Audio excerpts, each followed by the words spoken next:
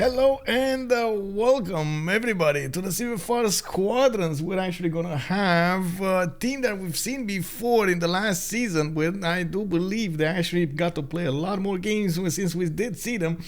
We do have Ornithorynques Academy going against La Confiture D'irrel, and as you've seen over there, they did manage to get logos on their hands, and now we get to see them going against each other.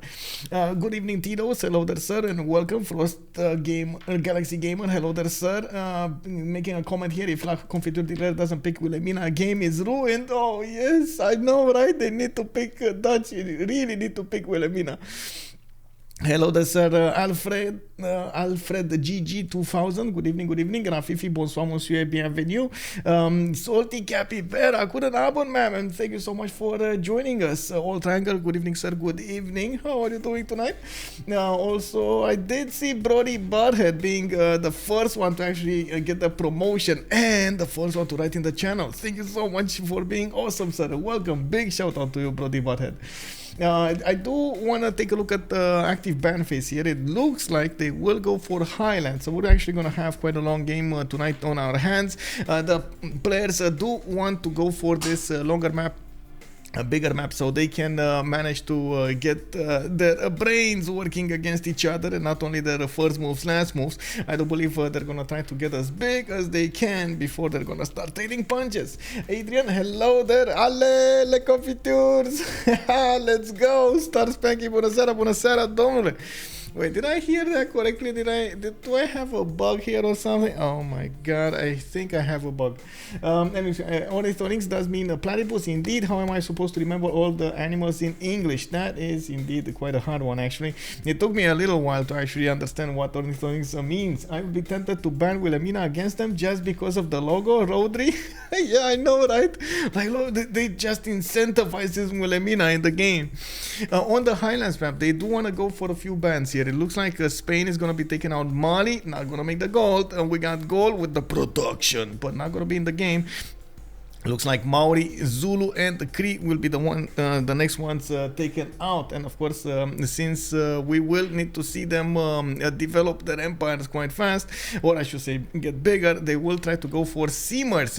I'm also thinking they will need to pick a few gold generators, like for example, they could go for Victoria or Dido, but oh yes,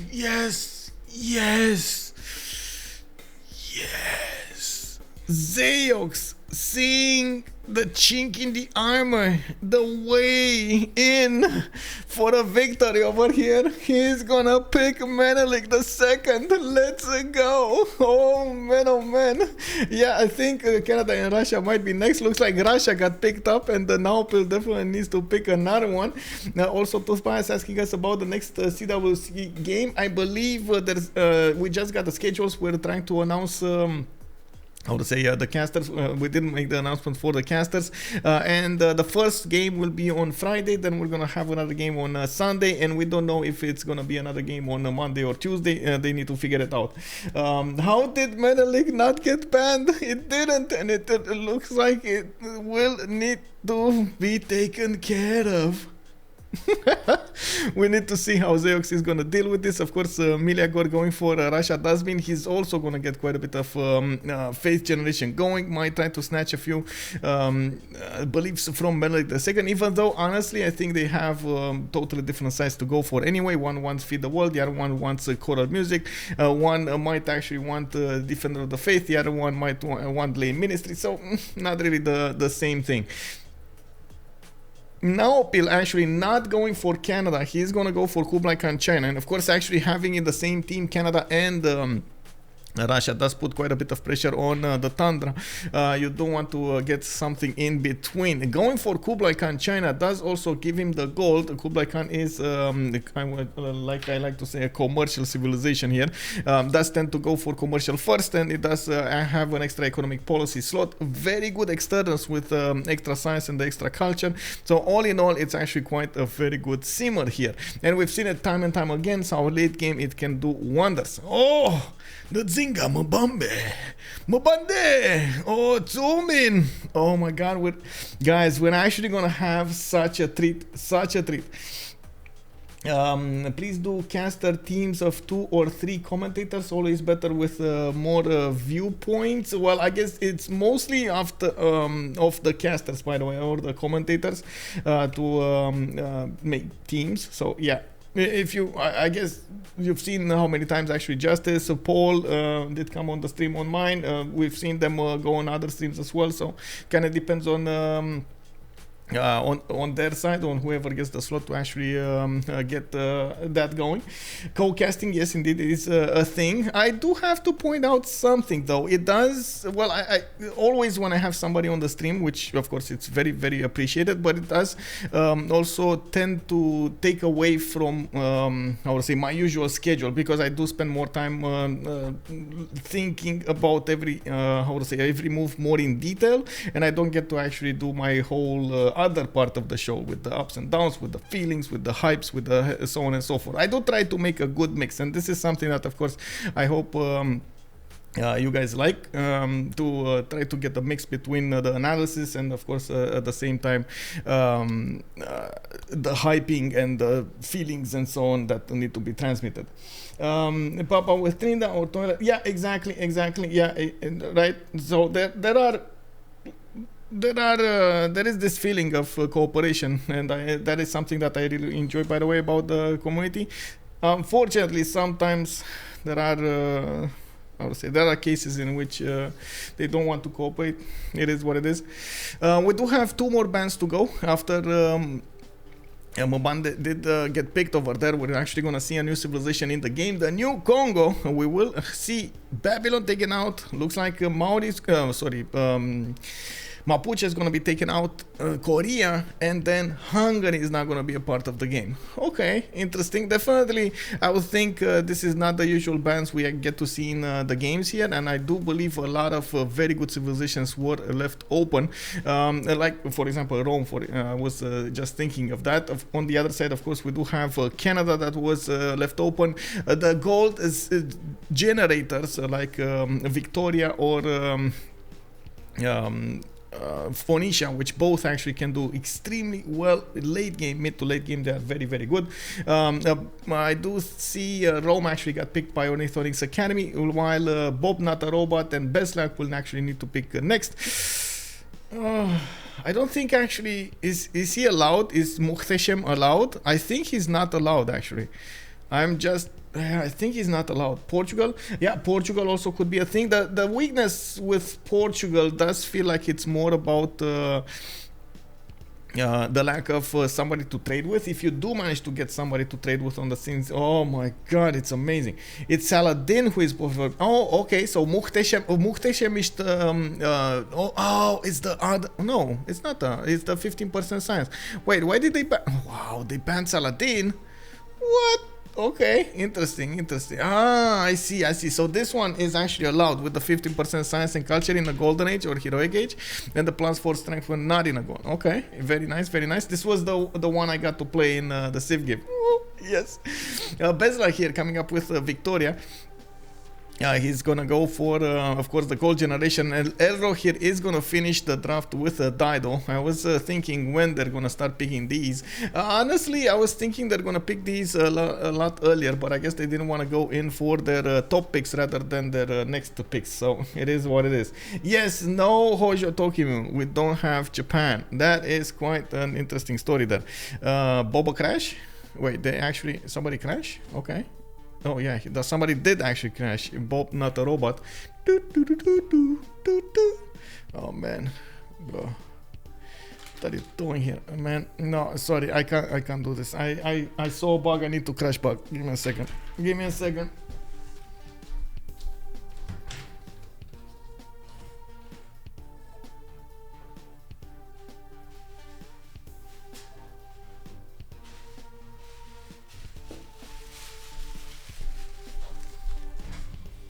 I don't know how, whenever the temperature actually raises a little bit, we got these stinky bugs invading. Oh, let me close the door.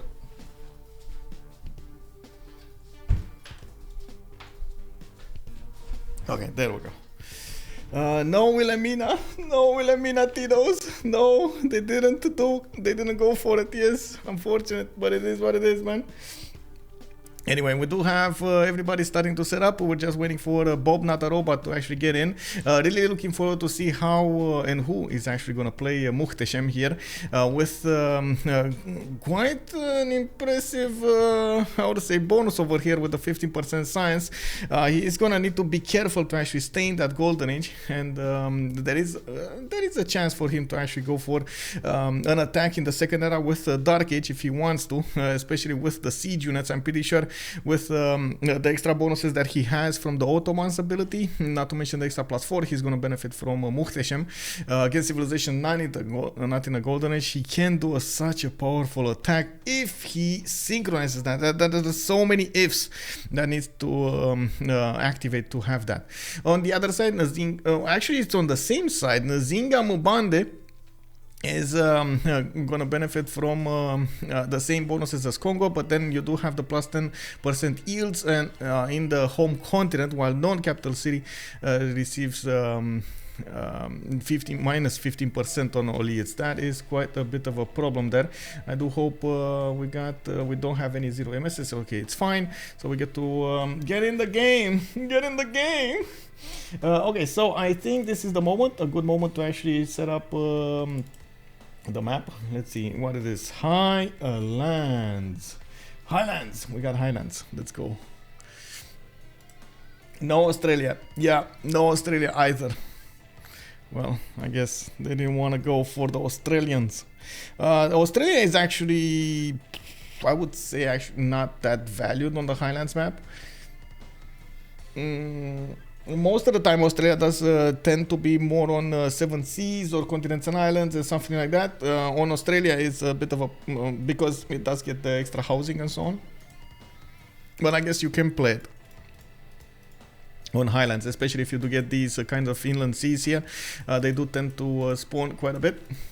Anyway, we got a new map, and I do have to point out we will have a remap vote. Let's actually put it up really quickly on the screen over here. Manage prediction, start prediction. How many remaps? We got 0, 1, 2, 5 minutes to go for. Let's go and see in which choice will these players make. Will they actually go for a remap? Will they go for 2? Will they go for none? On the left side, we do have Kongo, and that means we're actually going to talk about Confiture D'irrel over here. Beslag is going to be the one. He has an awesome continent. Oh my god, such a big continent over here. And I do see he's going to have an opponent to the southeast. He's going to have China. Elrohir over here is going to be and the one who's going to need to trade punches with the big Kongo. Beslag doesn't actually have a 2-2 base. Unfortunate. I don't think we actually have BCY here, as far as I know. And from what I can see, he does have multiple other 2-2s to work with, and a few rivers. Unfortunately, the freshwater on the west side is kind of non-existent, so his empire will probably be here, and then he's gonna have a few, maybe 1 or 2 cities on the west side, a little further away than he would ideally want, or in a non-freshwater settings. Not ideal. Since we did start with La Confiture D'irrel, let's actually keep on going with La Confiture D'irrel. You imagine the sea north of Congo full of polders? This one? Yeah, exactly. Imagine if he was actually Wilhelmina here with all of those bonuses from the rivers and so on. Yeah. Yes, sir. We do have Ethiopia coming up here between the mountains with actually a nice spawn for his holy sites. He does have 2 deer tiles in the capital as well, with a 2-3-1 coming up first, and another 2-2 to work on the east. I think Ethiopia will probably want something faith dependent as a pantheon, and I do see he has multiple cities that he could place here. Not to mention mountains that he could use for extra adjacency towards holy sites and campuses alike, so that's gonna be quite good for him. Of course, Ethiopia does prefer to stay on the hills because he's gonna get extra bonuses, and this is something that I don't have the chance of speaking that much of. He is gonna get us Menelik II, receive science and culture equal to 10% of your faith generation in cities founded on hills. So you do want to max out as much as possible your faith generation from each city. city that you place on a hill, and of course you want to have all your cities on the hill so you can get higher stats, which is something that the players really enjoy to do. We do have him going for builder first, which is a bit of a surprise for me. I was thinking he's gonna try to get holy sites first, but it looks like he's going animal husbandry here. Can go and improve the deer tiles, and of course try to get the craftsmanship bonus anyway from the 3 improvements. But again, I think honestly he would do much better with another Pantheon, but anyway, that's up to him. We do have next up a Zeyox on the east side, which does allow him to actually get, oh my god, triple continent split. Ooh, Zeyox, nice bro, nice. Okay, you get city here, you get city here, you get to trade to capital of Ethiopia, you get the gold, the ching ching going. Very nice, very nice. Let's actually take a look at London. We do have him getting a scout out. Of course, he doesn't have easy continent to settle immediately, but he's gonna get another continent city soon. Why am I so happy? That actually means he's gonna get extra trade route capacity, which is gonna be amazing for his economy. He does have a paddle to go for to the east, and from what I can see, quite a few cities with fresh water can be settled there, at least 2 of them. He is gonna have a 2-2 base with a 2-2 next to him. I do believe he actually is working the 2-2, not the 1-3. He probably switched a little later, and his this UI didn't update. There we go. He's actually 3 turns out from getting the next population. That means he's working the extra food there. What is Suleiman? Oh, there we go. Istanbul coming up with a coffee tile. This is exactly what Ottomans wants to do, right? Drink coffee all day and play with sheep. Yeah. Could you please set the team names? Yes, sir, I'm gonna set the team names as soon as I get the chance over here. I think I don't really want to lose that much time talking about each and everything, but immediately after we're gonna have a remap or something, the remap vote, I'm gonna put them up. We do have Istanbul with 1-3 deer tile as well. Looks like he's gonna have a river connection to the northeast, and by the looks of it, he does have on the other side giant causeway. I can only imagine. Oh my god, imagine this. He's gonna build out. Wait, does he actually benefit from I think he does, right? He does benefit from the unique unit. No, it's only the barbaric corset that's between them. So Kanuni is the one with the janissary, and he's the one with the bonuses. Okay, he doesn't have it. Oh, I was just imagining, oh my god, giant causeway, how to say, Janissary is going against China over here, but that's not gonna happen. Anyway, he is gonna need to develop his empire here, since he does have an opponent to the southeast, which is kind of far away, doesn't care. Across the seas, Elrohir doesn't care. He's gonna just get an economy with Ethiopia to the north. Hey, anonymous gifter showing up again. Oh my god, thank you so much, sir. Iron class, the monkey was Zaro. We got Farshe, we got Mushroom 38 and Callian. Thank you so much for giving me these gifts, sir. Much appreciated. And of course, welcome everybody. Welcome. I haven't seen Farshe in such a long time, and oh my god, that's actually a good thing. 15 months. Unbelievable. Thank you, sir. And Jimmy, also good evening, sir. Good evening, good afternoon, and welcome.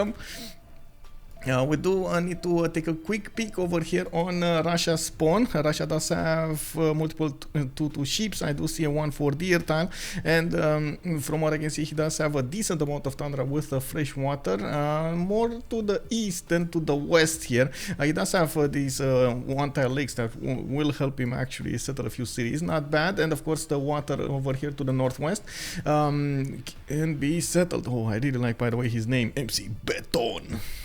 3 times for another settler. He's actually working the 1-3 with a 2-2. That actually takes away a little bit from his food generation, but I guess he's gonna be happy with it.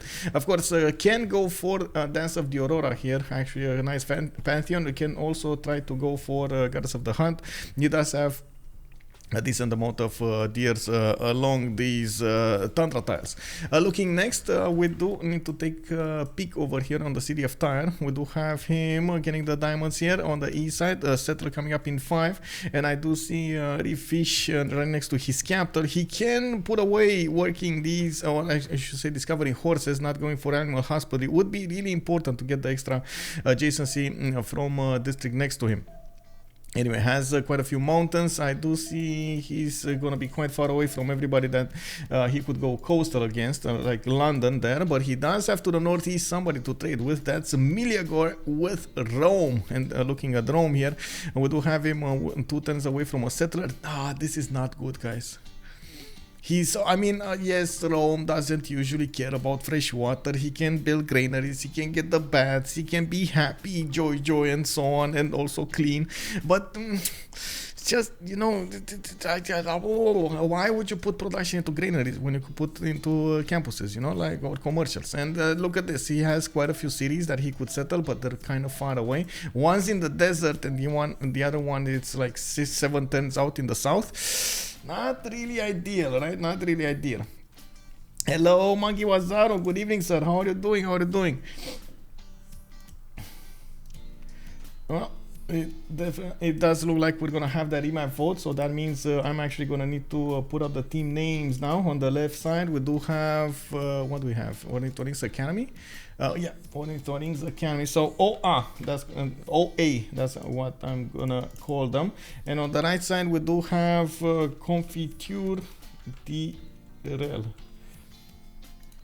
Okay, so it's not OA versus CD. I'm just gonna put the full name here. Okay. Actually, maybe I go for Orni Academy here, or maybe Platypus. Yes, Platypus. Hey, we got a remap, and it looks like it will be the Ornithorynques, which are actually gonna call for a remap. Interesting choice, but I do think it's a good one. Rome over here did have a bit of a problem. I am actually a bit surprised they wanted to remap this for Russia. Russia has quite a good spawn here. He was relatively protected. I don't think Ottomans would have been able to do something against him, and you would have had quite a few cities to go for. I think this is also important for the next part, but they didn't have that much information about the land, so he doesn't know how much tundra he has to the west side. He just knows he got hit by, kicked up, man. He actually, can you imagine, he actually lost a warrior to a blizzard? Wow, the killer blizzard over, you know, he had a warrior here, it disappeared. Like, where's the scouting? There's no scouting on the west side. No more scouts here. That is so unfortunate for him. Well, it is what it is.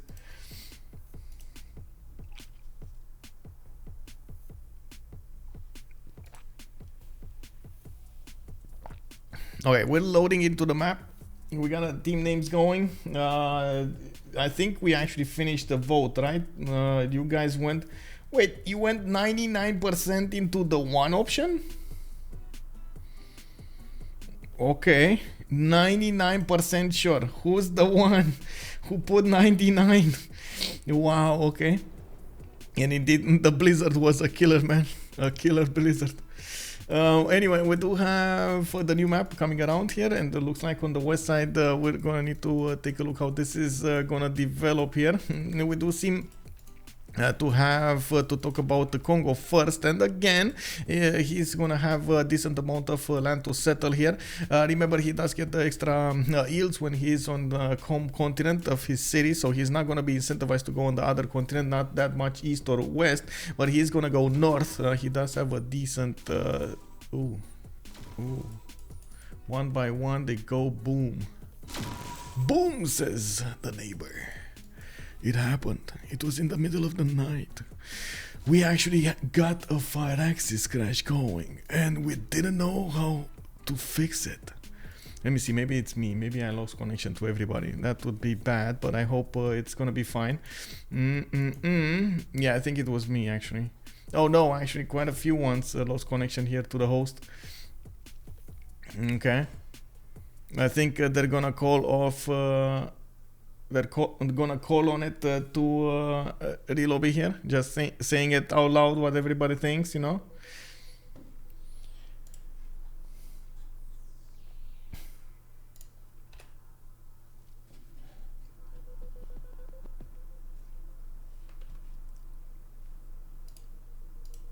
Getting in.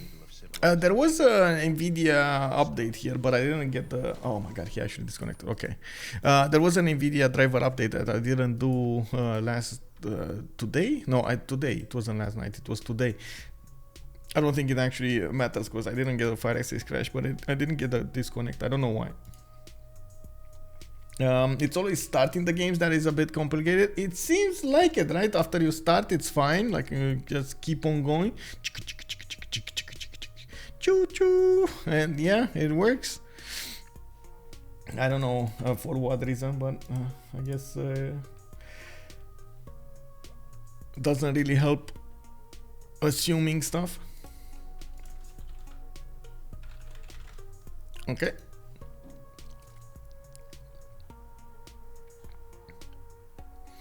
I'm pretty sure he actually got the new map anyway, so it should be fine. The new map save. This is the new map save.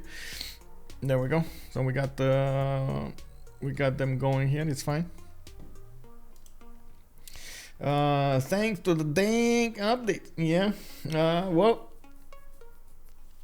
Yeah. Kick the Kongo. No. Why do you want to kick the Kongo?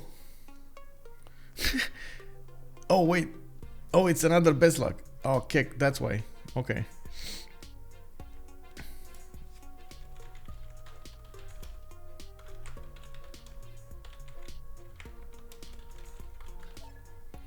Yeah, double Beslag.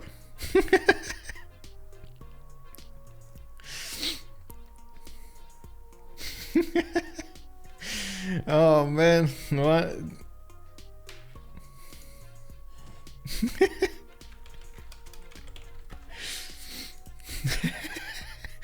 You know, they definitely want to share Beslag. Like Elrohir is saying, it's one for each team, you know? No, it's fine.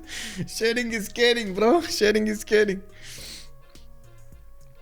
Yeah, I think actually you can still reconnect if there is no more slots and somebody needs to move there. It should be fine. You take away that slot. If not, he's probably just gonna kick that slot and that's it. Yeah, there we go, opening up the slot so other people can walk in, slowly get there. Hey, good evening, Iron Class. And indeed, Anonymous Gifter has been so kind tonight. Thank you, Anonymous, thank you.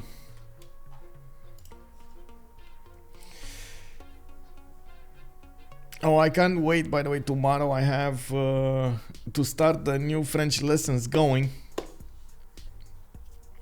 I was also spending my time these days to find a place in Paris, the LAN. I'm not sure if you guys know, but there will be a LAN event again, but this time in Paris. They announced it on CivFR and it will be on the 10th, 11th and 12th. So I'm trying to find a place to stay there. I'm a bit conflicted about how far away can I actually go without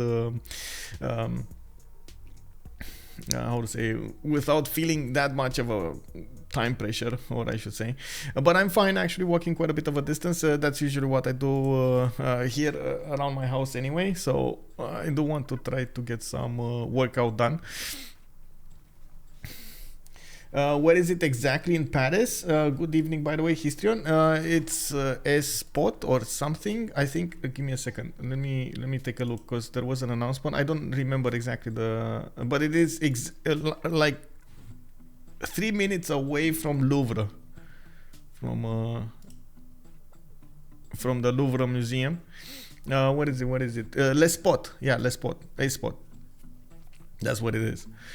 150 Rue de Rivoli, 75001, Paris. Oh, you know? You're gonna be... Oh my god, nice. I don't know, this would be the first time that I go there, but and actually the first time that I actually get to visit Paris. And I'm trying to get like one more day before and one more day after, so I get to visit the city and so on and so forth. You have exams? Wait, really? No, Salty. You got it. How do you have exams in March? Don't you have like now exams? Like now? Like that's usually the period. Like the how to say, the tutor that I have from the French Academy is having exams right now, and she's finishing them like a week from now or something like that. I'm gonna be able to enjoy this French specialty, the strikes. Oh, don't tell me that, man. I would like to avoid that as much as possible. I don't even know where they will be, but I guess I'm kind of used to them being here. Like the place I live in, Bucharest, is relatively close to where I would say the major party. So first of all, the government building where everybody goes and strikes at, and the big party centers, centers, I guess, the main headquarters, at which they also tend to go and strike at. So yeah. Yeah, I'm pretty sure it's different though. I have 2 exams in the week after the land, so no land for me. Oh, I'm so sorry. Would have been amazing to see you there.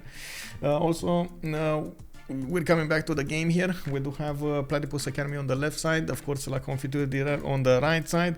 We do get to talk about Rome first, actually.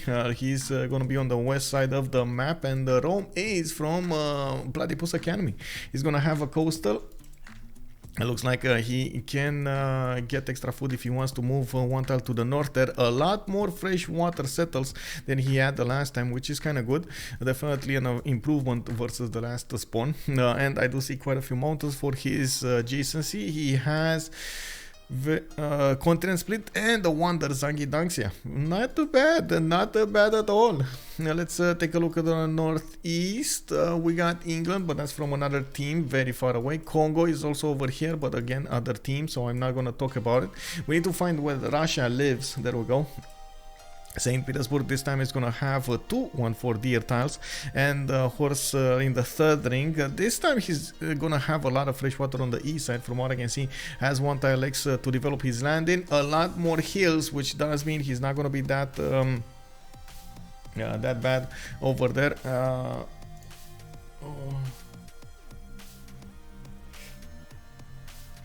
Oh, that's amazing, by the way.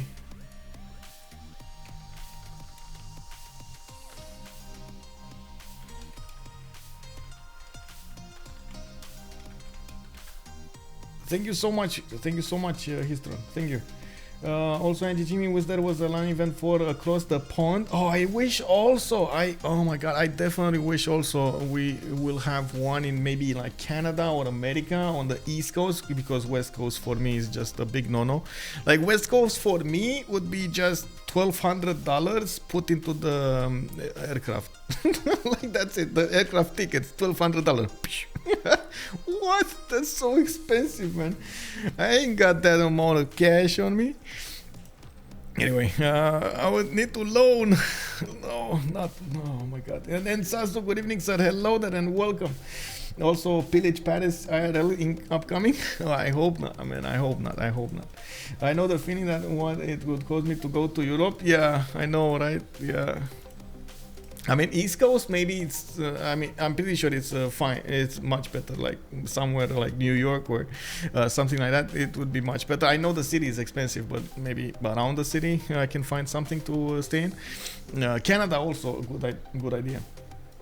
McBeton coming up with a builder in 4. It looks like we are going into turn 2, and I do want to move forward towards Kublai, China. Kublai, China is here to the southwest. Not bad. Kind of hard to actually set up coastal trade routes between them, and I'm pretty sure China over here will suffer because he doesn't have an ally to trade with. Both of his allies are quite far away on the east side, but oh, I just saw Naopil can set up coastal trade routes with Russia. Not the ideal connection between them because Russia doesn't get that many trade routes, but definitely extra gold to make for Dido over here. On the other side, we do have Zeyox with London, which does have a continent split. Again, can go easy peasy to the southwest over here and get that cheap tile worked. Not bad, not bad. I can also see on the east side, he's going to have a geothermal to settle. And a very good campus, a +4, can turn into a +5 after he gets his Royal Navy Dockyard. We do have also to the southeast over here Ethiopia. Ethiopia looks like he's gonna have a decent amount of fresh water, mostly coming from these two rivers, while he does have a few one-tile lakes to the west side. It looks like he's also relatively far away from his neighbor to the west, but relatively close to the neighbor on the east. He does have a Bobnotarobot on the east side, and as you can see over here, Bob can set up coastal trade routes with him. This is going to be quite important. Addis Ababa can start up that economy, and I do see, of course, he does have a hill over here to settle on, and not a bad. Yep. We got the remap, no, and Sasso is extremely, how to say, undecided right now. Extremely undecided. He doesn't know remap or no remap or no remap. It happens, man, it happens. Coming up next, we do need to take a look at what is it, Zinga. There we go, Kabasa. We did see it at the beginning, and he does have Confiture to use next to the city of Kabasa. That's his capital city. He did move off the coast, I believe, or did he settle in place? I'm actually not sure about this. I know it was this spawn, but I'm not sure exactly on which tile did he spawn on. He can settle the southeastern coast over here on the geothermal, then another city on the southwestern coast, right at the edge of this continent. And I'm pretty sure he's gonna be very incentivized to go to the north and expand his cities into the green continent, so he actually benefits from all of those bonuses. He doesn't really need to care that much that England is over here, for example. They could set up some trade routes. Unfortunately, they're not going to be coastal, and I'm pretty sure England is also going to probably expand to the southeast with at least one city on this green continent for that extra trade route. They will need to set it up, and I'm pretty sure it's going to happen. What is this? It seems is that.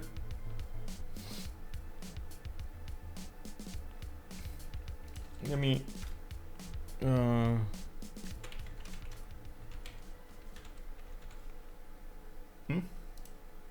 yeah, would seem okay. Semblare. Any updates on the next CWC dates? To Left Hand's channel. Good evening, sir. Yes, we do have one on Friday and one on Sunday, if I'm not mistaken. The one on Friday will be 1900 GMT. The other one is 1100 GMT. And I'm waiting for. I'm gonna finish this game and then I'm gonna put up the updates. I'm a bit late today to actually do all of the updates, but I did make the announcement for the casters so they can set it up, so they can set themselves up on how to say it, to volunteer for the games. I'm gonna update as soon as I can, probably after I finish this game, the website, so every information is over there. Don't need to do the graphics and so on for each of the games over there. We do have 3 cities in a row that will need to be played out, so this is the first one. It is gonna be the third to last, actually. The winner of this one will go against the loser of the upper bracket, which was Freritos de la Vega, and then the winner of that one will actually go into the finals to play Change of Circumstance, a COC. So definitely, man, epic games indeed. We still have quite a few of them. There's gonna be a chance for the lower bracket to actually get back on the finals over there, and the finals will, I'm pretty sure they're gonna be epic. We have only a few weeks to go, guys. Let's keep on hanging tough over there. Of course, we also have other tournaments that are starting to show up. There was an announcement today on CivFR about another 4v4 tournament on the Terra map. Ooh, that's gonna be oh my god, can you imagine cage fight over there on the Terra map? I understand Adridri is holding it. Initially, I thought it's a 3 versus 3. I don't know how it actually went 4 versus 4. But yeah, exactly. Hello, White and Nerdy. Good evening, sir. Like, it feels like that 4v4 on Terra map is going to be quite something. I know, right? Oh my god, it's gonna be amazing. So it will be on a weekend, from what I understand, quite a fast tournament, depending on how many teams join in the first week of February. So we gotta see that over there. Is there any with scheduled tournaments? No, not yet. I did try to make a section on CPL with scheduled tournaments, but it was a bit too much for just me to, how to say, take a look at. What I do as much as possible, I do keep an updated, how to say, a schedule for myself, which I also tried to I also give an example to others and link my channels with CPL and so on, so they can see there are multiple tournaments going around. I don't know. It just, we had different trials. Maybe it wasn't the moment. That's usually what I tell myself. Like, it's not in the moment. You know, sometimes we just do stuff which is preemptive, and then like the 10 remap rule, right? We implemented the 10 turn remap rule a year ago on CPL, and nobody flinched. Like, they wanted 8 remap. Then something happened during this season, and we have multiple people that want the 10 remap rule. Like, okay, you know, okay, boys, I'm sure. You know, we already had that. Hello. The closing couldn't happen my head. How are you doing tonight? How are you doing?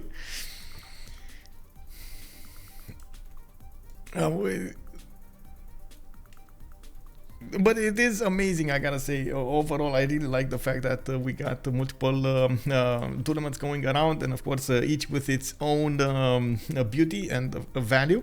I do also like to see the players starting to specialize in one side or the other, and of course some would like FFAs, some would like 4v4, some would like 2v2s, maybe 1v1s. FFAs would really love to actually have another Blitz tournament going around. Wink wink, maybe Fierce is hearing us. Hey, Fierce, hear our players. We want a 1v1, a Blitz tournament again. Oh my god, it was amazing. Like, that 1v1 Blitz tournament was insane.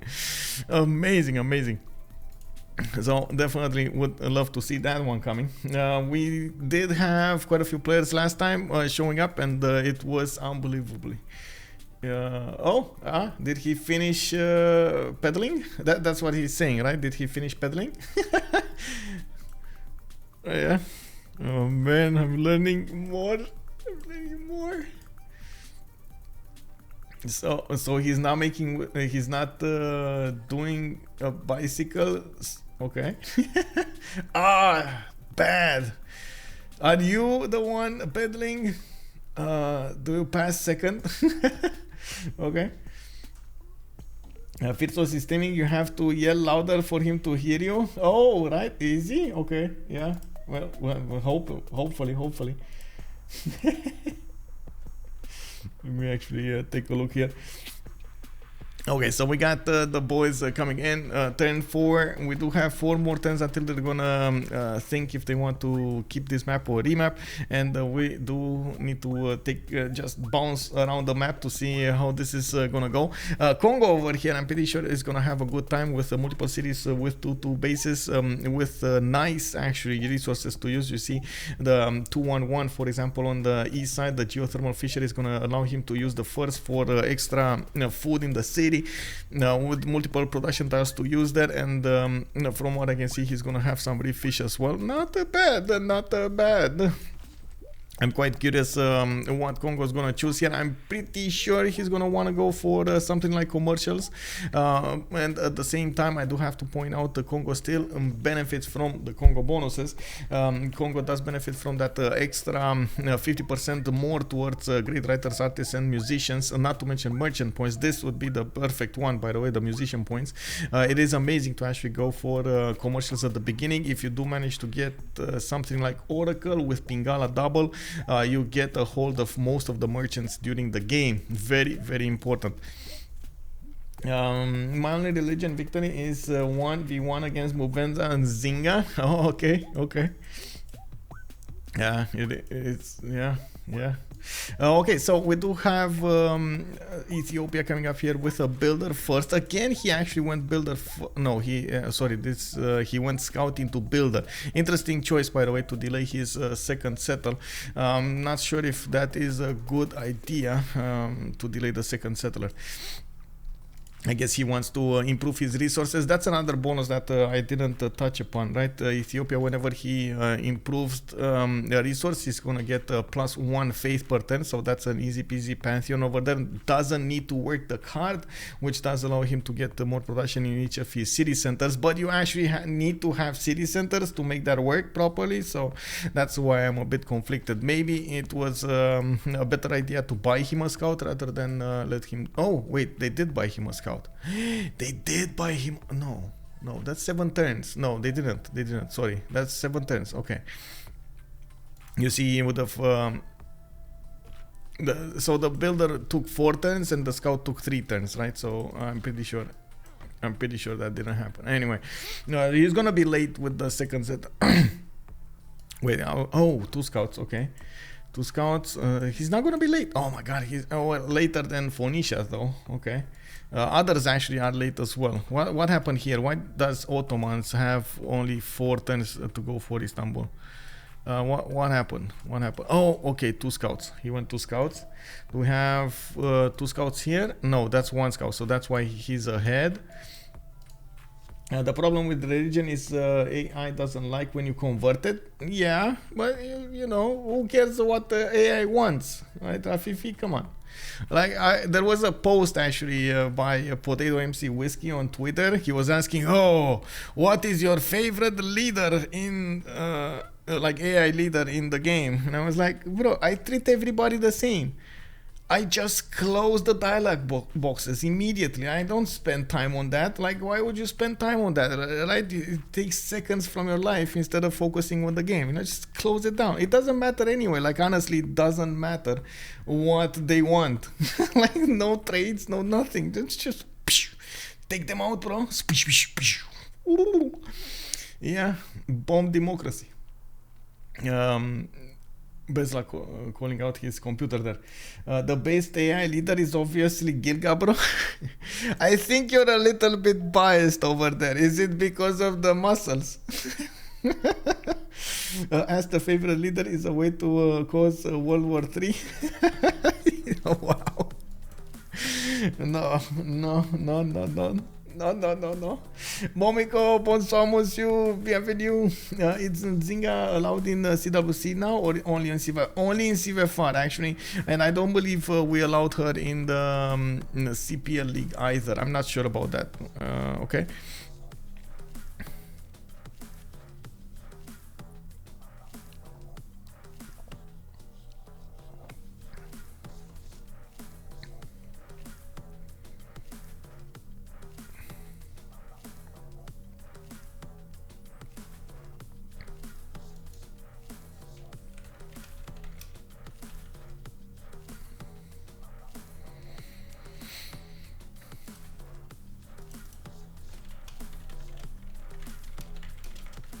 Sorry, just had to receive a message there. No, Gilga bro will be your bro from the moment you meet him, no matter what happens and how weak you are. Gilga bro is by your side. Also, by the way, the Korean never get picked. Now, I actually saw it get picked. I think it was the early beginnings of the CWC in the group stage, but then nobody wanted to let it in the games anymore. If they went for Highlands, it just didn't get picked anymore. I'm actually a bit sad you don't see Korea on normal maps, like for example, 7 Seas or Pangea. The players just feel like other nations are more powerful, especially with the faster timings on them. Also, Cleopatra is my least favorite. Always meet her turn 10 or so. She hates that my military is low. Declares war turn 15. Yeah, Cleopatra is extremely aggressive, man. Anyway, it looks like this is gonna be the map. This is what it will happen here. We do have to manage the prediction, choose outcome. Somebody's gonna get a lot of points. Who's gonna be the one who's gonna get a lot of points? Let's see, 1,000 points. It's XDKHN. Good evening, sir, and welcome. AI, you mean 6 era score? Yeah, exactly. The era score, man. Master Chen, good evening, good evening. I don't know why they remapped. Actually, this is gonna be a question for later. Honestly, I think the only reason that I can say on top of my head, I think it is because of the position of their nations. They couldn't get coastal trade routes going, so maybe they thought their economy will be bad. But honestly, I don't think it was that bad. Like overall, they had good workable spawn, not good spawn, workable spawns. So I'm just gonna take it from the left to the right here. We're gonna talk about Naopil first with Dido, Phoenicia, and we do get to talk about the strategic resources and so on right now. We do have Phoenicia coming up over here with possible 2-2 base on the west side. He does have fresh water on that tile also, not bad. And from what I can see, he's gonna have multiple cities to settle on the east or on the west. A decent amount of settles here in the southern seas, while Naopil is going to need to develop his empire and get that economy going for his teammates. We don't actually have anybody to trade with on these seas. They are quite far away from this spawn. No, but I do see he's now actually quite close to England, so they might clash and explode when it comes to the late game. I don't think any of them will be interested in attacking each other during the beginning, but oh my god, this is perfect land for England to go with the redcoats. Phoenicia, you gotta watch out, you gotta be careful. Naopil over here will need to settle cities on the east side, on the continent of England, because I'm pretty sure England will can go with the redcoats against Phoenicia. Phoenicia also is unfortunately is split with the resources. He moves left, he's gonna actually remain without iron. He settles in place, both of the resources are gonna be third rings, and then if he moves right, he's gonna remain without horses. He's gonna need to make a decision over here, and I'm pretty sure he's thinking about it right now. We do have him. Well, he doesn't know where the iron or the horses are, so that's something that he's definitely gonna need to figure out soon-ish, and I'm pretty sure in the meantime we're gonna need to see how this is gonna develop. Now we do have to also take a look what's going on over here to the north. No, that's actually Txoumin, that's Menelik the second. That's from the other team. We need to know where Rome is. Okay, Rome is over here. It's gonna have a 2-2 base with fresh water from that river. I do see he's getting a scout in 3 turns and multiple pastures in the capital. This is actually quite a strong open sky here with 4 pastures in the capital. Unfortunately, I don't see that many pastures in the other cities, so that might not be the first choice he's gonna go for. He does have fresh water from the rivers here to the north and to the southeast, and we got a quick crash. Like I was saying, man, we got an update with the drivers. Usually this is what happens, you know, like Steam update day, and with drivers with new drivers for different it happens. Anyway, I just hope we don't have desyncs. That's the killer of games, the desyncs. On Rome side, Meleagor is going to benefit from an iron tile to the northwest. He does have 2 turns out from getting it, and that's fine. Actually, it's going to probably grow into it, and he's going to be improving it quite cheaply. To the southeast, he does have horses. That's going to be 3 tiles out, a bit harder to get, but I'm pretty sure he's going to settle a city here on the 2-2 base, and that's going to make it closer to that horse. So very nice, actually, getting a culture point. We do need to see what's happening over here on the east and northeast. Okay, fresh water, a lot of fresh water actually for Rome this time. The only weakness is the southwest, which of course I don't think is going to be that bad. He has multiple other cities to go for. He's going to have an opponent here to the northwest. That's going to be Ottomans. Bobnotarobot will probably move on the honey tile to get a 3-1 base, and of course that honey to work.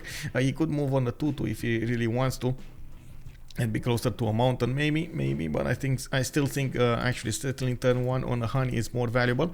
We do have him with cities on the coast that he could go, giant causeway to the north that he can also get some bonuses from, and the land just doesn't actually give him a lot of bonuses to, and incentives I wanted to say, to expand to the southeast. Also, like Insasu is saying, yes, fix the servers. Alan AB, let's go. Yeah, very nice by the way. Let's go. Sign over there. Yeah. Now we do see horses to the in the third ring over here on the east side, and I do notice he's gonna have a third ring iron tile in the south. Unfortunately, he has the same problem. If he moves on the honey tile, he's gonna move away from the horses, but he's still gonna have the third ring iron tile. I'm pretty sure he's gonna settle these horses or settle next to the horses for that resource. It should be fine. I like the mountains. A decent amount of campuses can be settled here, and of course get the bonuses from them. Now we do have to see what he's gonna choose. Okay, next up, what do we have? Kublai Khan, China. Do we know where Kublai? Yeah, there we go. Kublai Khan, China. Our sea level set to what is this, the normal B abuser? Good evening, sir. Oh, to lol. To lol. This is the normal highlands map, by the way. This is normal on highlands. You get a few inland seas here and there, and that's about it. I think you can't. I'm not even sure if you can set rainfall is. I don't think. Yeah, I don't think you can set how to say level of water. The sea levels. It's just is what it is. Like with the amount of hills and so on. Like how to say new map or new world age. The world age. I think it's always a new world age on highlands because you can get like so many hills and mountains. Also, good evening, sir. Looking at China over here is to the northwest of Beslag, and from what I can see, he's gonna have quite a few sheep tiles to improve pastures overall. He has 4 of them, south and east, and I do see he's gonna get a nice city over there on the maize with the fresh water. Not bad. Doesn't actually have a lot of fresh water to go to the southwest, and I do see he's gonna have quite a big continent over here with 2 other continents, one to the north, one very far away in the south. The one in the north, unfortunately, is going to be mostly tundra, and I do see he has some space over here on the east side to get it. Especially these geothermals are going to be nice for his campus adjacency. Some +4 tiles over there for campuses can be developed. I do have Beijing with another tile to the left side. He's gonna get that going. I do see he's also gonna get quite a few rivers over here on the west side to develop his cities. Oh, well, actually, I river tiles, but honestly, there's only one big river, and he's gonna have to do some kind of flexible empire if he actually wants to get the most out of this. I can't really say I like this land. Like looking at it more and more, I can't really say I like this. Mostly because of the awkwardness of multiple cities. Yes, you can still play it, you can still put a lot of commercials down, you can get the trade routes going, but it's gonna have a problem with external trade routes. International trade routes are gonna be lacking him. He needs to get closer to Rome somehow, needs to expand to the southwest, and it's just gonna be a bit awkward overall. Elrohir here it does have horses in the third ring on the east side, and I'm pretty sure he wants to get that second city over there on the main style, where he does have 2 horses to benefit from. Multiple 2/2s and a +3 campus to go. I'm actually quite curious how he's gonna try to use his government plaza to expand this, and I do see he actually settled on extra food tile. We do need to take a look. Okay, Txoumin is reconnecting and it should be fine. We do need to take a look at Peter. Russia, this time he's gonna have a 1-3 deer tile in the capital with another 3 sheep that makes it for quite a bit of food in the capital city. That's not bad. He does have another city that he could settle in the tundra to the northeast and to the southwest, also on the fur continent from what I can see.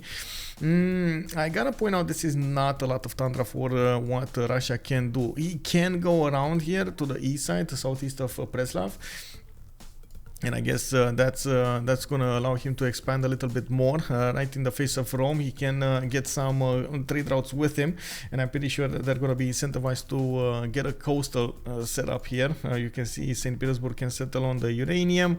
Rome can actually settle over here somewhere and get the coastal trade routes. Very important to have very high economy, the high yields coming up from those trade routes on the seas. The only problem is, of course, Russia usually is not incentivized to go for commercial or harboring the capital, which does tend to take away from that awesomeness of the trade routes. You lose quite a bit of gold income from that. Of course, he should still get it, especially if he does manage to get something like Temple of Artemis here. He might specialize another city to the northeast, get Reina in, and use that city to pass all of the trade routes through.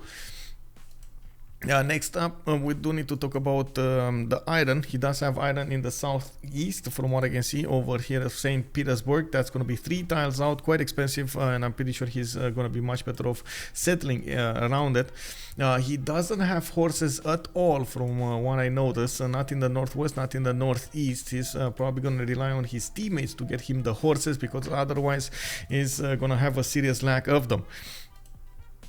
We do need to take a look at Zeyox with England. Now we're coming up on La Confiture D'irrel team. Zeyox is going to have London coming up with no other continent. That's a bit sad, especially after he had 2 times in a row those extra continents relatively close to him. He does have a good second setter on the south over here next to that geothermal fish, the reef fish. He can put down a +3 campus easy peasy there with more bonuses towards a harbor. I'm pretty sure he can get easy +4 harbor over here outside towards London, and put down a government plaza in between on that 2-1 tile. I do see he also has a decent amount of 1-tile lakes that he could develop cities in, since his paddle is not going to be that big. He can only sustain 3 cities, with the 4th one a bit further off. Can still put a harbor there if necessary. We do have London with available horses on the west side. He's also going to have those horse tiles, or that horse tile actually, 2 tiles out, while he does have an iron tile which is 3 tiles out over there on the west. Not bad at all. We do have him also benefiting from how to say, relative adjacency to an ally, to Suleiman, to the east side. Unfortunately, the coastal trade routes are just not going to be available to improve here, and we do need to see Bobnotarobot develop his empire around this puddle towards the giant causeway. We do see he did settle the 3-1 tile, and I do see settlers coming up in 5 from him. Actually, did I bounce from one team to the other in the meantime? I think I did, right? I did talk about Ottomans here without needing to talk about Ottomans. I think we already pointed out about the iron and the horse tile over there, the big predicament. Well, he did choose to go for the 3-1 and moved away from the horse tile. Well, it is what it is. On Beslag, Nzinga Mbande. We got the capital city Kabasa coming up with a settler in 4. I do see he's probably going to prefer to go to the southwest here. He does have the red continent to settle on, and I'm pretty sure settling on the purple continent is going to be a big no. You just don't want to handle that minus that penalty, right, on your cities. So I'm certain that Beslag is going to prefer to settle here, even if he does need to improve some of these tiles. Maybe some Petra would be nice on the Sahara El Beida, or at least in the desert here. I'm pretty sure he can get the pyramids and so on and so forth. Unfortunately, he doesn't have a lot of cities, so 2 cities, maybe 3 cities here. That's a total of 4, 5 with this one, 6 if he goes for this here, or even 6 if he goes for a non-fresh water. Not bad actually to go for the non-fresh water there. And actually, looking at the numbers here, he should be able to get at least 9 to 12 cities packed in, and try to develop on all of them on the red continent. Of course, you can see the demarcation line of the continents here between the red one and Australia. Ooh, that is something. He can settle at the limit and try to get some luxuries from the other continent. Yes, I know, right? That would be quite something. So, for example, he does have this one on the 2-2 base. He can get some fresh water from the lake. He can also settle this one here, which can give him the amber. But I don't see any other resource that's gonna be. Well, maybe the cotton. I don't know. It does feel like he's gonna go a little bit out of his way to settle those cities on. Except this one on the edge there. Anyway, we'll see. I do want to see what Beslag is gonna choose here, how he's gonna develop this nation. It's, I think, the first time we actually get to see Congo in a competitive environment, and I'm pretty sure we do have them exploring the seeming bonuses and of course the ways, the meta of Congo.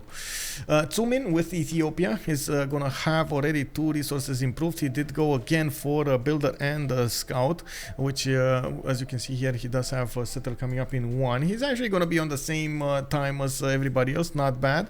We do have him improving his ship tiles and that horse for the extra faith. Okay, that's 2 faith a turn coming up from Txoumin.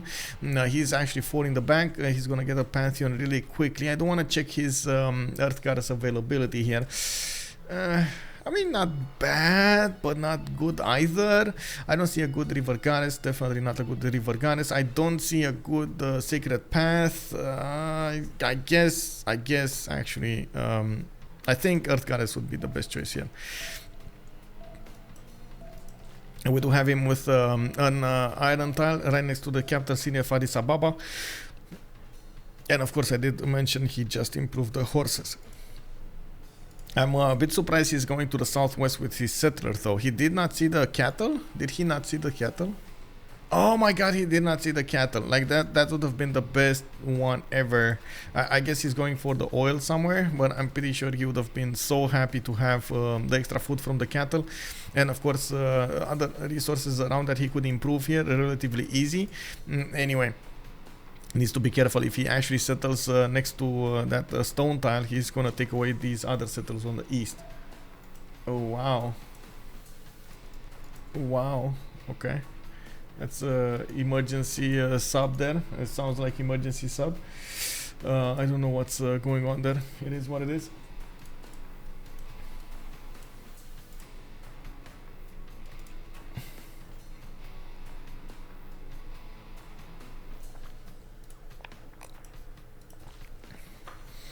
Well, I think that actually puts us at 10-11, so we can talk a little bit about their possible strategies over here in the future.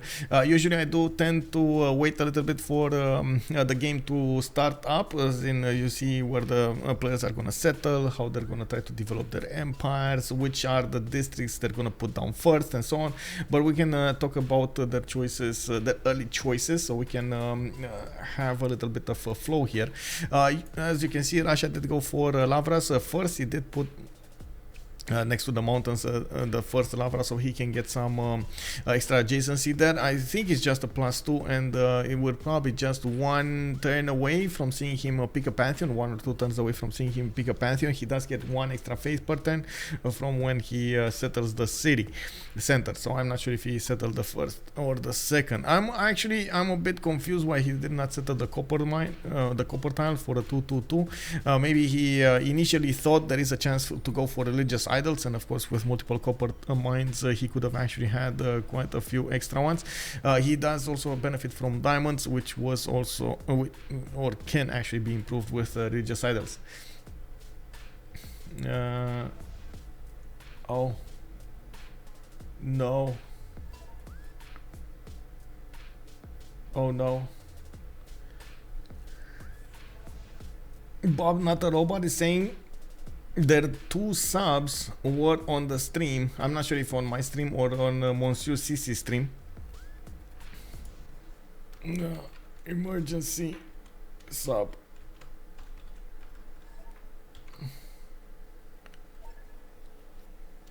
Yeah, I don't know, man. Of course, with Russia, you do want to go for Feed the World for that extra food coming up from your shrines and temples, and you do want to try to get as big as possible with the face generation if you're gonna go for a wider empire. And since he doesn't actually need to go against anybody here, I think a wider empire is the answer. We do also need to take a look at Rome here.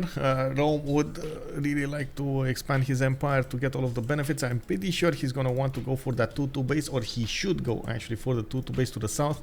Getting himself quite close to an amber tile would allow him to get an extra culture point, and with the extra culture he has from his monuments, that would be quite good. We do usually see Rome go for Magnus Internals here, and they try to follow up with Pingala second, because they already get their faith, their culture generation from the monuments, the free monuments, and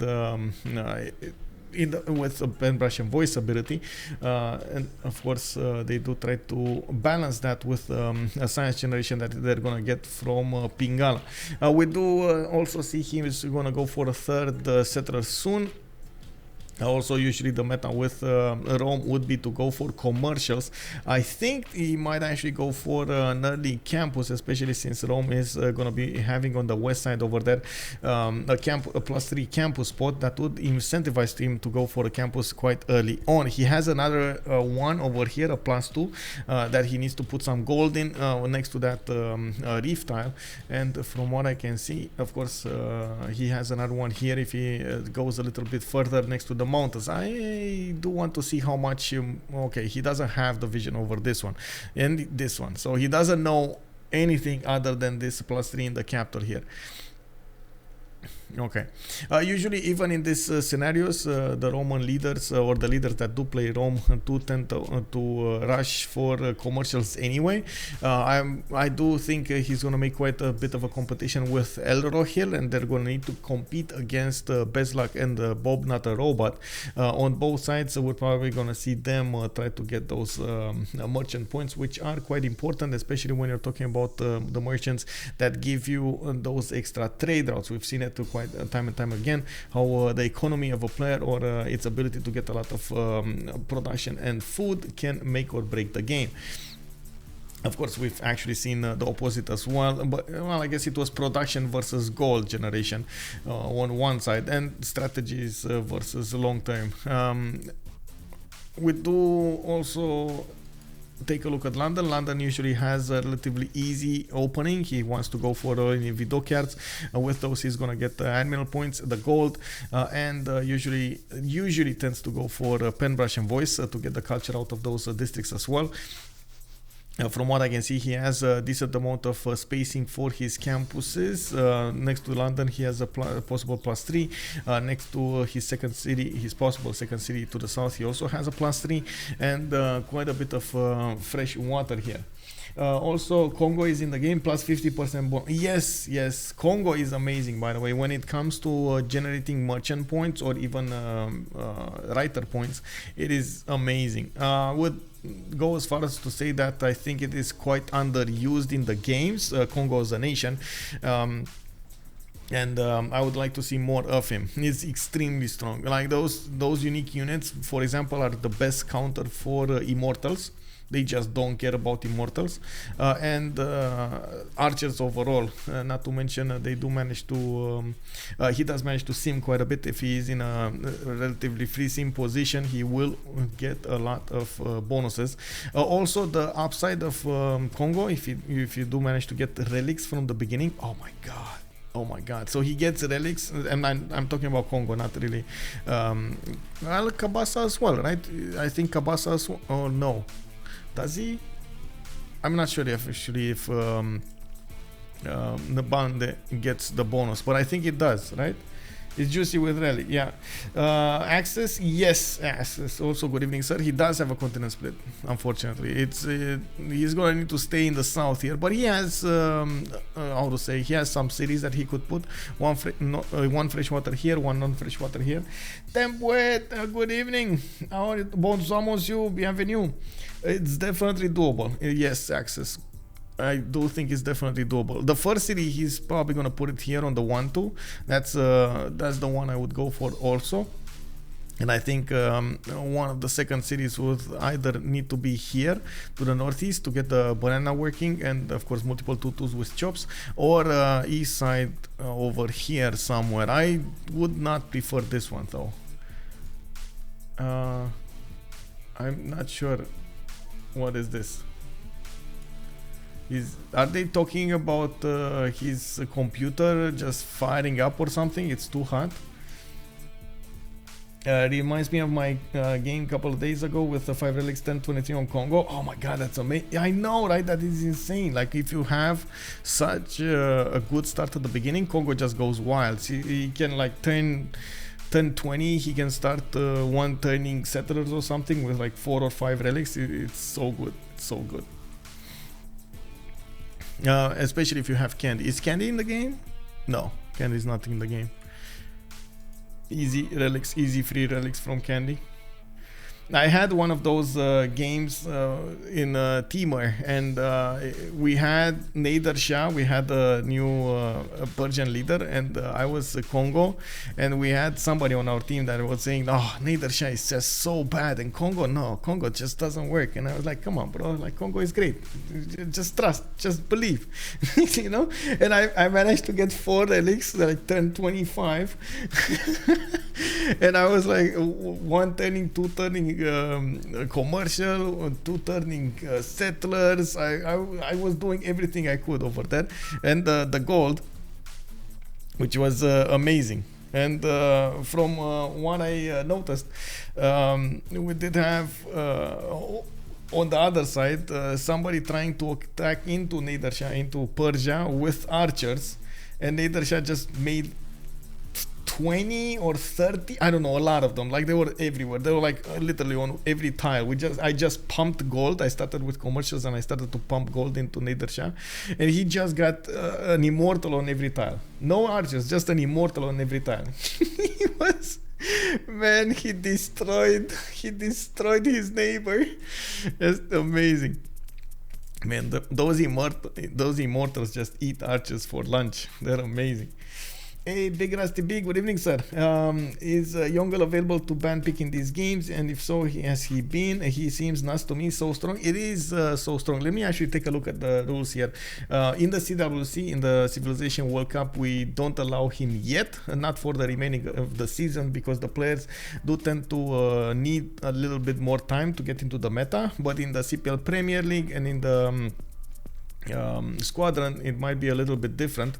Maybe we do have somebody. So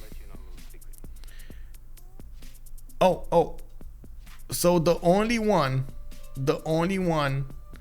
that is banned is Sultan Saladin. So Yongle is actually allowed. Big Rusty B is actually allowed. They're not picking it though. At least I haven't seen it in the games I've.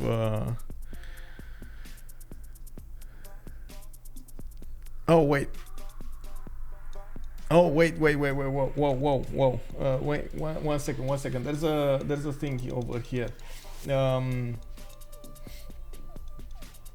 Okay, so I gotta say, I think this announcement, so let me actually put it up on the screen so you guys see what I see over here. This announcement over here was made, I believe, pre-Yongle.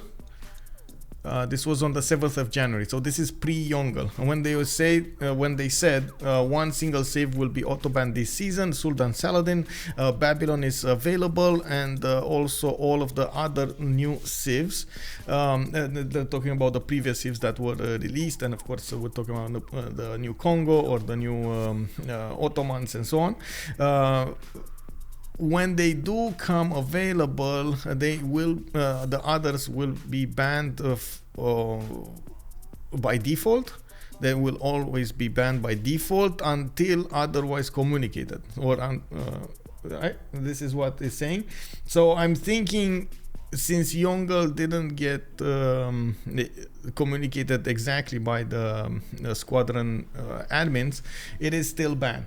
It is still banned. I'm sorry to say. That's how I interpret what is going on over here. I think it's still banned until they say, okay, it will be available.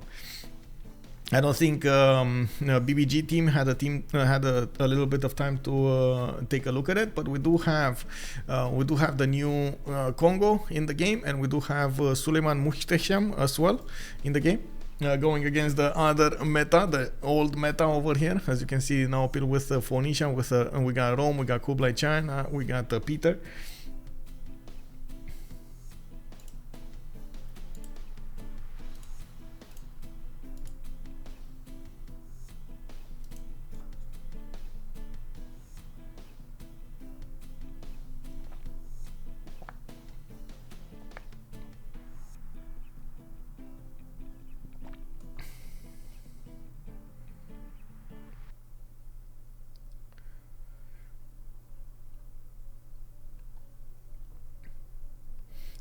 Okay, super. Okay, we got Txoumin connecting here. I really hope he actually is putting his computer in the fridge or something to handle the extra heat. Usually cleaning your PC does do wonderful, amazing stuff to your heat output, especially if you have kept your PC on the floor. It's, by the way, if you guys that is something that I learned from the friends that are taking care of my computer. Don't ever leave your PC on the floor. Like, it's so much more dust and stuff and everything else on the floor than it is on a table. One of the reasons I actually keep it right behind me, it's on the table, and as soon as I see dust on it, I'm like oh my god, yeah. I'm gonna need to get oh my god, guys, I went to my parents' house. Quick story time. I went to my parents' house, and my father is quite a how to say, clean maniac, you know. He really likes everything clean, and he found on one of the stores, we basically have like an Amazon, but it's a Romanian one, and he found on one of the store pages, he found a vacuum cleaner that you can actually hold in your hand that honestly it looks exactly like a water gun, but with like a spaceship kind something digital, like 20 years from now to 300 years from now, Star Trek-ish lookish. And it does like it has like one of those sounds over there. It's extremely powerful, and I see him, oh, dust. And not only that, but he went another, like he went more than this, and he fixed it on the wall, so like you have it locked on a wall, exactly like you would have like a locker or something. Unbelievable. Oh my god, that's amazing. Anyway, coming back to the game here, we do have the players moving on their soldiers, really their soldiers will kick their settlers, and I really hope we're actually gonna see them start to pick their pantheons. You did see over here a holy site coming up from Ethiopia. Earth Goddess was picked by Russia, and we do see that extra faith coming online here. He did take it away from Txoumin, which will need something else to get that face generation going. I'm a little bit sad about this. Oh, hello, Mr. Naopil. How are you doing, sir? Are you ready to party? I'm sure that Txoumin over here is going to want to settle a hill instead of settling that oil tile, because he does want to benefit from... hello.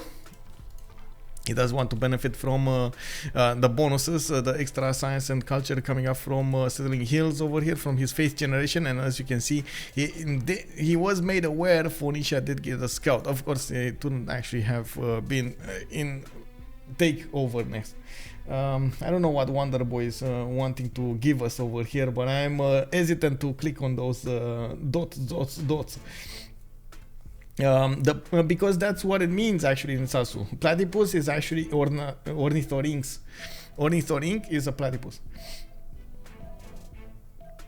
Oh, it's a clip? You made a clip? Okay. It's a clip of my stream, or is it a clip of like you? Okay, sure. Thank you. Let's see. Okay, we do have to take a look at how they do get the first expansions over here, and I think I can actually find the clip. I'm trying to find the clip. I guess I don't see the clip. I'm sorry, man. I don't really let links because of bots. I'm so sorry. Bots usually tend to spam links in the chats of streamers, and I'm not the only one getting hit, which is much easier just to take it out. Okay, we do have the shrines coming up from Addis Ababa. He still didn't get his Pantheon yet. Maybe he's actually going to get it this turn. I believe he's on 5 faith a turn. He just got his 13th, so he has 12. Maybe he's thinking what kind of Pantheon he's going to get here. He doesn't have easy extra adjacency towards his campus, towards his holy sites. And from what I do see, Txoumin is going to probably want to develop his cities to the southwest, which will put him relatively close to Phoenicia. Okay, there we go. Now we actually see him with enough faith, more than enough faith to get a Pantheon here. Nobody else has a Pantheon, so I'm pretty sure he's gonna get the option to get a Pantheon. Come on, get a Pantheon. This is a hard choice. He has a lot of Passions, which of course does mean good open sky. Okay, there we go, open sky. So I guess, yeah, that's it, open sky. Unfortunately, he's not going to get a lot of faith generation going, or more faith generation going from his tiles. Next up, let's take a look at London. London is going to put his second city on the east. This wouldn't have been my first choice. I gotta make a comment on this. I would have definitely thought the southern one would have been much stronger for my available campuses and for my available Royal Navy dockyards. Not to mention, as you can see, the reef fish would have given him a decent amount of bonuses when it comes to the food, making him able to work the 1-3 tiles when it means more production. Maybe he wasn't aware of this earlier, but I think he was. Anyway. Russia over here getting that second city. Rome is gonna get a slinger, okay, to defend his cities. He did improve his ship tiles, and of course no more available open sky for him, but those ship tiles will give him more production, which is not bad. You convert that early builder improvements into the production. I do see a settler also coming up from him, and he did also get the northern settler instead of the south one. Not that big of a difference, but the extra culture would have been nice over here to have versus the food that he's gonna get from Aquilea. He does have next to that city center in the north 2 of these 3 bananas, so overall it's not that bad. I'm extremely surprised about the choice of building a galley in Halep, mostly because earlier in the game you don't really want the extra era score coming up from the galleys unless you are extremely short on it, and it doesn't look like he's actually going to have that big of a puddle over here to jump on. Maybe he is trying to figure out if he does have anybody else on the puddle here. Maybe he's trying to figure out if he can trade with anybody and so on, or needs to defend against somebody. Also, Brody, hello again, sir. Yes, new civilization has allowed. Yes, in this in the CivFR Squadrons, we're gonna have them allowed. We're gonna take a look at others as well. In the give me a second over here in the CPL chat. We will have, by the way, new changes in CPL Premier. Just need to figure out exactly what they are and when they are announced, but there we go. So we got Mapuche back in the CPL squad, in the CPL Premier League. Let's see, Mali, Maori, and Babylon are still going to be banned, and the new leaders, I don't think they actually got a vote on. Yeah, no votes yet. We're also going to have all the Fire Access wonders will be on, so that's going to be a lot of wonders available for the players. That's something that is going to be quite new overall in the tournaments. From what I understand, BBG took a look at the wonders and balanced them properly. 5-second energy, right? Yes, exactly. Finally a chance to see Ethiopia. Yes. England without sea, that is quite sad indeed. Not that big of a puddle over here for him to develop his city zone, but I wouldn't say it's that bad either. We do have them on turn 19 now. We should start to see more of these actually picking up bonuses in the form of pantheons here. We don't have. Where is? No. Okay, well, I guess we're gonna need a few more turns here. Now let's take a look at the overview. We do have Fez coming up as the single city state with science. I do take a look here with Rapa Nui and Antananarivo with Ayutthaya coming up for the culture. Bandar Brunei will be the only one with trade bonuses. Mexico City and Cardiff will be providing the industry, and Nazca with Yerevan will be providing religious bonuses. There will probably be a fight for them, a competition between Ethiopia and Russia.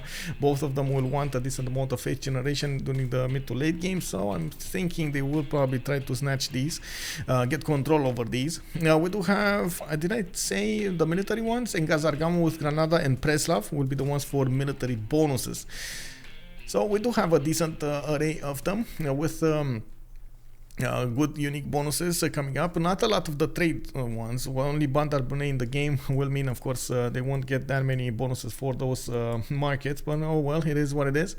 I did want to take a look at the era score here, and we do see a few of them are slacking behind, with Meleagor benefiting from only 13 out of 19. Naopil is 14 out of 19, but both of them should be able to get that easy peasy in the next era. We do have actually Rome trying to go for the 4th and the 5th settle quite early. He did already get his trader and working internals, going for Magnus in the capital, and he still needs to pick up a Pantheon here. He did get 12 faith in the bank here, with the Naopil also on 12 faith. Elrohir, I think, just got his Pantheon because he doesn't have any more faith. He's on religious settlements, and I gotta say, oh man, oh man, that you know, I was talking about, like, my first choice of a city, or one of my first choices of a city would have been over here on the Maze tile. Well, he just went other ways. He went 2-2 in the south, he went another 2-2 on the west, on that river. I'm pretty sure with the next settler he's going to need to think about it, and maybe this is going to be the Maze tile. I'm not even sure he knows about the Maze tile. Yeah, he knows. Okay, he knows. The idea would be probably between these cities to try to get a government plaza setup, so he gets the most bonuses out of those commercials. I'm certain that Meleagor over Elrohir, Kublai China is gonna go commercials, and as you can see, Meleagor is gonna give him a boost. We don't have, oh, there we go, that's the trader, so he's gonna get a boost for himself anyway. Yeah, there we go. He just got the boost currency 3 just at the same time as Meleagor is gonna do it, and I'm certain. Well, is it? Where is he gonna go? Where is he gonna go? Here, or here? That's the question. It's basically the same amount of time, but it's, you know, a question of aesthetics. Do you want to be a little bit cheerier next to the Tundra with a possible +3 campus, or do you want to go next to a river and get a stronger commercial? Anyway, he's gonna start to improve his gypsum, which is gonna give him an extra amenity, which is usually quite important to get extra amenities in your cities, not only to keep your citizen content, but also to get more bonuses when you have more of them.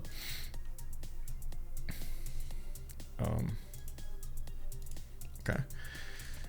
Oh, okay. Oh, we still don't know exactly where he's gonna go. Anyway, starting up with Magnus first, you can see he's gonna try to use that for more production, more food. Yields, please. Yes, sir. Okay, we do have Meleagor again ahead with the culture, and looking at this, we do have Txoumin actually with 17 faith turn, while McBeton is 12 on Russia.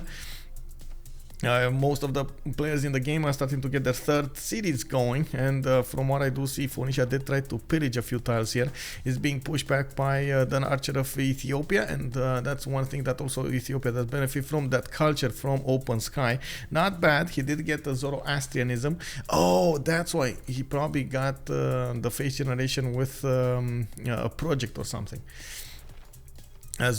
Oh, nice snatch away from Russia. Ethiopia got Feed the World and Lay Ministry, snatching it away from his opponent over here. He's gonna have taller cities, and he's gonna get the food with them. Not bad, not bad. I gotta say, you know, this is an eye for an eye. Basically, Earth Goddess got taken by Russia. That was definitely very important on Ethiopia, and then Ethiopia took away from him Feed the World. That seems, you know, an eye for an eye, right? Have we gotten any broken games with any of these new civs? Not really actually. We didn't see the new Kongo, and we didn't see Muhtesham either, so yeah.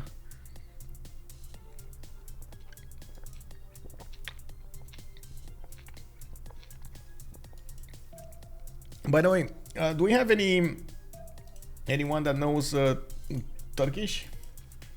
Is this the correct way of pronouncing Muhteşem? Let me see. It actually means wonderful. Just as a... Muhteşem. Muhteşem. Muhteşem. Muhteşem. Muhteşem. Okay, so they don't, on the second E, it's a it's not an E. Okay. Muhteşem. Anyway, so Muhteşem actually means wonderful, and we do need to see how wonderful is he gonna be. He's getting a 4th and 5th settler. He did go for God of War and Plunder as a pantheon, and looking at the text side here, we do see him going for currency, so I'm pretty sure we're going to see some commercials. I like the possible setup that he could go for the commercials a little bit on the east side as well on the west side. He does have mountains to couple for extra adjacency towards campuses, with Gavron Plaza giving possible bonuses to commercials and campuses at the same time. Not bad. He is going to give up on improving his strategic resources, which is not something that uncommon, especially on maps like Highlands, when most of the time there's a decent amount of distance between you and your opponents. It's not that uncommon for the players to just give up on getting that. It's they're gonna get it anyway later on in the game, right? I wouldn't really recommend England to go for God of the Sea. He only has 3 resources in his pond, and it doesn't look like he's going to have that many more in the other ponds. That won't be that good on his side. But since God of War and Plunder got taken away from him, he's going to need to think about something else. Another good one that we haven't seen that many times on England would actually be God of Craftsman, because he usually does get to spawn relatively close to strategic resources, and as you can see in the captor, he actually has 5 of them. Well, later on, right, he's gonna have horses, he's gonna have iron, and then later on he's gonna have oil, he's gonna have niter, uranium. That's gonna be quite a lot of extra production there. We don't see that many in the other cities though, so maybe this is not quite the case this time around. We do need to take a look at who actually got the next ones. Dido got a pantheon, God of the Sea. So okay, that went away, that went through the window. Same thing here. I don't see that many bonus points that he's gonna get from these tiles. He has 2 fish improved, and he's gonna have a hard time improving the 3rd one. That's gonna be quite expensive. I guess we do have another 3 over here to the southeast of his capital city, and from what I do notice, he actually went for a 2-2 in the north. This is quite uncommon to actually go for that 2-2 off the coast. He would have had a +4 harbor over here with a 2-2 base and fresh water if he would have settled 1 tile to the west side. He started here on the 1-2. I'm very surprised we actually saw him move to the north on the 2-2 on the other side of that river. I would have thought he would have prioritized getting a better Cawthon, and most of the time with the so there's something I guess we would need to touch upon here. Yes, he got closer to a stronger campus. I cannot deny that. He actually is going to have a +3 over there next to the mountains, which he wouldn't have had if he would have moved where I'm thinking on the 2-2. But in the long term, if you think about how you develop your empire, you do get, first of all, more gold from the adjacency of a Cawthon. Next up, the higher the adjacency of the Cawthon, the better it will have the double card, with the double card on from the harbors. And you do get more production when you put in shipyards. So overall, having stronger Cawthons or harbors or of course relatively dockyards usually is better than having like +2s on +1s. It's not the same as you would have commercials, which you can place with 0 adjacency, and you still get the commercials, you still get everything else. Also, of course, you still want the Cawthons because they're giving you quite a few bonuses when it comes to production towards boats and production towards settlers, which is the one that is important in this game. in this particular situation on the Highlands map. We do see him quite close to his opponent here, Ethiopia, and this actually makes me think that he's quite worried about Ethiopia's encroachment on his territory. With Txoumin being so close, it seems like Oromos might actually come into play, and I'm pretty sure Ethiopia is aware, like both Ethiopia and Dido are aware of this option. Those Oromos are quite strong units on this map, but they did get toned down a little bit. Like they can't move as fast as before. I believe they only get one extra movement if they start in hills. It used to be that like they can spend one movement point on each hill, which made them extremely fast. And not to mention they also have +4 combat strength with when fighting in hints and extra sight. Very good units. Wait, no.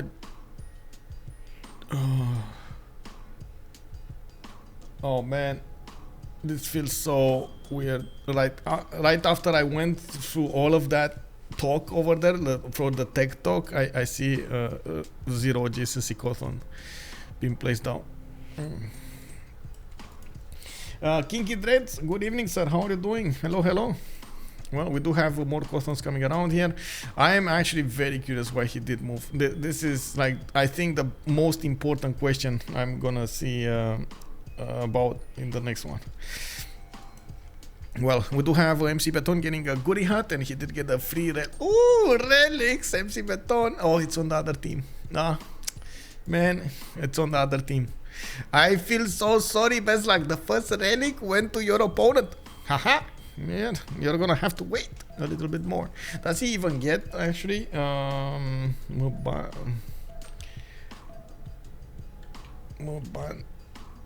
this one, Mbande? Does she even? Yeah, she does. That is food and everything else. Okay. I know, right? It was a +2 harbor, one tile to the right. I don't know why he actually settled this. He could have even improved it with Government Plaza or something. Even though, again, I'm not saying he should. I'm just saying he could. Because honestly, a Government Plaza at this point would have been much better to the north somewhere for better campuses rather than this. But anyway, I guess time flies when you're trying to think about stuff. On Mbande, we do have fertility threats as a pantheon, and as you can see, Beslag did already start to put down his commercials. Very important to have, by the way. The commercials are gonna give him a lot of points when it comes to great merchant points. He's already, did he just get a project? Because he's 19 out 0.5 great merchant points at 10 already. And I do see Mbande is gonna go for Pingala, which might mean he's gonna try to get Oracle somewhere around here. Of course, with already a commercial finished, he's going to be quite strong. Has internal trade routes in the city of his capital city with the Governor of Magnus, and I do see he's going to get Governor Plaza there, boosting that trader quite nicely. More traders coming out from Nasundi, and I do notice he actually got pillaged over here. His farm got pillaged, unfortunate, but you know, it is what it is. Sometimes you just can't have everything. This Chinese scout is trying to snipe his trader away, but I think the warrior is ready to take that on.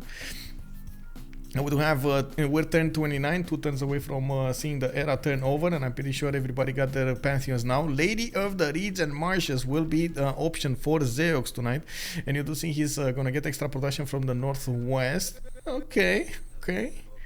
Well, it's gonna get 3 tiles improved. 4 tiles maybe. This is not a marsh, by the way. This is just pure plains. Oh, okay, I see. Another city over here that could be viable. Unfortunately, it is a bit further away than he would ideally want from the coast. Usually, of course, with England, you do want to stay on the coast. And usually you don't want to delete the galleys also, by the way. This is like, okay, sure, you got a galley, but you don't really need to parade it around. It does cost you maintenance, and that's something that, you know, you'd be much better off with the gold than without the gold. And so I would think Zeyox over here should do quite well to just delete the free galleys he got. Settlers coming up in 3 from London, another one from Leeds in 6, and I do see a monument coming up from Stoke-upon-Trent. Looking at, let me see, who are we missing? Who did we miss? Rome, right? Oh, City Patriarch is coming up from Rome. This is good. This is actually, oh, Oh, I like this, by the way. Rome is actually putting cities right in the face of Ottomans, and it still will allow Ottomans to get a city over here, but that does mean a war between them. It's brewing. We do have Meleagor with a 50% bonus towards the first district he builds in a city, and as you can see over here, he is getting quite a few of those commercials. I do see him building up his markets, and he's working on Magnus internals. He is quite close to Ottomans, which can make it available for him to go for some horses to attack Halep, or even a stronger units like legions, but I don't see him setting this up at all, so I'm not so convinced he's actually going to do an attack here. He's 6 turns away from getting horseback riding. He probably knows that Ottomans also has put away going for horseback riding because he has commercials in the build queues, so I wouldn't really think he's gonna go there. Do they know about? Yeah, they do know each other has built commercials. You can see them popping up over here. Even campuses. Wait, what? Oh, yeah, commercial and campus. And this is another commercial, and this is a Gavron Plaza. I was thinking about this, but honestly, I was thinking he's gonna get the Gavron Plaza over here. But that would have meant that he needs to get, unfortunately for him, he would have needed to get that, how do you call it, bronze working. Well, there was a possibility for him to put it on the 2-1 over here to be a bit further away. I'm not sure why he put it here. Like, if he would have put it here on the 2-1, he would have had another city available to put his commercial next to. Anyway, it's fine. I guess it is what it is. You know, like the small bonuses, you get like +3 from there, +2 from there, plus and so on and so forth. Wait, they can see enemy build? What? Yes. Well, you can see what the enemy pre-built, like pre-placed and stuff like that. You can see it through the fog of war. That's always has been a thing, by the way. You can see roads through fog of war, even if you didn't discover them. Mines, improvements, pastures, they can all be seen. Wait, look. You see the road has been built here, and I think, let me see if we can find a. There we go. We get to see pastures. Got improved. We don't see the yields, but you can see the pastures got improved. I think this was broken. Was this? How is this broken? Was this pillaged? Wow, it actually got pillaged. Kick W, bro. Kick W. Anyway. We do have, by the way, turn 31. That means we're gonna get to the classical era quite soon, and we do need to see how the players are going to choose their eras, their ages. We got Dido going for a pen brush and voice golden age with 8 science and 16 culture. I do see he's very close, dangerously close to Ethiopia, while Ethiopia is putting settlers right in his face. Meleagor with 9 science and 24 culture is going to go for that pen brush and voice as well. 5 cities. He's going to stop on 5 cities for some time, get his markets going, and then move on to something else. He's acquiring horses every turn, and I'm pretty sure he's going to be a bit annoyed about Ottomans putting cities right in his face. Now, we do see a few archers starting to come up from him, and he does need to move them up towards Ravenna for a better defense. Elrohir with a pen brush and voice golden age has 9 science with 17 culture. He also open up with merchants. It's gonna take a while until he gets the next ones, and I gotta point out the first merchant got recruited by Kongo. Kongo over here is amazing. 4.9 great merchant points a turn with just 3 of those commercials. Doesn't even have an extra market in them. It will take some time until he builds one, and you do see now he's going for his other bonuses here from the governors, not to mention settlers. We do have Peter coming up with a monumentality golden age on 8 science and 17 culture. He's still on 3 cities, and he is trying to snatch away Oracle from Mbande, which is a good move to do, by the way. Did finish up Temple of Artemis in the city of Moscow. That's actually quite surprising to me. I would have thought he would try to build it in his capital, where usually you do want to have a higher population. I guess the city of Moscow is going to have to do in this case. He is setting up Oracle also between the city of Moscow and St. Petersburg as a location. So he's gonna get, as you can see over here, multiple theater squares, which are gonna be quite powerful. Did manage to get a religion of his own, Catholicism, with choral music and pilgrimage, +2 faith for each city following this religion. And of course with Ergadas, he's actually getting a 36 faith a turn, which is a decent setup at the beginning as faith goes. I'm pretty sure the more cities he's gonna have, the better the yields. We do have a Zeyox, Pen Brush and Voice Golden Age. We do have him also with decent economy, 20 gold a turn. Now going for the 4th and the 5th settler. He still did not delete his galleys, unfortunately. Come on, delete the galleys. I do think he's gonna use his government plaza for extra adjacency towards campuses. He can get one here, can get one here, from what I do notice. He still did not upgrade his strategic resources, unfortunately, and I do like the fact that he's getting that extra production from Lady of the Reeds and Marshes. I can't really say I'm a big fan of not having a governor in the first city, but I guess he's just waiting to get to the next governor level, so he gets Governor Magnus in the city of London. He did open up with Moksha, which I guess it's fine, so for that extra culture. Bobnotarobot with a Pen Brush and Voice Goldenish, having horseback riding next turn. He's also gonna finish multiple commercials next turn. He's right in the face of Rome, and with a Pen Brush and Voice he's gonna get the culture alongside the gold he's gonna get from the commercials. These commercials have been set up in such a way that they're close to the city centers and the rivers, which will give them bonuses. A +2 over here in Halep, a +4 in Istanbul. He actually finished the government plaza before the commercial, which will allow him to get a splendid commercial bonus. Not bad, I might say. We do have Meleagor needing to get an army, and I'm pretty sure Bobnotarobot is also going to need to get an army here, right in the face of Rome. Beslag with 10 science and 23 culture, 22 gold a 10, 39 production only. He has only 3 cities. We do see him starting to expand right now and trying to push back the Chinese scouts from the north. He's trying to get the audience chamber, and he will finish his campus in Mbande. That's only a +2, I believe. Yeah, that's only a +2 here, improving quite a few of these horses. And since he did go for so many horse improvements, he can give away those horses to his allies relatively easily.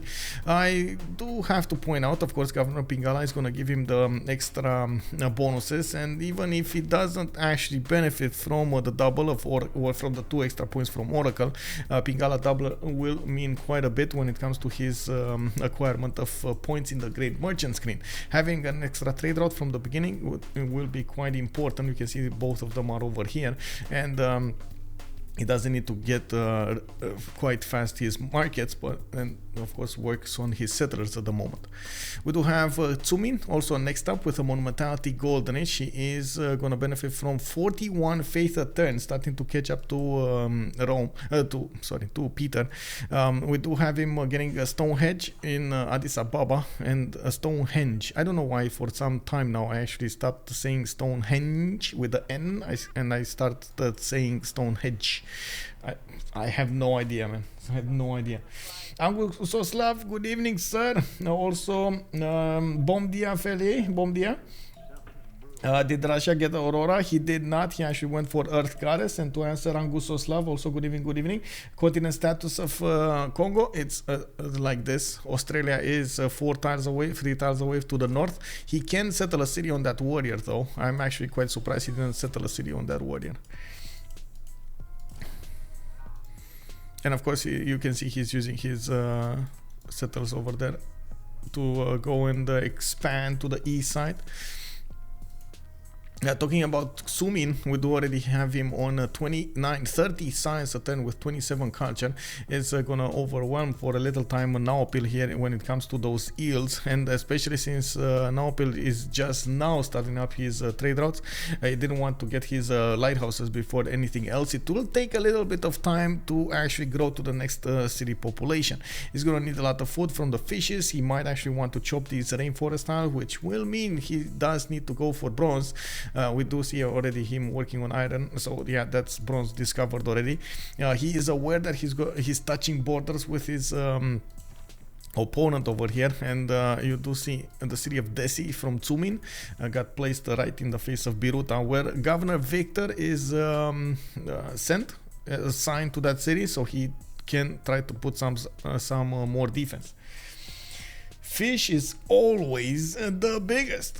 Yes. Yum, yum, yum, yum, yum. Now we got also horses coming up from Gondar. I do see a few of those rock-hewn churches settled here in the city of Ethiopia, trying to get as much faith generation as possible. Of course, that also pushes his stats higher up, 38 science and 20. Wait, wasn't he on 30 just now? Oh my, oh my, oh my, oh my.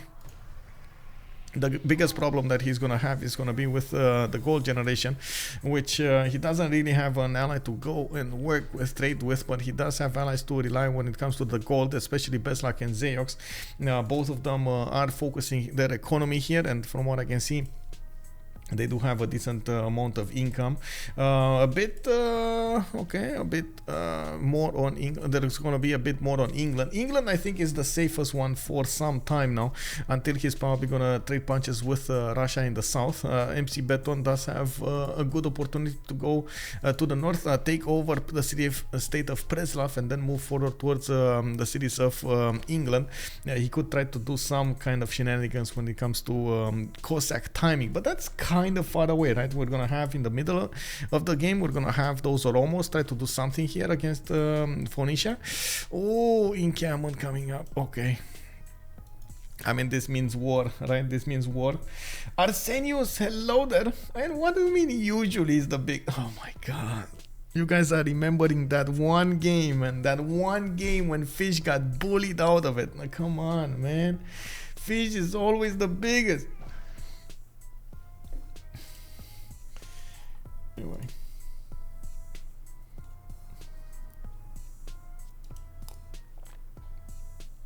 Yeah, that one game, and that one... Can you imagine how Fish will feel in this scenario? That one game just sets the tone for the remainder of his life.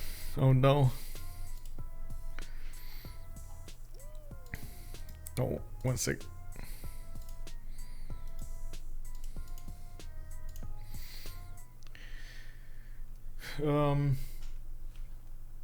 Wait, did I not do?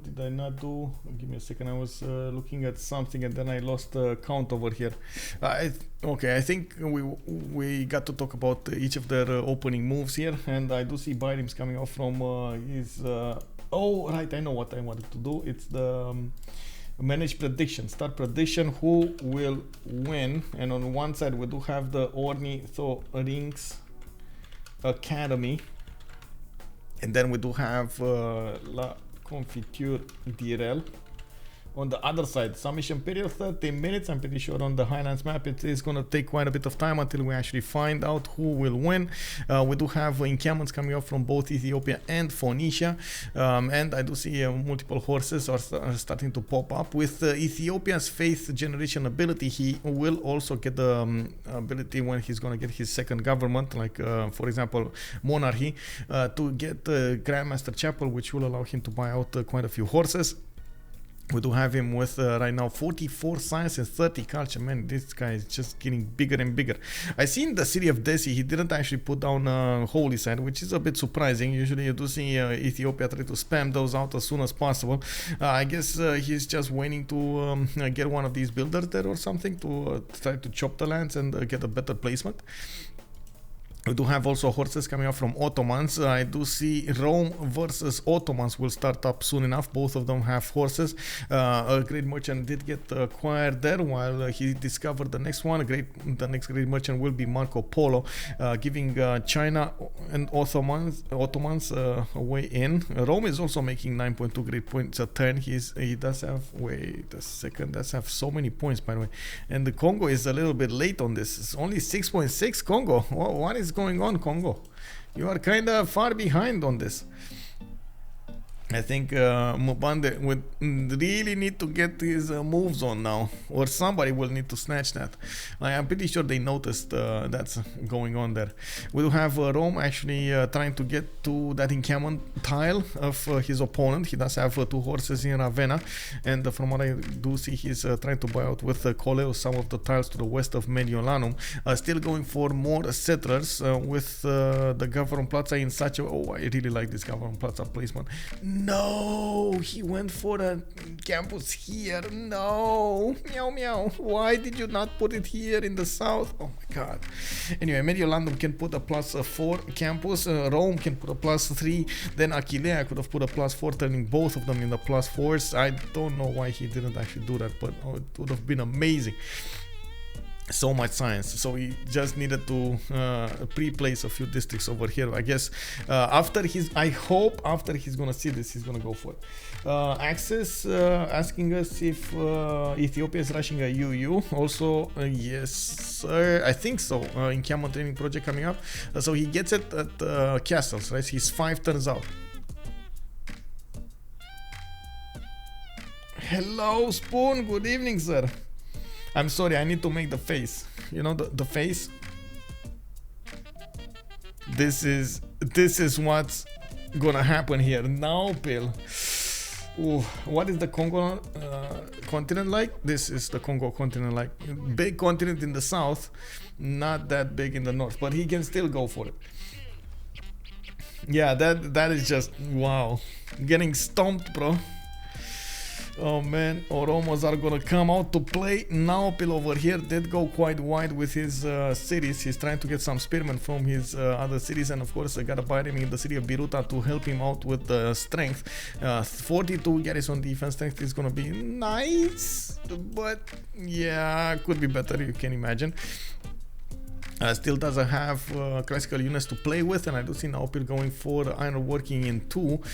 We don't have that many units from Ethiopia, and we do need to see them gathering in the cities on the front line, so he can actually do damage with get them upgraded, of course do damage with them. He's trying to go for encampment training project, so he gets a general for those as well. We do have Rome actually getting quite close to recruiting one of those generals, 2.3 points here, while Ottomans is on 2 points, Phoenicia is on 2 points, Ethiopia 1.1. Okay, so 3 turns out from getting Gondar here with does he have faith? He does have 54 faith a turn, so I guess he should be able to buy out another builder here. I would say get from Desi, move like buy this 2-2 tiles, switch to Gondar, chop that, and then chop another horse in Desi. That should give him enough strength to do everything he needs. Oh, he's gonna try to snipe the encampment. Okay, very nice. Oh my god, my nose, man. I'm sorry, my grandma is baking cookies again. My nose smells only cookies right now. Oh my god, Kozonach. Do you guys, are you familiar with Kozonach? Do you know what a Kozonach is?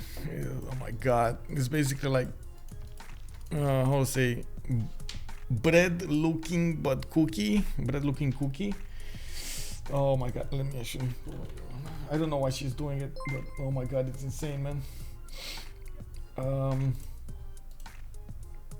The Green Manalishi, thank you so much for the follow, sir, and welcome. Let me actually put it up on the screen here so you can see what Kozonach is.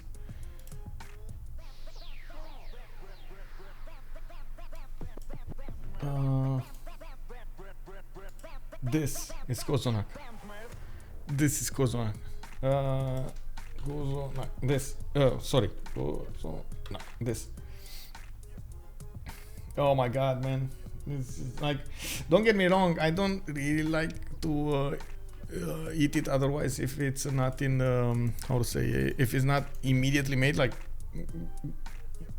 if it takes a few days, but you can eat it after a few days. But oh my god, man, the smell, the insistent smell is not You can use, I think you can use some cinnamon on it as well. Yeah, you can use some cinnamon on it, but it's more usually made with chocolate in the middle, with like some spirals of chocolate in the middle, and with some nuts also, like small. Oh my god, man. Anyway. We do have theater squares coming out from Ethiopia. He's starting to go down under when it comes to his economy. 54 science, that's more than 4 times the science generation of Naopil. And you do see he is probably going to take away that, that archer next. No, he actually got there one turn too late. The encampment is going to finish. That is going to be quite a strong encampment to go against. And of course, Txoumin over here is... probably gonna encounter walls soon. We do need to see the encampment training project coming up from Gondar and more horses. I do see he got a builder from Desi, which does allow him to actually get some chops here. Of course, with the horse chops right in the face of his opponent, he will do quite nicely to get the gold to upgrade it. He actually moved away from discovering castles, so he doesn't discover Oromos too fast. He's gonna try to get a few more plebeians on the way before that. He has another horse here. 1, 2, 3, 4 possible upgrades. Okay, he definitely needs more. Now we do have Ethiopia on 10 out of 30 points. Did anybody get a general? No, not yet. And I'm pretty sure Phoenicia over here, if he doesn't get a project, he's not gonna get a general. Like we have at the moment Rome that will get a general. We got Ottomans that wants a general, definitely wants a general. Ethiopia wants a general. Oh wait, those are 4, just 4. Somebody needs to get double general. Rome doesn't want to get the projects. Maybe Ottomans, no encampment Ottomans. Okay, so I guess Phoenicia will get the general. If that doesn't happen, he's gonna get the general. I do have to point out, spearmen do not get the bonus from generals. These are ancient units. Let me put it up on the screen here. So you know how the general gives bonuses to classical and the medieval units? Well, ancient units don't enter into that, like archers or spearmen. The spearmen do get available at bronze working, and the next tier unit would be pikemen at military tactics. Of course, spearmen are quite well equipped to defend against horses, and just plain horses, as you can see over here, as being sent against him will not do much. But when these guys turn into Oromos and they start fighting in hills, totally different result over there. Okay, we got the first general of the game. Burika is going to appear here in Gondar. We got more available chops for Txoumin. He does have builders ready to go for those, and I do see more horses coming out from Addis Ababa. He did improve his iron tile over there as well. I gotta say, I gotta watch this one, how this develops also. Rome versus Ottomans over here. We do have Rome with 15 and 41. Going against the Ottomans of 16 and 35. I guess on this side we do have a much better matchup. We do have Rome with a general, and I'm pretty sure we're gonna see a general soon from Ottomans.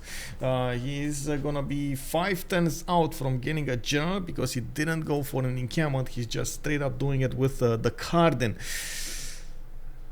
There are pros and cons by using the card. Of course, you give up a few points of bonuses, but you also cannot get it without the encampment. That's the problem, right? You can't get projects. You need to get it without projects. That's a bit unfortunate, and sometimes it does take away from your chances of managing to get it. But anyway, we do have Rome also managing to get a commercial hub investment. He's probably wanting Marco Polo here, which is gonna be discovered by China anyway. Or is it? Wait a second. Rome is 10 points away. Is it higher in slot than they're on the same team? So who is Txoumin is first one, so Txoumin is here. We got McBeton, that's Russia. Then we got what is Elrohir? Elrohir, okay. So that's China's gonna get it whatever happens, and then Meleagor is gonna be quite lower. So let's see what happens here. He has the most points, but I'm pretty sure China has. There we go. He's gonna get. Oh my God, they got both. Very nice matchup over here. Synchronization between Rome and China. Marco Polo got recruited by China, then Ipfal done next up by Rome with the extra trade route capacities, both of them with extra trade route capacities. I do have Meleagor also sending that settler to the east, just about to settle next turn. He has another one being settled over here to the southwest, and he did force as much as possible Ottomans to build an army to defend against the possible aggression, which does mean, as you can see over here, we do have Ottomans focusing as much as possible on the southeast without taking that much into account how he will develop his empire. We do have 2, 4, 6 cities coming up from Kongo. Beslag just got Sangheng as scientist, and from what I can see, he didn't start yet making any writer points. We do have in the scientist screen no Hypatia yet, by the way. And Congo is making 3.4 points a turn, Russia is on 1, Ethiopia on 4.6. Not bad, not bad. Okay, tech side, next turn, Txoumin is gonna go for castles. I gotta say, he does not, or he should not have, I don't know, does he have? I don't think he has mercenaries. Change policies, no, he doesn't have mercenaries, so he's gonna need to hard upgrade these, which will take a lot of gold. I think he only has gold for like 3 or almost, and that's about it. Let's look at the yields here. 34 gold a turn from Beslag. We got Zeyox on 21, and on the other side there is quite a bit of gold generated by Meleagor and Elrohir. Meleagor is going to be at war, and as you can see, unfortunately the war did take away from the shine of Naopil, but I gotta say also his choices kind of set the tone for this. He could have had a lot better yields from his Cothons, but he gave that up when he settled the capital city across the river. That's, I mean, honestly, I would really like to know that. That's the biggest question mark that I have about his sim over here. He's doing well, preparing himself for a possible attack. As you can see, he's getting us a lot of spearmen in the north, getting the ancient walls, which will definitely be a problem for those Oromos to go through. We do have Oromo calves, 125 gold a ton. He did just chop 2 of those maize tiles, and now we can see the spearmen can actually defend against the Oromos, even with the Great General and the military alliance bonus. It looks like they're not strong enough. That's not in a hill though. And oh, Garrison, okay, Garrison defend. Okay, very nice, actually, very nice. The spearmen will put up a fight here. The spearman will be strong. The speed is strong with this one. Campus research projects. Campus is coming up from Moscow. I do see Moscow did finish Oracle here, and we got him going for Mahabori Temple, and he's getting beaten up by Preslav. Oh, what is this? Getting bullied over here in the city of Novgorod. Preslav warriors are appearing over there, and they're trying to do as much damage as possible. We do have a horse that's coming up from St. Petersburg that needs to get to the defense, but it's happening. That is an ancient unit defending a medieval one. Yes, exactly, and with so much power.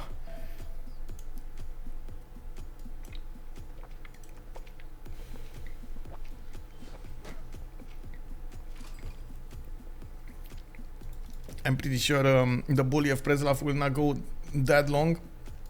With the arrival of the horse, with an archer coming up next turn, it should be fine. And nobody actually sues Preslav, so he didn't get the opportunity to actually get some stronger units over here. It is what it is. Zeyox actually getting a few horses, or maybe one horse. They're starting to need the points for the next era golden, so I guess we will see quite a few of them. Now, honestly, I'm thinking about the wisdom of going so fast for the Oromos. Doesn't look like it's gonna pay off here at all.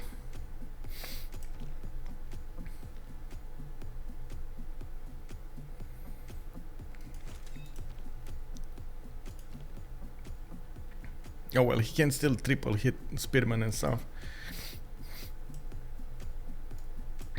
Anyway, we got more settlers coming up from him. We do see another Oromo is getting chopped here in Desi. I do notice he's going to get another city here to the northeastern side. That's going to be a non-freshwater city.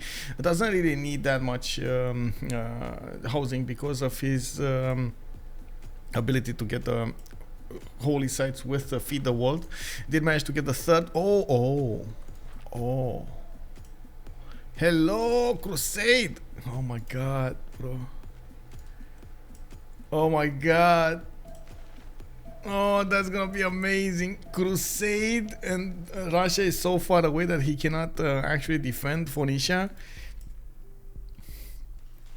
Max the Joe, hello there, sir. Good evening, good evening. Yeah, we're gonna see Ethiopia try to crusade his opponent over here. Of course, he does need multiple archers, and I'm pretty sure he's gonna need crossbows if he wants to take up the challenge. We do see the spearmen do not actually have enough damage to attack the Oromos, especially in the hills. And these walls are going to stop the Oromos from actually pushing through the defenses of the cities or the encampment. Txoumin over here is going to be defended for a little while by Phoenicia. He's going to need to figure out a way to go through the chink in the armor, and I'm pretty sure he is going to need to get some catapults, some siege units to help him out to deal the damage. He can also try to go to the south. He does have to go through Phoenician units over here that are going to be much easier to punch through, the archers and the scouts. And not to mention some swordsmen that are coming through the front line. Of course, with more Oromos coming up from Desi, we do notice he's also trying to get around. Maybe over here would be a nice change up for him, not to go directly straight into his opponent, but try to get into his other cities. Well, as you can see, he's trying to figure out where the weakness is. We do have also Roman legions coming up to party. Ravenna is going to get 2 turns for another one. Of course, Meleagor's legion do benefit from an extra chop on them. So if he gets on one of these forests and running forests, he can actually get more production towards a unit in the city or whatever the city is building. He does have also multiple builders with a feudalism advantage on them that he could use to improve his land and get more chops in. I do notice he did go for 2 for 6 cities at the moment. It kind of fit. Okay, there we go. And the 7th one is coming up on the way here, and the 8th one, he's gonna be 8 cities. That's gonna be 3 cities more than Ottomans, but we do see right now Ottomans is trying to get some advantage over his opponent. I do have to point out what happened over here with the Ottomans stepping in that march style. He not only doesn't benefit from the fortify ability when he moved there, but he also has penalties from stepping into it. That was quite unfortunate, and immediately after he saw that, Meleagor did try to push into it. We do have Meleagor also getting more units here, improving his land. Not bad, not bad. What's happening here? The Oromos are starting to party. They're getting in. You can see they have 6 movement, 7 if they actually start off in hills, and that actually allows them to be extremely maneuverable. I'm pretty sure Naopil is still gonna close that choke with a swordsman, but not before he might lose an archer. We do have it trying to move out of the way. It does seem like also he's getting to wrap around these Phoenician units. Doesn't really have Zoroastrianism yet established in Biruta. You do see he's only doing 8 incoming pressure a turn, and that city is growing quite fast. He's gonna need at least 4 to actually convert this city, and he only has 2 citizens converted. Honestly, at this point, he would need to get some cheeky maneuvers going against his opponent if he wants to win, if he wants to convert that city, or just wait. Sure, just waiting does work as well. Yeah, it's gonna have 6 turns until Grandmaster Chapel, and this looks like an all-in, by the way. I think this is an all-in. Wow. Whoa. Wow. He has a missionary? Wait, where? Oh. Yeah, he has a missionary. Where is? Oh, I see. He's going directly for the city of Tyre. But you see, Phoenicia is getting some spearmen over there to try to help defend against this. I'm really curious how this is gonna develop. It looks like it's gonna be a tough cookie to crack. It's cracked right into it. Yeah. Remember a famous streamer saying that. Okay, so maybe this archer is gonna switch. Let's see. Is he gonna be fast enough? Txoumin needs to click on this archer. No, okay, he didn't do it. He just shift entered out of the way, and on that tile, that's it. It's fine. We do have Txoumin with 63 science and 43 culture. He does have catapults in production from Axum and the Desi, while he is gonna get new settlers out. Not bad. In 5 turns, he's also gonna get the benefits of Grandmaster Chapel, and he did manage to break one of the lines of defense towards the city of Ziz. We do have another possible break over here towards the city of Tyre, and he is trying to bring one of these Zoroastrianism missionaries to convert the cities of his opponents to get that crusade in. An extra +5 would be amazing, but the extra +5 only works in the converted cities borders, like exactly on those tiles, not out of it. You gotta be careful with the movements. Anyway, it is gonna be amazing. I'm a bit worried about his lack of general use. I guess the general would be a bit less mobile, and that's why he chose to leave it back on the defense of the city of Desi. I guess so. Anyway, we do have more of these settlers coming around from the cities of Congo. Congo did also finish at Temenaki in Mbande, getting a theater square there. Of course, in the city that he does have Pingala in. Is that Hypatia? That's Euclid. Still no Hypatia? Oh! Ethiopia got Hypatia. Nice. Ethiopia got Hypatia. They're from the same team, by the way. They managed to coordinate on this one and got Hypatia. Very nice, very nice. Also, Knight the Demon, thank you so much for that advice over there. He did, for pointing out the missionary. He did have a missionary. We do have Meleagor coming up here with multiple legions on the defense. He does have a general for them. So does Bobnotarobot on the other side. Muhtesham does have also quite a few archers that are starting to pepper down these legions. Of course, the legions can get a promotion to get a plus defense against archers, and you do see the city of Ravenna is trying to get walls up in the meantime. I think this will probably be over soon enough as a defense, as in this attack of Ottomans will not go through. We do have more cities being settled here from Meleagor. Meleagor did get to 29 science and 60 culture, which is overwhelming the 20 and 39 that Bobnotarobot did make. I gotta point out a majority of this is because he did not go for more cities. Now he's gonna try to go a little bit taller, getting another settler from Ankara. He's gonna need to settle one to the north, probably on the Giant Causeway, which will give him a decent boost in the culture. Not to mention the era score. We're getting quite close to the medieval era. Each of the players will try to get the era score going for their upcoming eras, and I'm pretty sure they're gonna try to figure out if they can go for a golden age. Now Naopil, it looks like he might be in the dark. We got Meleagor 43-45, definitely needs a lot more, and he's trying to get a lot more. Elrohir is 51-58, needs 7 more points to get there. That's actually Kublai China. Kublai China, what did he... Oh, okay, Colosseum coming up from Chengdu. We got Elrohir getting a few more settlers out, and since he is very far away from his opponents, he's going to be quite happy just swimming away. I really like that he got pyramids here, getting himself not only a free builder, but also an extra build charge. Look at the 7 build chargers on these workers. Oh man, he can get walls for days here. With the Colosseum, he's going to get the extra culture throughout these city centers within 6 tiles of their wonder. Not to mention he's going to get some extra amenities. Very nice overall. The traders coming up from Beijing. I see another campus coming up from Changsha. And he did put out a few walls, but he doesn't have the culture ability on them yet. Well, I say yet. It's going to take a little time, but he's going to get that also. Let's take a look at Peter 67-63. He did manage to get his. I do see okay, Oromos are starting to push through. They actually did manage to take out that spearman over here, and you do see the Oromo does get oh my god, he got the promotion. Okay, I mean that. Yeah, that's gonna be harder and harder. Finally, the Great General is making his way towards the south. He found the weakness in the defense of Naopil. He's gonna try to take out the city of Ziz over here, or take out the units around it. Of course, these swordsmen are not a match for the Oromos, especially when they're fighting in hills. We do have catapults coming up from Desi that will probably make their way to start attacking the encampment of Biruta, which usually, I gotta say, the players do tend to go around, but you know, like if it's in the front and you get some extra promotions, why not? You know, you gotta do what you gotta do. Anyway, we got some more catapults coming up here, another 2 of them from Axum. They're gonna get to City of Desi soon. 3 turns for Grandmaster Chapel. He is he's getting some more food in Harar to actually get also an aqueduct there for the housing. I would love for him to actually start improving his strategic, his amenities here.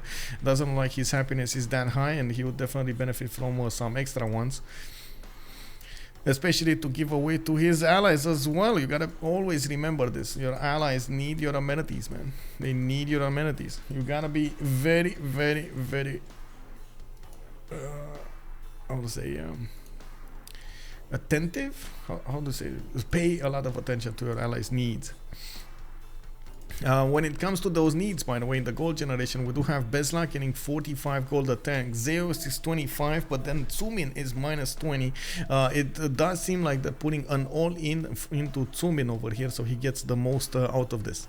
In the era score screen, Zeyox does look like he's trying to get his golden age also, finishing up Mausoleum with Halicarnassus from Leeds, while he just got 48 out of 53 points. I do have him with more settlers. Still doesn't have an extra continent to settle on, but I would love to actually see him get some attack, some redcoats over here on the west, very far away. I know. This is like a dream, you know, like a dream I have over here for him to go and smash his opponent's cities with redcoats. That's not gonna happen, I gotta say. You know? It's still good to dream, right? To have a dream. We do have Bobnotarobot also might go for a Dark Age, 41 out of 42, and that is something that Meleagor also wants to avoid. Muhtasham going for a Dark Age or a Normal Age, and Rome gaining one as well. I'm pretty sure Rome over here is aware of the bonuses his opponent is benefiting from if that happens, so he's gonna try to do his best to avoid it. We do have Galley coming up from Rome, which will give him 2 extra points, and he just needs 1 point extra so he can get the golden. Can he get, okay, mercenaries in 2, can he get monarchy? He did get monarchy. Okay, can he get a great person? Hello? No. Ooh. That's a long time to get a great person. I don't know, maybe a wonder discover or something. 10 pop. Can he get, no, he already got 10 pop in Ravenna. He got horses, he got legions. Okay, maybe a city-state Sus. Do they have? They should have the money, right? They should have the money. Maybe a city-state Sus who is Meleagor. Meleagor does have Fez, and it costs. Oh, he already levied. Oh. Does he have another one? Maybe no. Kick. Okay. Oh, he's 1 point off. Never mind. He's 1 point off. He's gonna get the boat and he's gonna be fine. It's fine. Okay. 4 turns to go, by the way. We do have Beslag 6 points out. There we go. He still needs a little more. He's trying to get an industrial zone from Mbande. That is gonna be a plus 5 over here. That's gonna be also 3 turns. It should be 1 turn too late, unfortunately. He's gonna need to do something about this. I do see he has a chopper. It's too far away. Maybe with the builders, he can improve another one of these mines or something, so he can get. Never mind. He's gonna settle Sahara El Beida, non-freshwater or something. I guess so. Getting the extra era score points from that one. Zeyox did get his golden, by the way, and Txoumin is 57 out of 51 points, also gonna get a golden. He is starting to pillage his opponent's lands and starting to deal quite a bit of damage against him.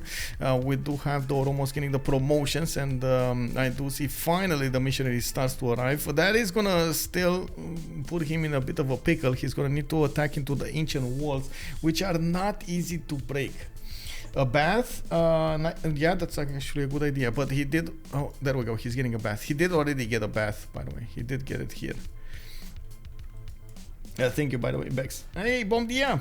Hey, Bex, I didn't want to ask you, don't you want to stream the games in the CWC for in Portuguese? Because we actually would want to set up restreams for everybody. Just say you want to restream, man.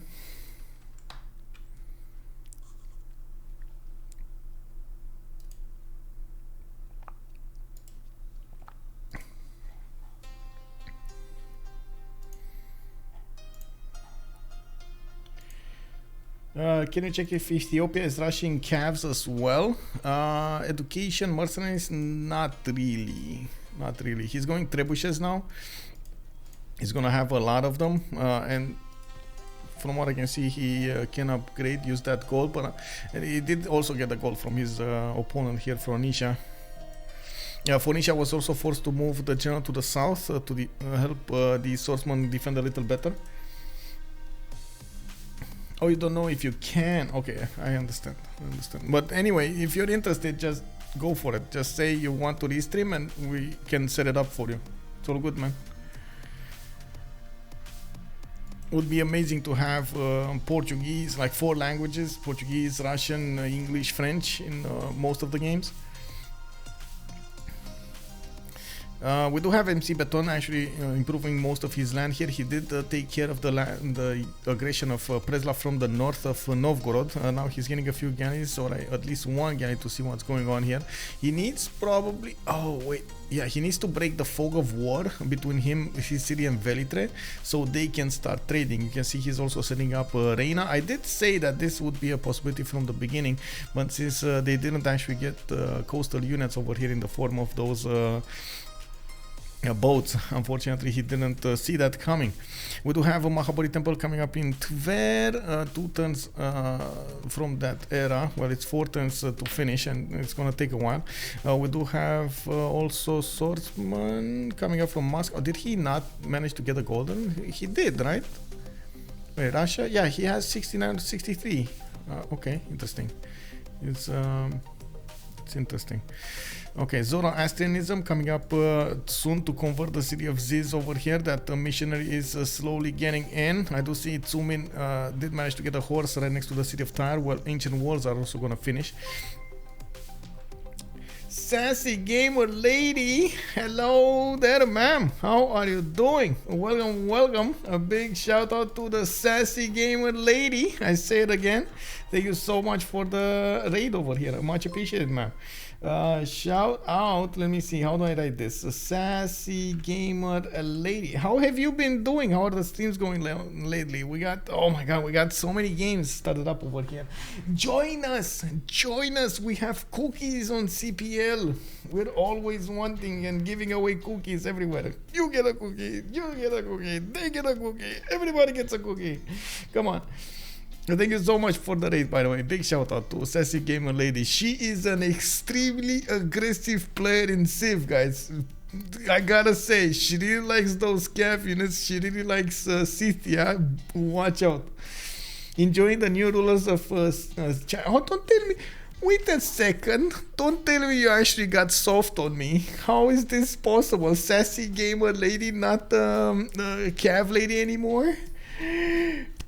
No. I hope not. And by the way, I really love that emote over there, the G3 lol. Have to try out the new leaders? Yeah, that's true. Yeah, definitely. Playing domination, yeah. Very nice. Yeah, I see how it is. You're trying the Yongle domination, huh? Okay, I see how it is. Anyway, we do have Ethiopia that needs to get a missionary right next to the city of Ziz. Looks like he's 1 turn out or 2 turns out from starting to spread his religion there, the good word of Zoroastrianism. This series will get converted much faster after he's gonna do that, and of course I do believe he's gonna need to spend the gold to upgrade his catapults into better units, into trebuchets.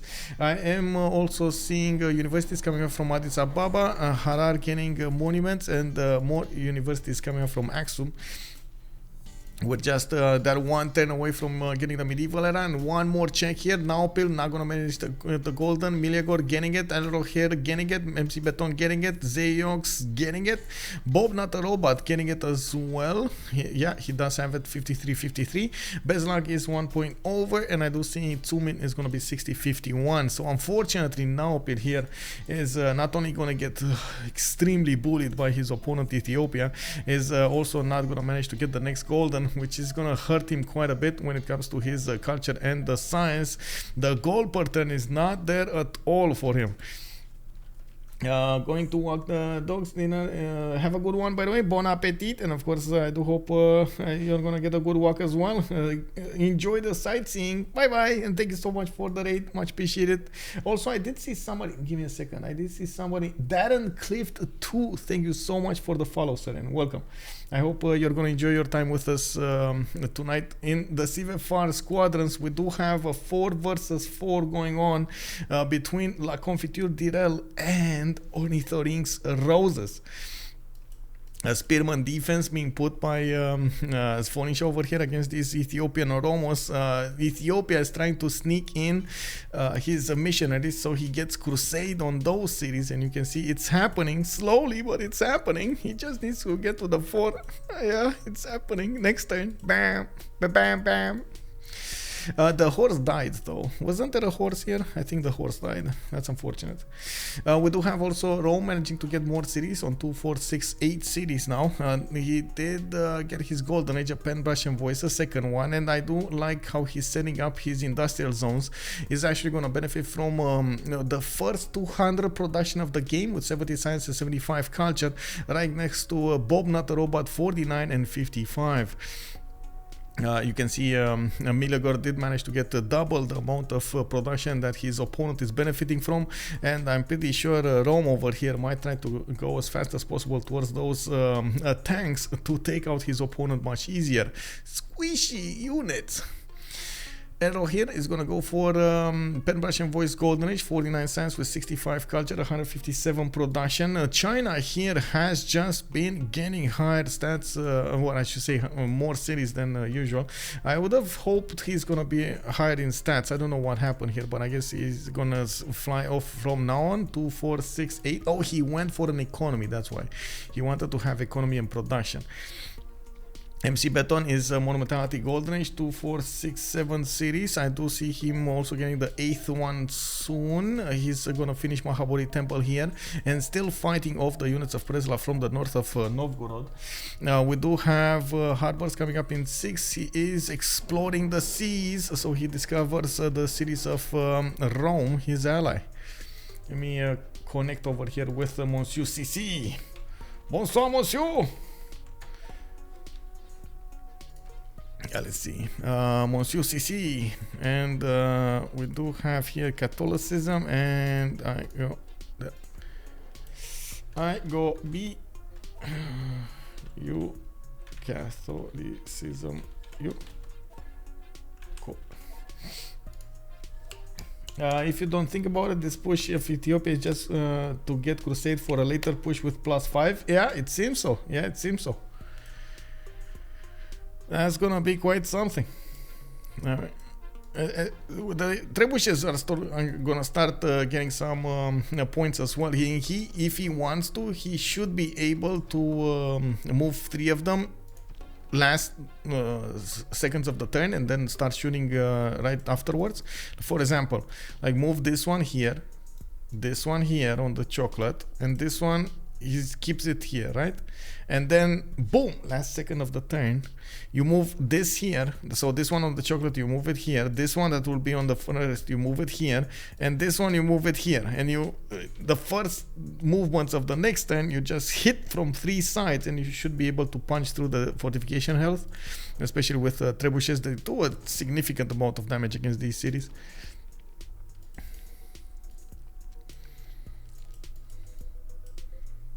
Okay, come on, convert the cities. It's getting okay, he's slowing down in the population growth. That's good for Ethiopia, and bad for Phoenicia though.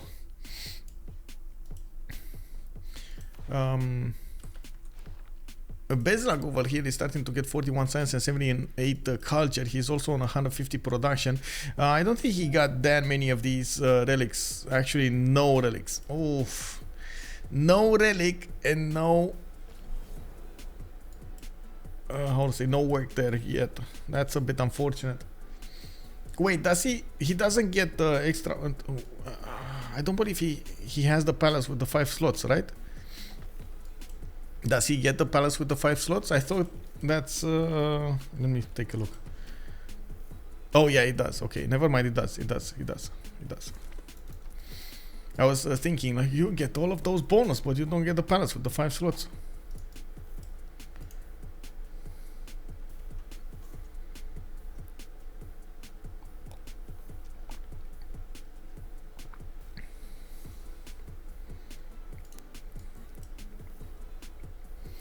Yeah, both Congos have 5 slots indeed.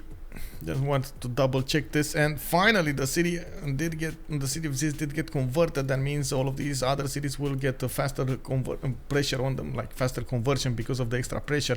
It was 8, now it's 10, and I'm pretty sure Ankober is also gonna finish soon. It doesn't even care about the fresh water, going non-fresh here, or getting some more cattle tiles with the pastures. And I do see extra culture from Open Sky. It's getting trebuchets coming up here in the southwest, and the trebuchets would actually require the Great General. I think the job of these units is done.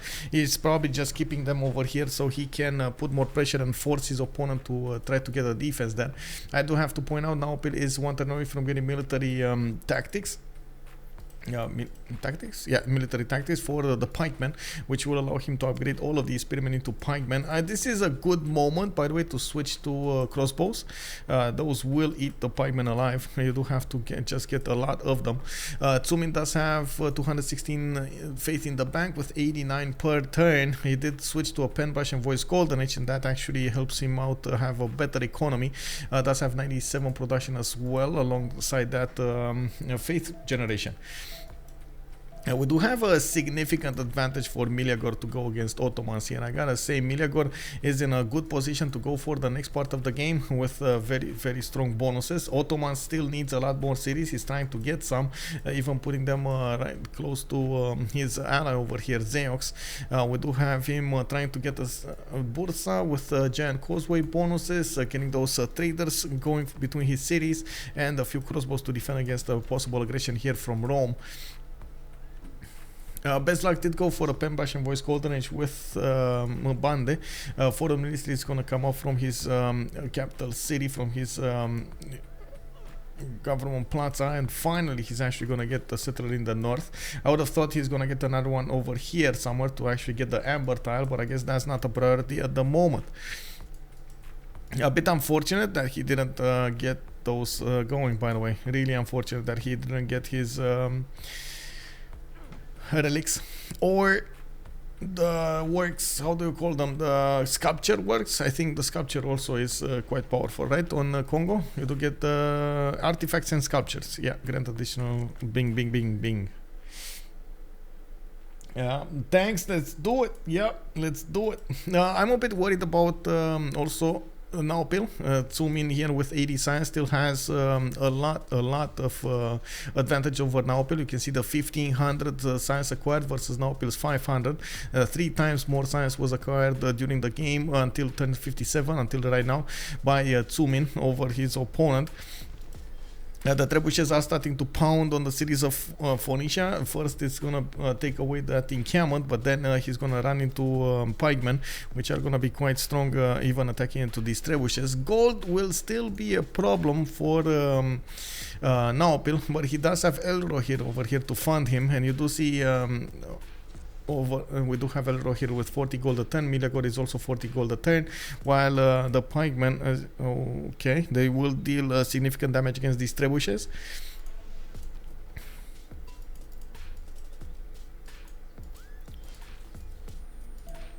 What are these guys doing, and why are they not? Okay, interesting. They are so squishy. Did they just take out a unit or something, or what happened over here? They are these Oromos took quite a beating. Oh, okay, they got hit by something. We do have Naopil also putting down a few more of these campuses, getting 29 science, which does allow him to get libraries in them for a little bit more. Still, Fez is being held by Meleagor, and that's Rome, if I'm not mistaken. And as you can see, actually, China could try to. Oh, actually, no, China is next to it. Oh, I see. There was no aggression here. I thought Rome at some point just levied and started to aggress the cities of China. I was thinking, like, how is this city still alive? But anyway, can you imagine how many thoughts went through my mind in just a few seconds there? Whoa. No. Oh my god, Ethiopia. You did a big boo-boo. Oh my god, he actually allowed the swordsman to get a promotion. That's gonna be so hard to deal with. That one sword might actually take out the Ethiopian units. He just needs to stay alive, that's it. Same team, yes, Grainer is before Monuments. Good evening, sir, and indeed those are from the same team.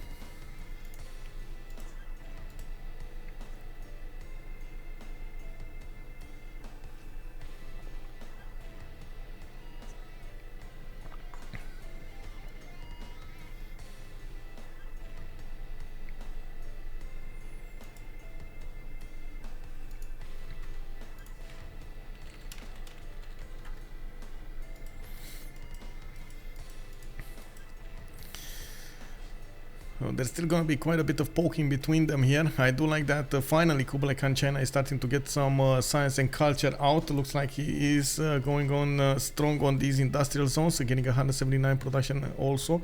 That will allow him to just keep on doing stuff. He did stop a little while so he can get the Colosseum from the city of Chengdu, giving him his cities actually more amenities. Very interesting, he doesn't have that much happiness though.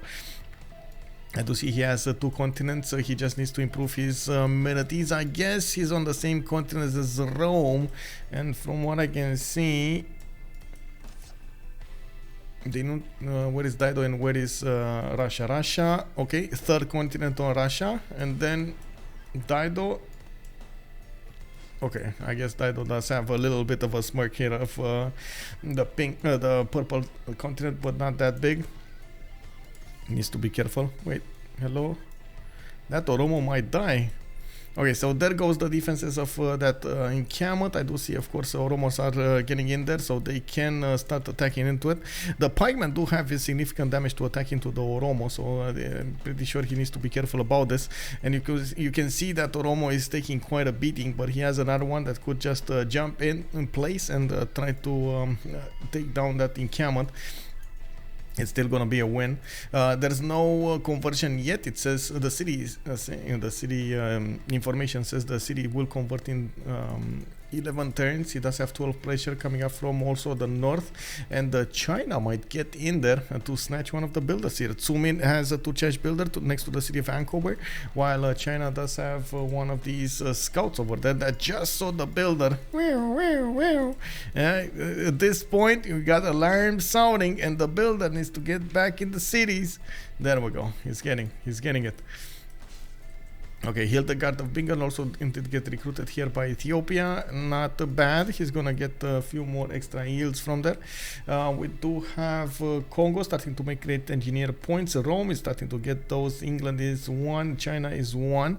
A bit of interesting adventure here for Rome. He's gonna get a lot of production going. His districts, the latest district that he built were industrial zones, and now of course you do see him benefiting from 231 production versus Bobnotarobot 119, still about double that production of his opponent here, with a decent advantage when it comes to the science and the culture.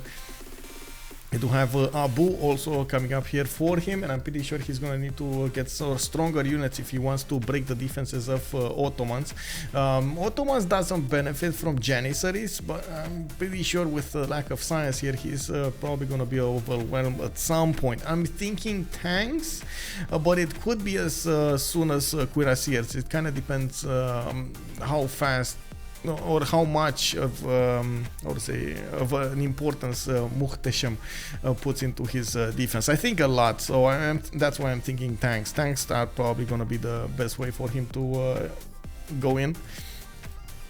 Hey, where's the Oromo? Where is no Oromo?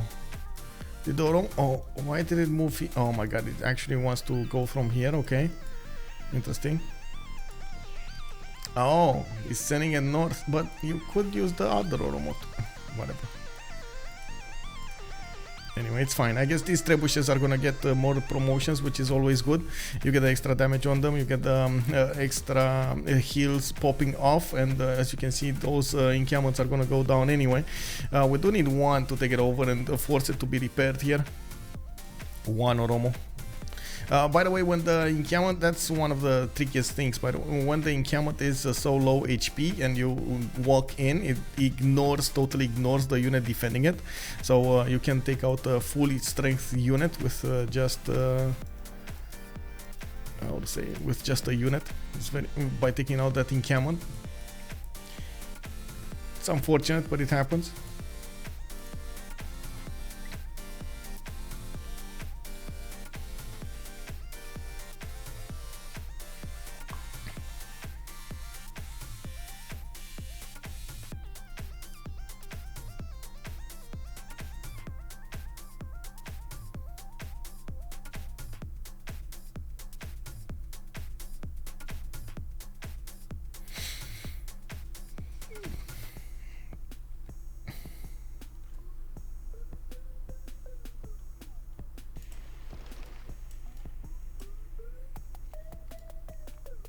Oh, he did manage to get a shot on Biruta also. How did this happen? And where did that one move? Was this the trebuchet that tried to get here and then moved out of the way? I guess so. We're gonna have a pause 2 minutes, and in the World Congress, by the way, do have a Rome with a +4 gold, getting a lot more from the international trade routes. Unfortunately, I don't think he has that many. He is still needing to set them up with his ally over here, Novgorod, in the city of Novgorod, and Zoroastrianism getting 10 religious strength. Okay, that's good. Zeyox getting the Diplo points. Okay, interesting. Zeyox. So wait, they won all of them? No. Meleagor got the gold, right? So and Zeyox got the Diplo. Okay. And let's see the Diplo. We got the Zeyox on 4 out of 20, and then we do have 3 out of 24. Russia did finish his religion with Mahabodhi Temple in the city of Tver, and looking at what did he get over here, Catholicism with Gurdwaras is getting the extra food and the housing, and the Defender of the Faith for the extra defense combat strength. Trying to get more science and more everything. He still might attack his opponent here, England in the north with Cossacks. I was thinking about this in the beginning, and that still might actually be his plan. McBeton still wants to get more science in the meantime. You can see the universities coming up, and of course he wants those science points to pop off. He does have 114 faith a turn, and I do see him benefiting from a lot of riders. The fact that he got Pingala double with Oracle allows him to generate all of those juicy points. I also noticed we got Hildegard. There we go here for the extra science adjacency from the faith of adjacency of a holy site, and we do have Abu here. No Newton yet. We're still a little bit off Newton here, early for Newton. Galilei next up in the Renaissance era, but it should be coming up next soon. Oh, there we go. Oromo did get in, took out that pikeman, and we got a pause.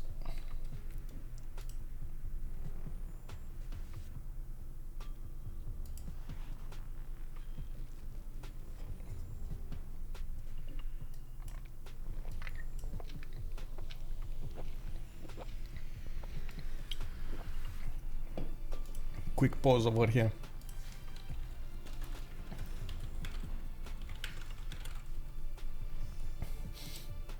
Oh,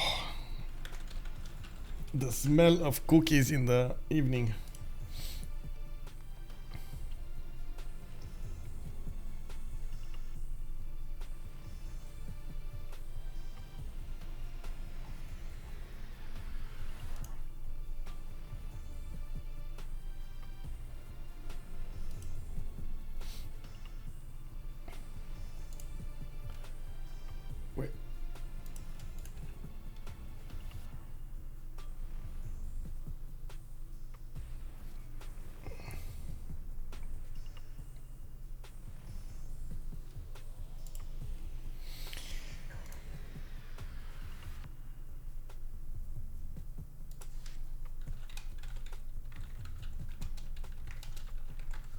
I love the smell of cookies in the evening. I know, right?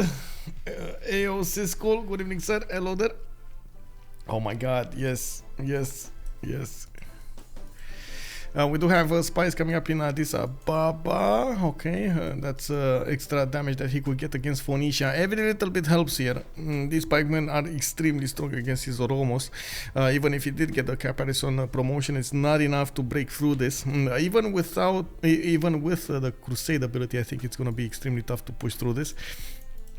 We do see actually here an Oromo 64 with Crusade against the Pikeman 65, and that's a damaged one. So yeah, not really easy to go through this. Even against Swordsman in a forest is going to be a tough cookie to crack. It's still good to actually force as much as possible Phoenicia to get this defense going. And let me actually give me a second here so I can get my glasses.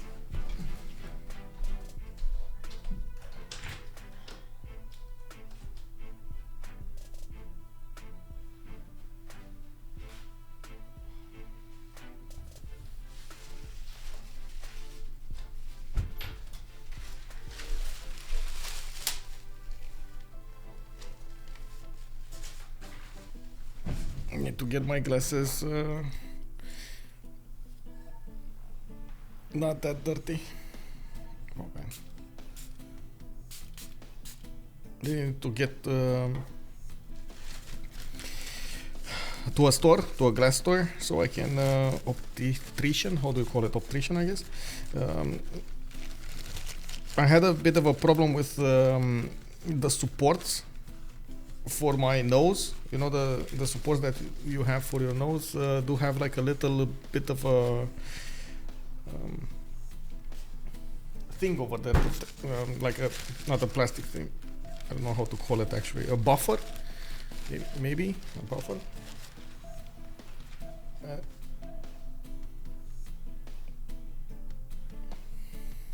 Okay, there we go. Oh my god, I can see Africa.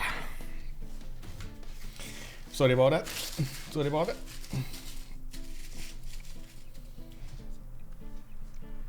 Okay, so what do we have here? Still we get the Rome getting bigger. Oh, same problem with my glasses. Yeah, so one of these, I don't know how to call them. This stuff over here. And one of these actually, how to say, fell off yesterday. And I need to get to I gotta put it back with, you know, like fixed it with super glue, but I definitely need to get to a glass store so I can change it entirely. I just kicked the bucket, so to say, of the problem, but I didn't fix the problem. I don't know for what reason it didn't go there.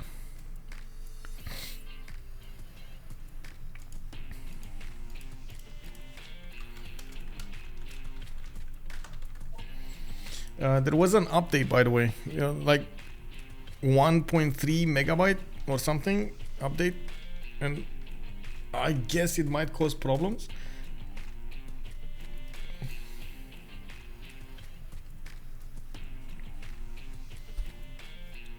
Wait, kick the bucket means dead? Oh, really? It doesn't mean you're moving a problem forward in future? Kick the bucket.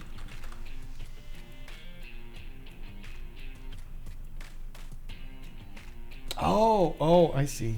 Okay, I see.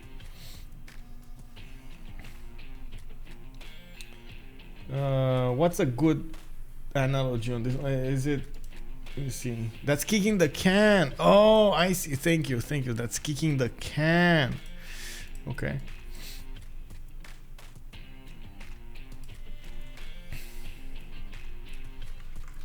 Okay, so I kick the can, not the bucket, of course. Okay, thank you. That's very good. I'm gonna remember this. Thank you. Meep, hello there. Good evening, sir. That's kick the tire down the road. Yeah. Oh wait, that's so kicking the can is the same with kicking the tire down the road. Okay, I got it. Okay. English makes no sense. I thought it's the same. Honestly, I thought it's the same. Kick the tire is to see if something works. Oh, so basically like testing it out. Interesting. But why is it down the road? Also, we don't have the word for them in my local language, so they also are one of these. Ah, kick. Oh, really? Okay. I mean, I know in I think they're called pads. Aren't they called pads? I think they're pads, like nose pads or something like that.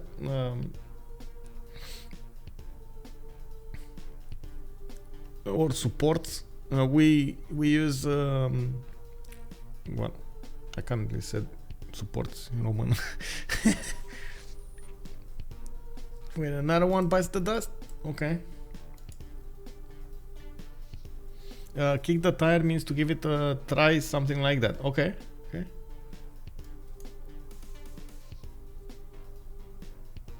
I don't know what happened with Monsieur Sisi. Needs to get back.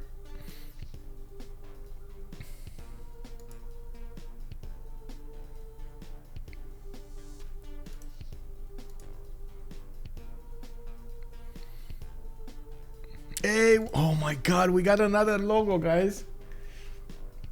We don't have kick the tire as a phrase in England. DJ Hawkins, by the way, good evening, sir. They are lying to you at this point. Maybe they're calling it out from US, man. I don't know. Maybe it's a US thing. Yeah, kick the. Let me actually see. Kick the tire. It says if I take a look on Google, it says to inspect something to ensure it meets expected standards or has favored characteristics, typically before committing to purchasing or otherwise selecting. To inspect a vehicle's tires by kicking them to check for defects or poor quality. How does that differ? Okay. By the way, guys, look at the new logo. We got a new logo here from a team. Give me a second. There we go. Oh, let's cargo. Yes. Oh my god, this is so cool. This is amazing, guys.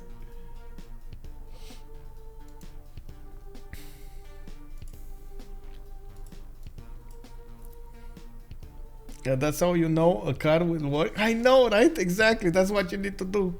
Let's see. Salty is saying the English language is a bit like Microsoft Windows. It doesn't work particularly well. A lot of things just don't make sense. They are operating systems way better than it, but everybody is stuck using it because of its massive library of software, and it is still backward compatible with features that have not been used in decades.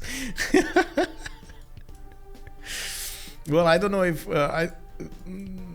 I'm not sure if there are operating systems better than this. Just saying, like a Linux, even if it is better at something, it's definitely not better at others. But yeah, I guess that's a good one.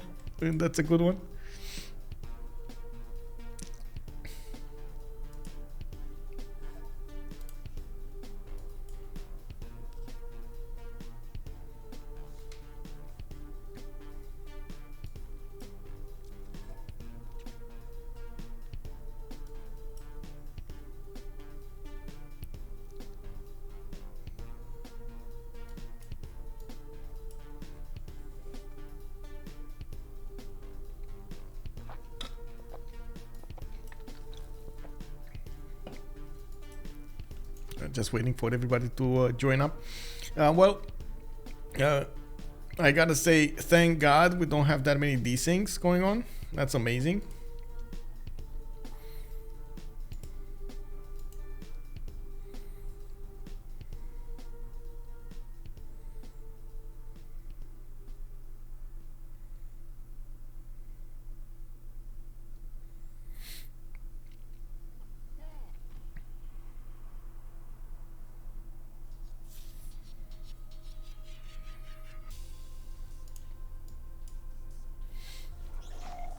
I don't know, man, languages make sense if it's your first language, and anything other than that seems different. I mean, I don't know. I don't know if I can say that. Actually, most of the time the English language makes sense in my mind, but I guess I grew up with Romanian and I saw a lot of English on TV. I grew up in a time when it was like, I would say, doubles on TV. I don't know if that's the same word in in English, like when you do get the sound switched.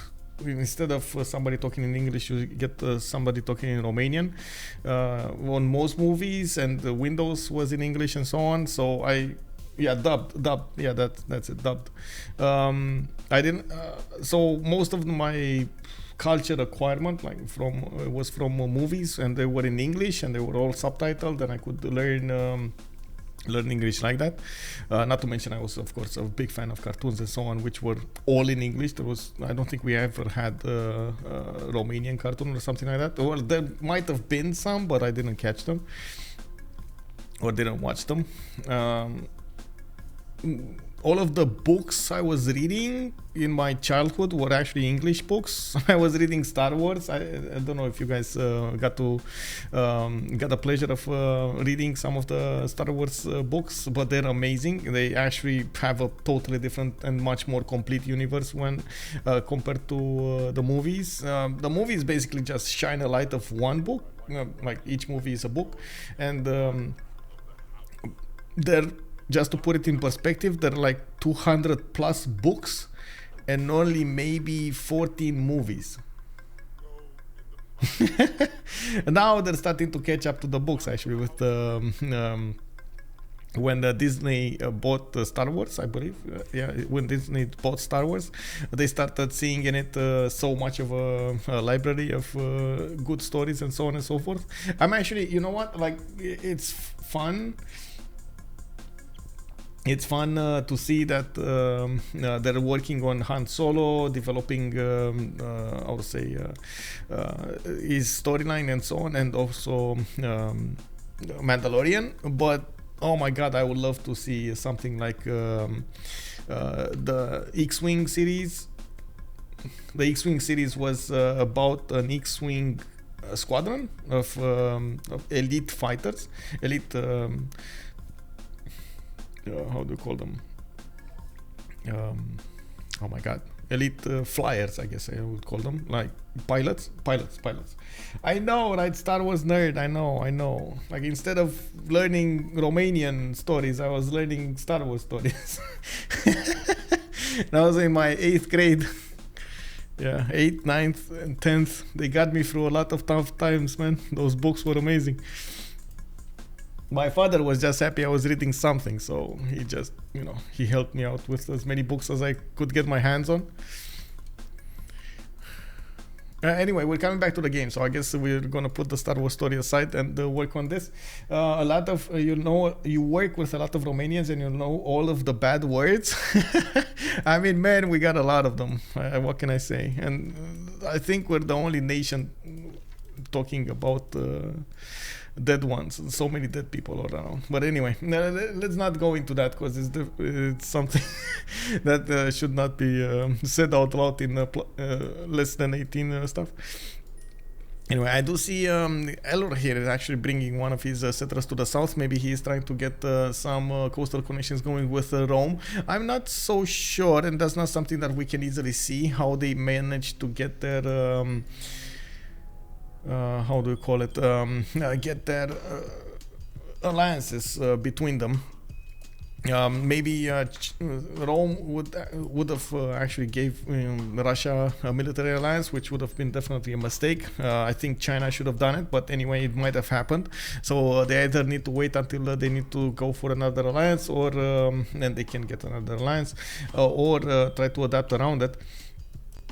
We do have also China coming up here with Petra in Fortress from Handan. I didn't see anybody building it. Of course, the other one could have built it is Kongo, which did have a lot of desert. In Sahara El Beida city would have been amazing if you would have gotten that Petra city.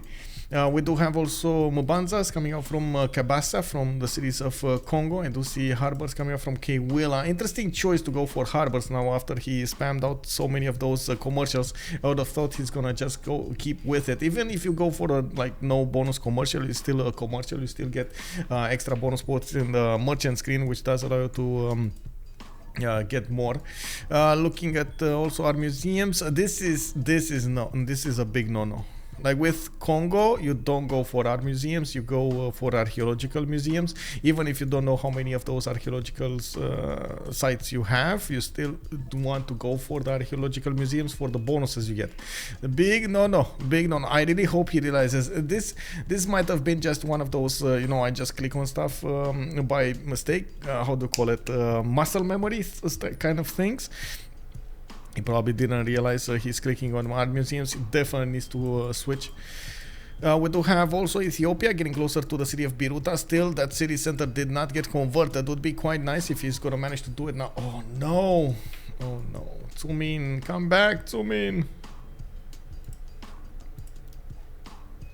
I guess back to Star Wars story, guys. Talking about Star Wars in the X-Wing Squadrons series, or in the X-Wing series, you had those pilots that were a team, and they were doing a lot of stuff, not only fighting but also like doing spy stuff. They were trying to get out information, they were trying to save people from different situations, either being locked in prisons or being on the wrong side of the front line. And they had so many amazing mini series within this. One of those was the Throne series. The Throne series was talking about general of Great Admiral, actually, of Palpatine, which was sent into the unknown region to fight off and build up a navy over there, all of the pirates in the area, which was amazing. I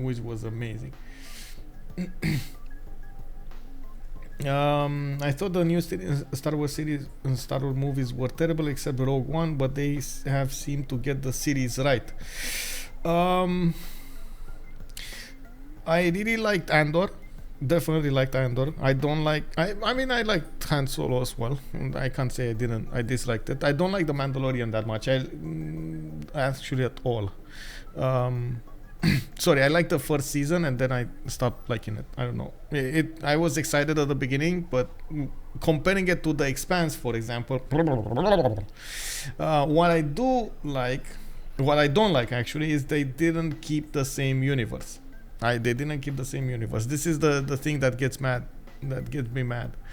So in the whole series, there was no extra villain after Palpatine.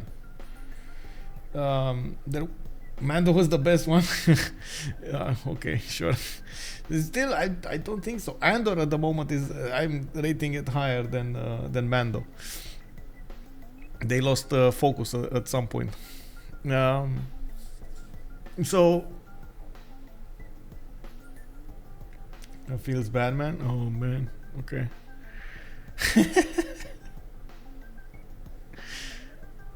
Man, it's fine. What did you like, by the way, Star Spanky? Stoic Watchers, good evening.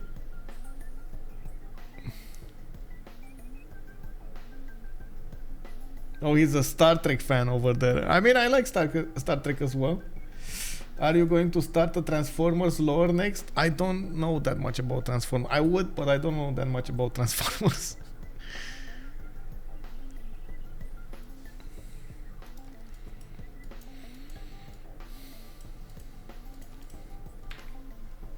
But I think everybody would have wanted to see Star Wars as next big villain. Definitely would have wanted to see the next big villain. On Lord of the Rings, I like the Rings of Power. Definitely has an interesting start. I mean, we're still going to need to see if it keeps up in the second series, but it has a good start. Of course, at the moment they all came out, I was also the one looking at them. They were amazing movies for their time. I don't think I can watch them again, though. I don't have the patience to go through all of that again. I don't know. I did watch them like 3 times or something back then, and now just the the graphics put me off. Special effects put me off.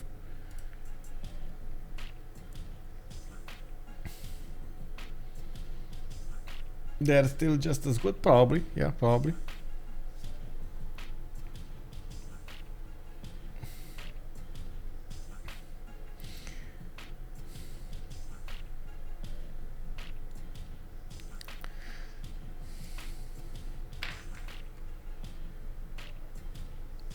CG still holds up quite well, I think. For how they are, the effects hold up well, to be honest. Okay, interesting. I know they were the first ones that managed to get the algorithm going for a lot of the creatures, right? They were the first ones that did manage to multiply like tens of thousands of well, actors, even if they weren't how to say, they weren't real. They CGI'd them and it worked well. For the most part. There were some movies that came out afterwards that some of those creatures actually had weird behavior, like trying to talk on the phone or something during the battle because they had a certain amount of moves that were coming out from other algorithms, which, I mean, it worked. Nobody saw them. It's fine. So yeah.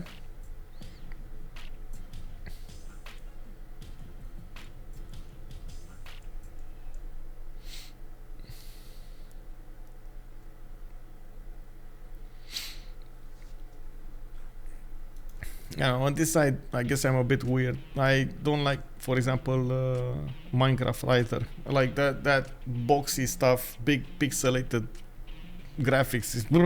It's just, I don't know, man. I don't like it.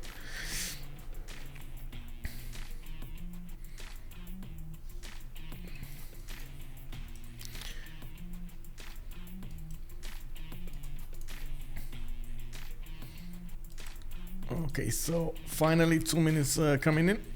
Hopefully we're gonna get this going soon.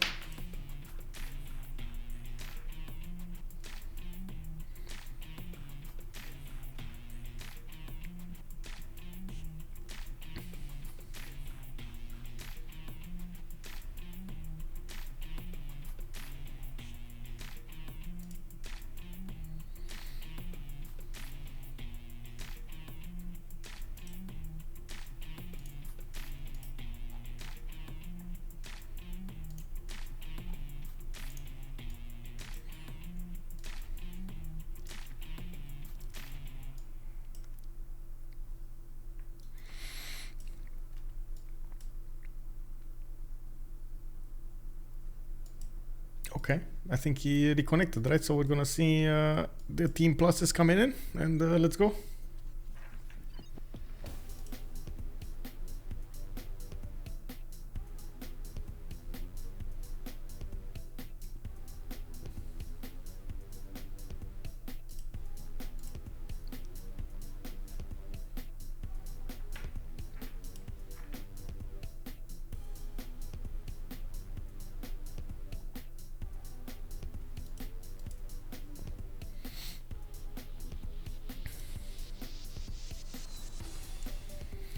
I gotta say, this was with the update today. I don't know if it was the update or not, but usually this happens during an update day. Oh man, this was quite unfortunate. It is what it is.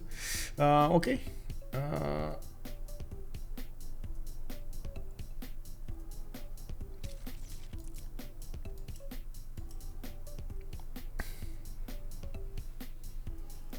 Oh, industrial zone logistics projects coming from Meleagor. Does he want to get the extra production for something? Because it does seem like the next one is extra population district from his over his population limit. Kongo is on 4, Rome is on 4. Kongo would also need a project here, and it looks like he's going for campus research projects. He might actually want to go through these ones much faster. so he can get to Newton. I'm pretty sure Newton is one of the next ones. We do have also London, 78 science, 75 culture, getting bigger.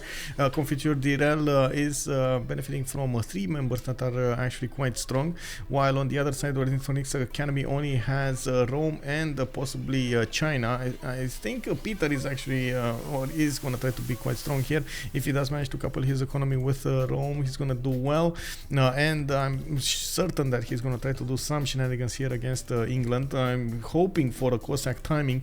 He does only have 54 science, so it's going to take a while until he gets there. We do have Russia with a lot of great writers. He did acquire most of them. Universities coming up from his cities for the extra science, and of course the library. So he should be quite well in the next part. But slowly Ethiopia is being torn apart over here. Even as we take a look, we do have Ethiopia coming up with crossbows that can deal a lot of damage against the pikemen. We're not that far away from seeing this city converted with Crusade. That's going to give him an extra +5 to use, and that's actually a single population converted, so he can convert the whole city. He needs 5 points over here, and he does have +12 incoming pressure per turn. The computer doesn't tell us exactly in how many turns it will go, but it should be soon. Of course, in the meantime, the city of Beirut's defenses are being pummeled here by those multiple trebuchets, and he does have a general for them. You can see the extra movement coming up from the trebuchets and the damage they can do against the city center. That is quite important to deal with. Unfortunately for Phoenicia, he doesn't have units that could be maneuverable enough to attack the trebuchets and strong enough at the same time. We do have encampments coming up from Desi. I do see Holy Set coming up from Harar. More campus research projects coming up from Addis Ababa. While he did improve most of his land, he would still benefit from a few more cities over here to the north and to the east. I'm actually a bit surprised he didn't go for more, but I guess it happened, so he didn't. So it is what it is. He's focusing as much as possible to take out his opponent there, which is punishing Naopil very, very strongly. With only 31 science and 30 culture, he's having a hard time getting out of here. Getting out of this, actually. We do have a team plus coming up from Meleagor, and he's asking his opponents what is happening. Meleagor here with Rome is on Ornithorynques, and Beslag is asking, please wait. Apil is talking about something, a trick. What is this?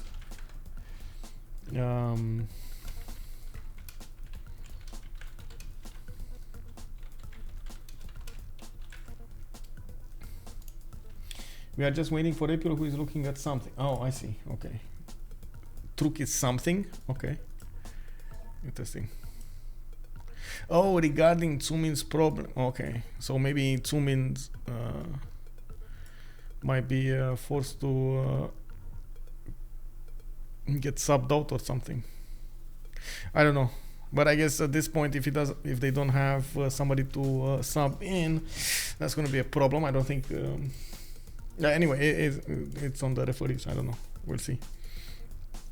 Is their decision to make there. I do have to say, tomorrow we're actually going to have quite a powerful match between Freditos de la Veca and Tuvilmonzingi.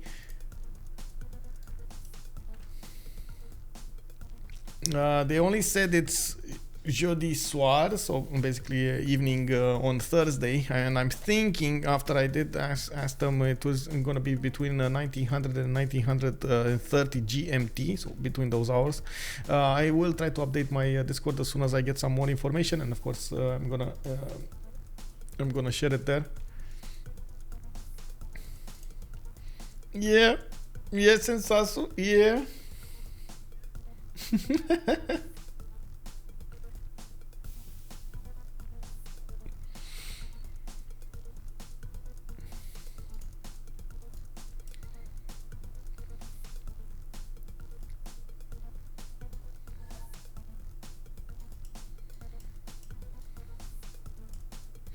We do have a lot of knights coming up from England this time, and I'm actually quite curious what is he gonna try to do with them. He can try to push Dino on the west side, even though honestly through one tile chokes that's not a good one. He might actually try to put some to the southwest towards Russia, which I'm sure Russia is gonna counter quite easily with his face generation. I'm certain Russia did go for GMC, and there we go, it is there in the Gavron Plaza build finished.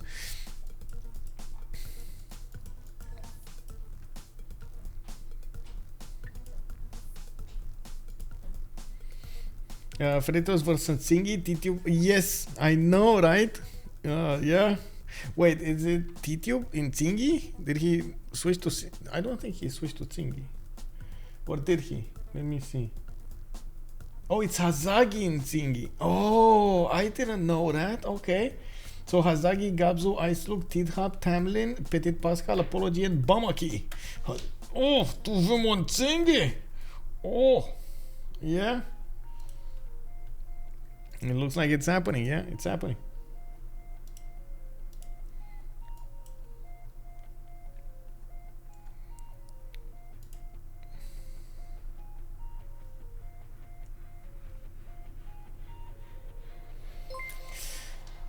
Hey, Dragon Warlords, thank you so much for the follow, sir, and welcome to the stream. Welcome. We're having a pause over here for some time. We're trying to take a look at what's going on next, and hopefully it's gonna go faster rather than later. Yeah. Well.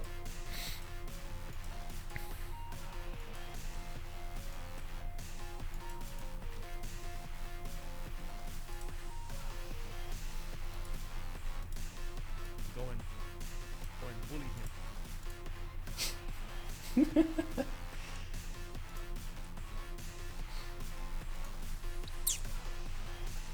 Wow, I got a comment in Russian. What is this?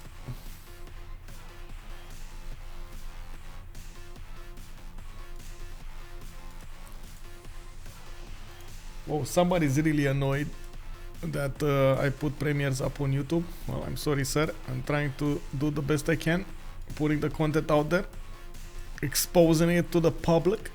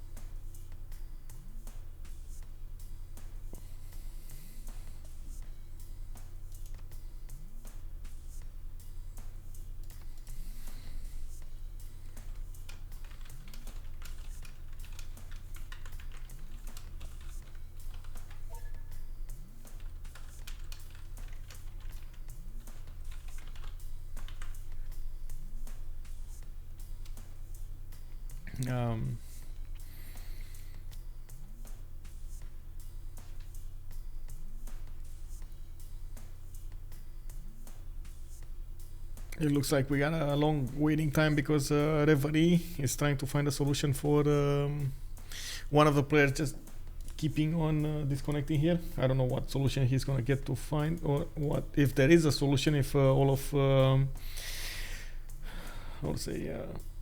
all of them were on a stream. So we do need to figure it out. I guess in the meantime I could to do something like a scav run in Escape from Tarkov.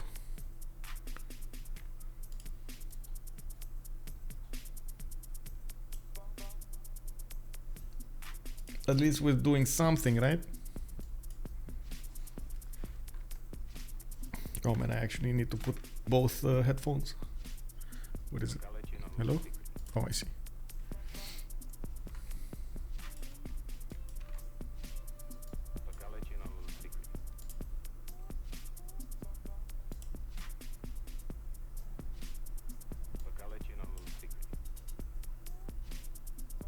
There we go.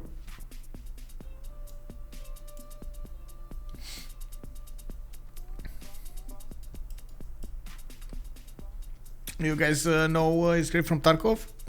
I know I did do a live competition at some point with Escape from Tarkov, but I didn't actually stream my normal games with it. But I guess doing some quick scav runs would be fun. Fix the servers. Yeah, I know, right? Yeah, fix the servers. Oh my god, that's actually where that came from, by the way. The emote. I had some friends that were asking me like, please, can you like give us an emote with fix the servers, because we can't write in channels. It was only emotes, and I was like, sure, let's do one. And yeah, there we have it.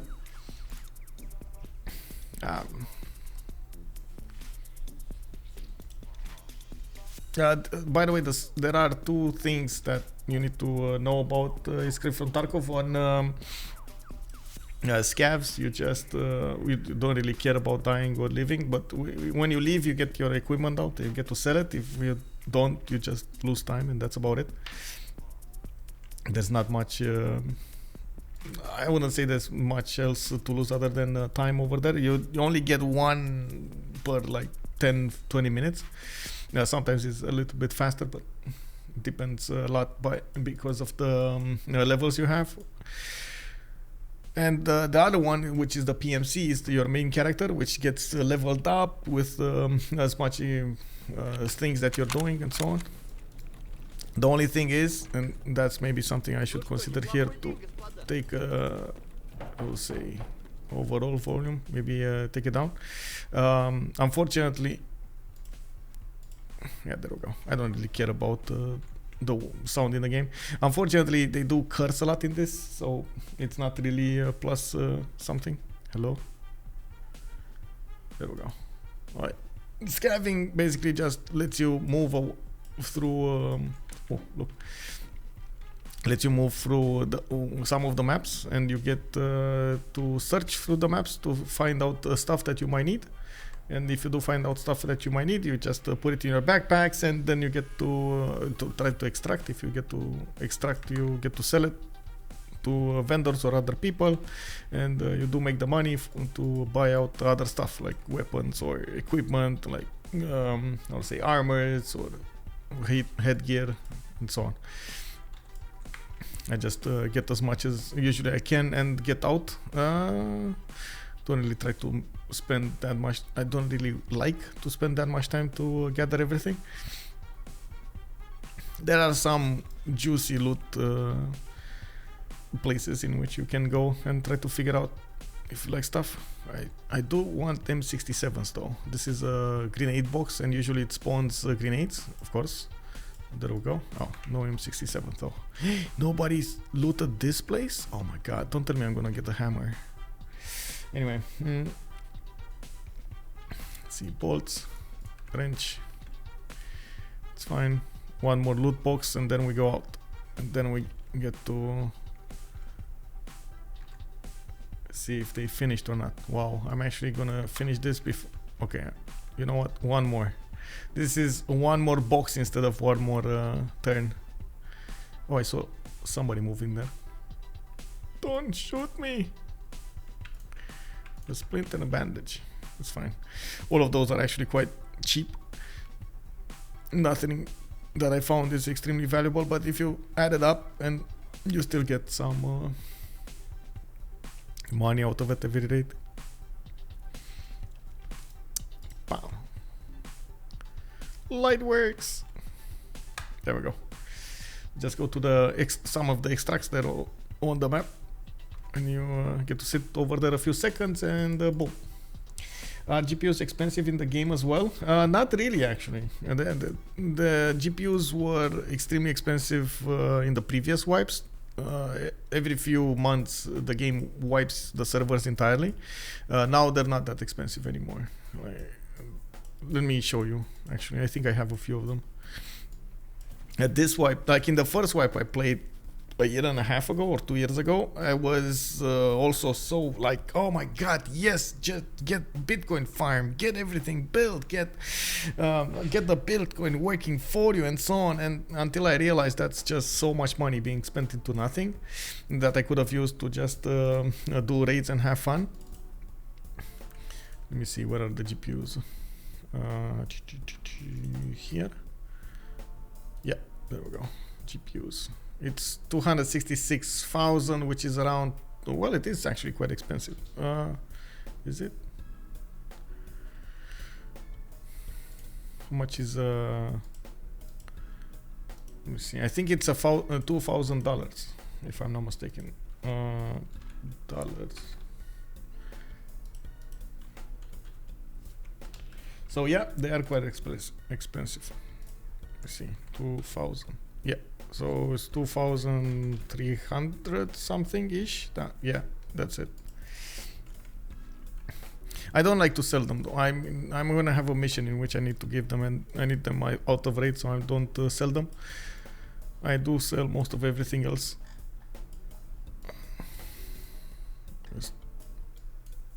Some stuff I need to keep for my own health, and the missions, some stuff I just vendor. Can I? Oh yeah, okay. This is the one for the ice cream cones.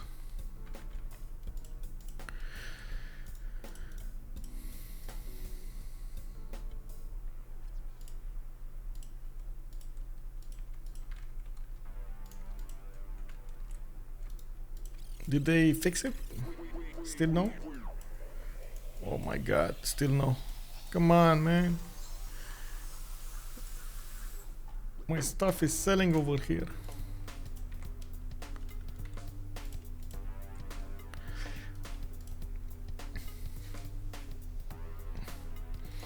I guess if I actually want to do long raids on this game, I need to switch my stream from how to say no +18 to +18, because this is not gonna work.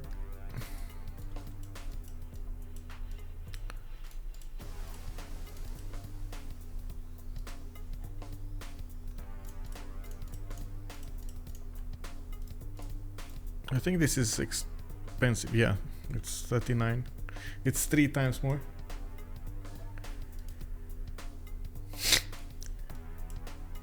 Yeah, they're asking if it's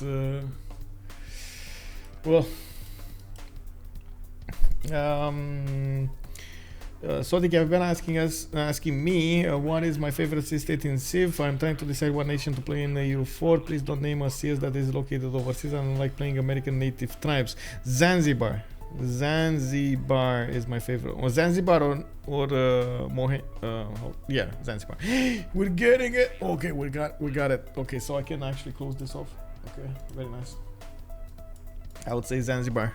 It's not really connected to Europe though. Is it? Isn't it in somewhere like Africa or Middle East or something? Zanzibar.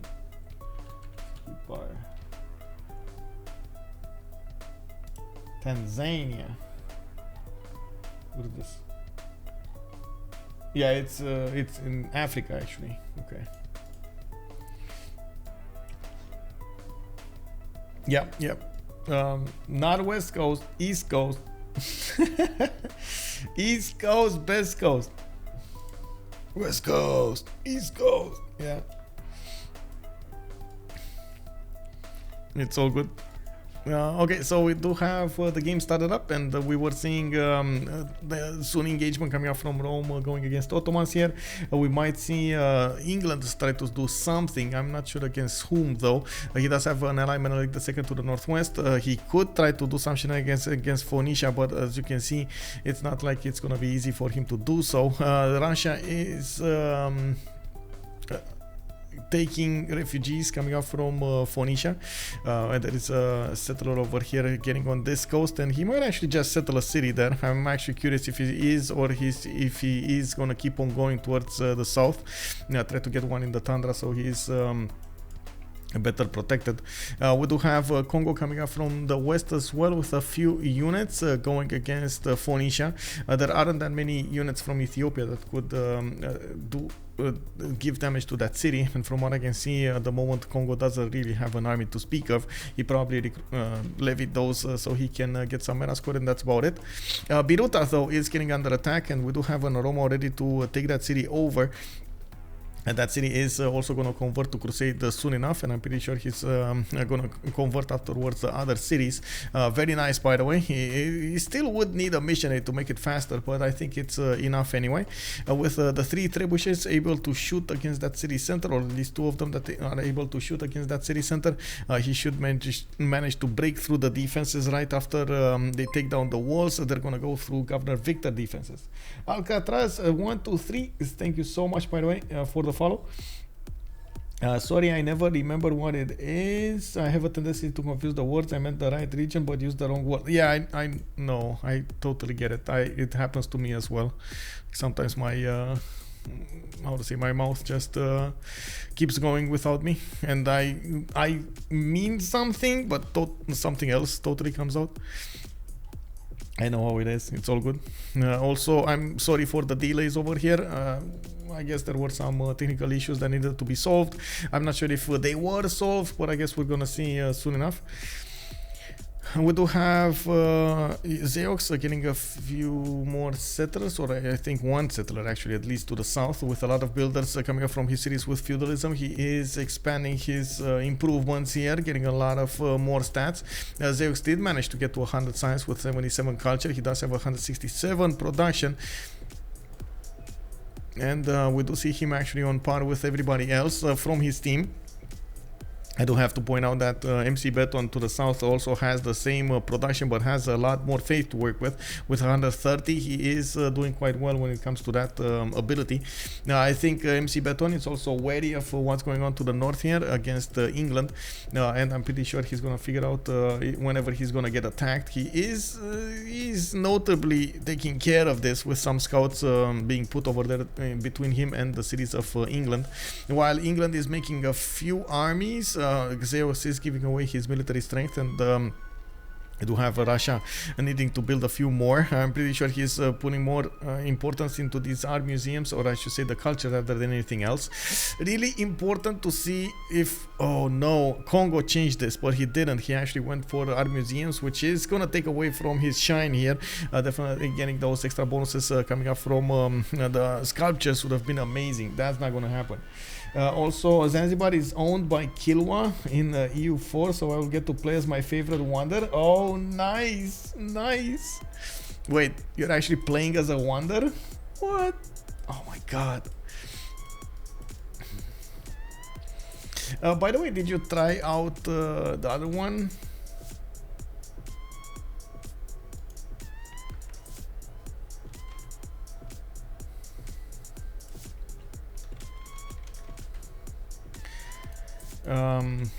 I want to say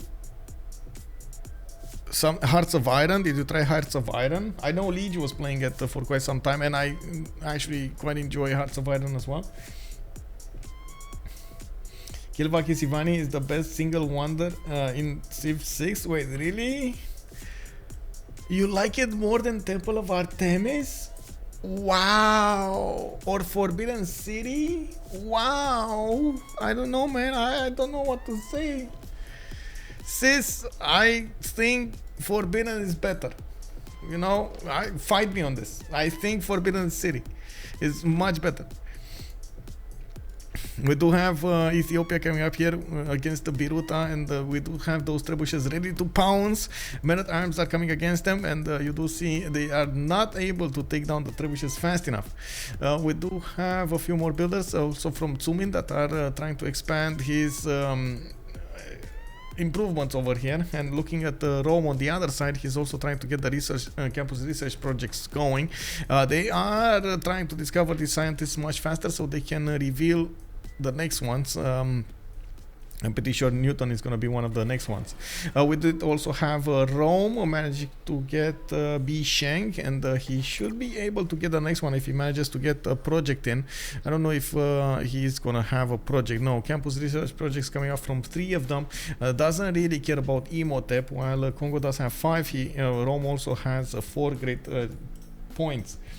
I have Hearts of Iron 4, haven't started it yet. I only have the base game, don't have the money for the DLCs right now. Oh, I see how it is, okay.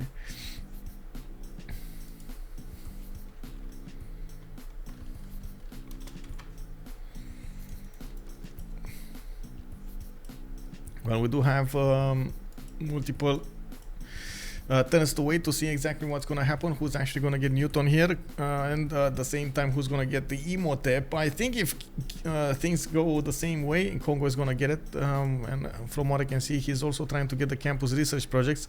So sad about this art museum though. I'm so sad about it.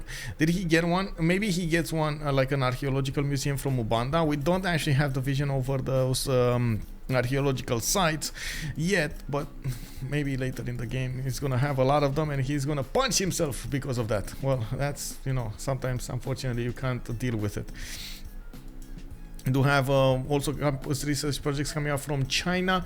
Looks like there will be a race between Rome, China, and Mbande for Newton. We're going to need to see who's actually going to come up on top. I really like the fact that we got Huey Teokari coming up from Beijing. We do have that wonder coming up here in a lot of with a lot of possible bonuses. So 1, 2, 3, 4, 5 tiles to improve, 6, 7, 8 tiles to improve. Very nice, very nice. Actually, wait a second, this style cannot be improved because it's Feather style. Never mind.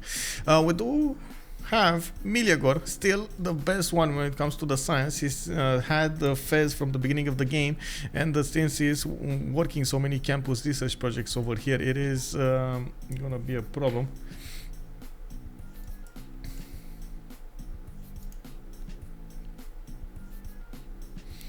Meleagor is saying that if he desyncs again, they're gonna go relobby. Okay.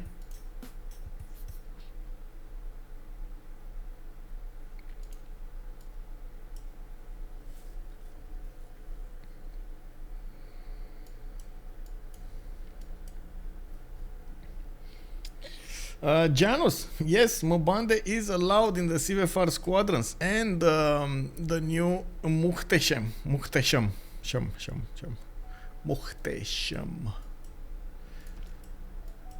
Biruta's walls went down. The defense of that city is way lower now, but we still have 3 of these trebuchets able to shoot, and they did start to shoot the men-at-arms next to them. That men-at-arms actually can be taken down next turn, I believe, by those 3. It's quite a few damage points coming against this.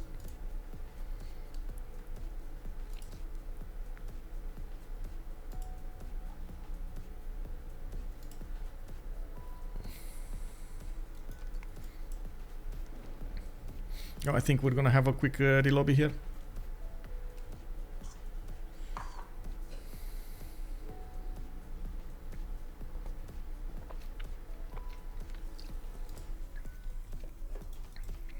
Rapa Nui has been defeated. Who took Rapa Nui? Okay, this city is still alive. Another city got settled here.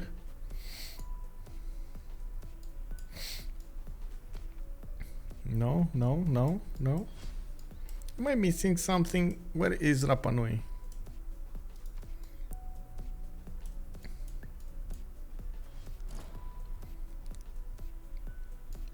Here. Oh, I see 2 more settlers coming from Ottomans on the west side. Oh, Rome, I see. Rome took it. Rapa Nui in the south of Arretium. Got it. So Meleagor did manage to get another city there. 269 production coming up from him, and this is the moment we're gonna see them start to recruit those scientists. Victoria did pick up Galileo Galilei for the extra science for each adjacent node, and boom, we got Kongo getting Newton, while Ibn Khaldun, the scientist with extra benefits from those non-food yields of happiness, is gonna go for Ethiopia, and then Rome actually, after making 3 projects, got Emily du Châtelet. That is quite bad. That is quite bad, I gotta say. Not good at all for Rome. After he did manage to get all of that effort going, this happens to him. It's unfortunate. I'm actually quite surprised he's not trying to go for Imhotep over here. Taking it away from Congo would mean he would have more production towards the Wonder, which, I mean, again, Forbidden City would be amazing.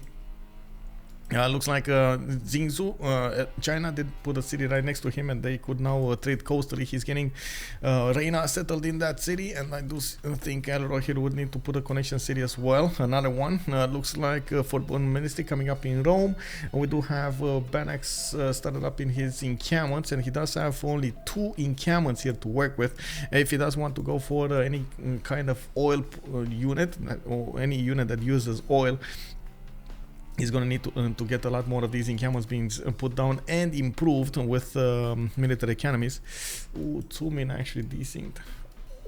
Ooh. Yeah, relobby. They're going to relobby. Yeah, boom, boom, boom, boom, boom. Boom, boom. Hacha.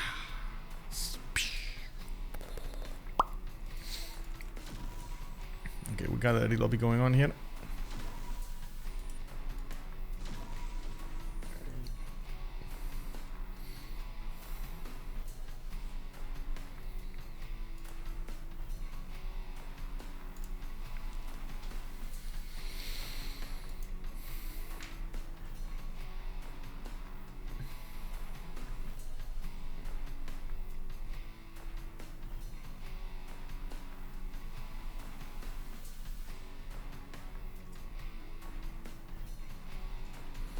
Just waiting for the lobby link. Maybe I can actually find it like this. Bam. There we go. I got in first. Oh my god. First. Right after the host. Haha.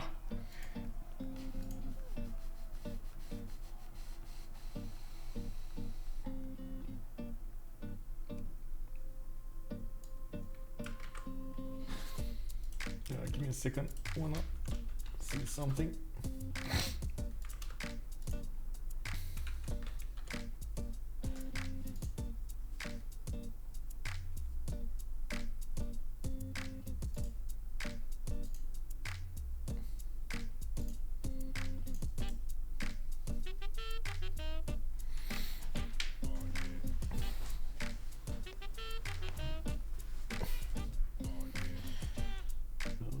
Okay.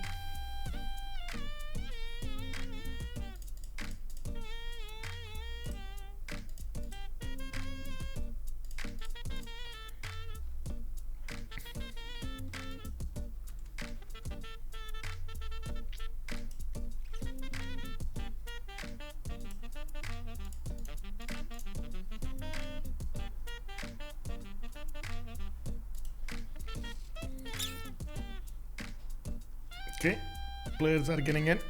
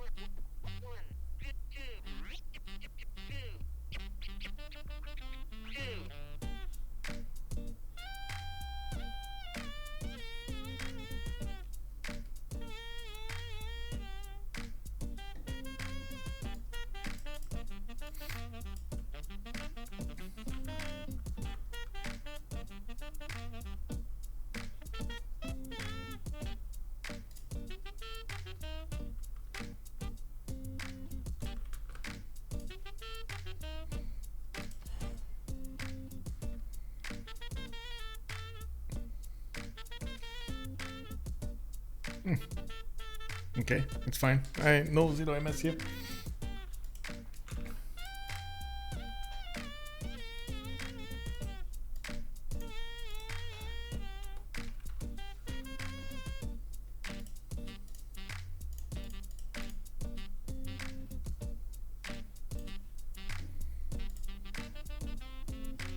Just waiting for Txoumin to get in. Menelik the second is of course extremely important to the game here.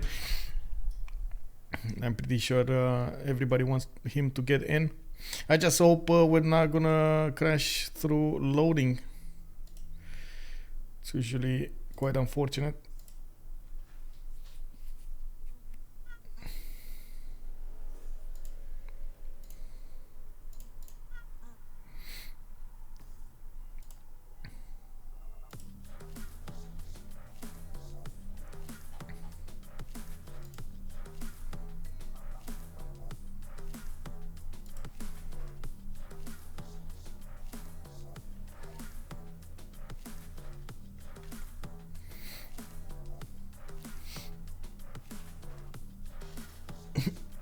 Tito's, who is leading, was putting my kid to bed, have missed around an hour. I would actually, I'm between them at the moment. I think Meleagor is the only one quite powerful enough from one side, from Ornithorynques, while on the other side you do have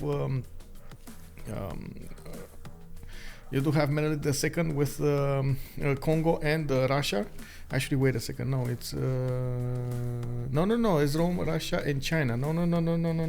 I think Ornithorynques are a little bit ahead, if I'm not mistaken here. Ornithorynques.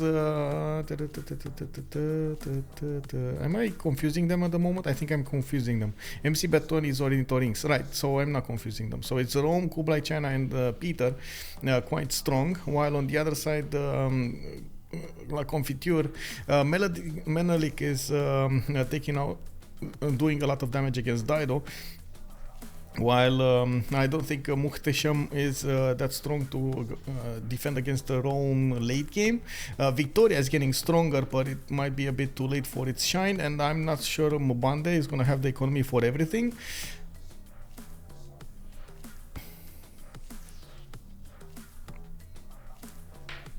I don't think he's going to have the economy for everything, and without that gold, it's going to be very hard to give McBeton what he needs. And Victoria is going to try to do it, but we'll see. I think Peter has a very good chance of attacking Victoria with Cossacks. He's quite close. He was making a decent amount of faith generation going. They managed to get a safety settler out from Dido, so even if he's gonna get attacked over there, his only job in the game is to slow down Ethiopia as much as possible.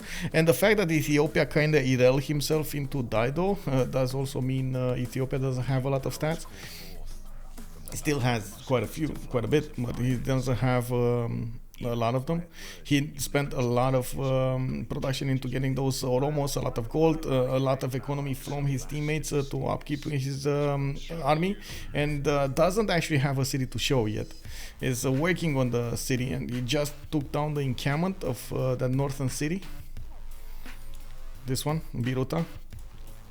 Now we do have the trebuchets starting to attack into the cities, directly into the city center of Biruta, and we do see Naopil is trying to get stronger units to counter that. We'll see how they manage to do here.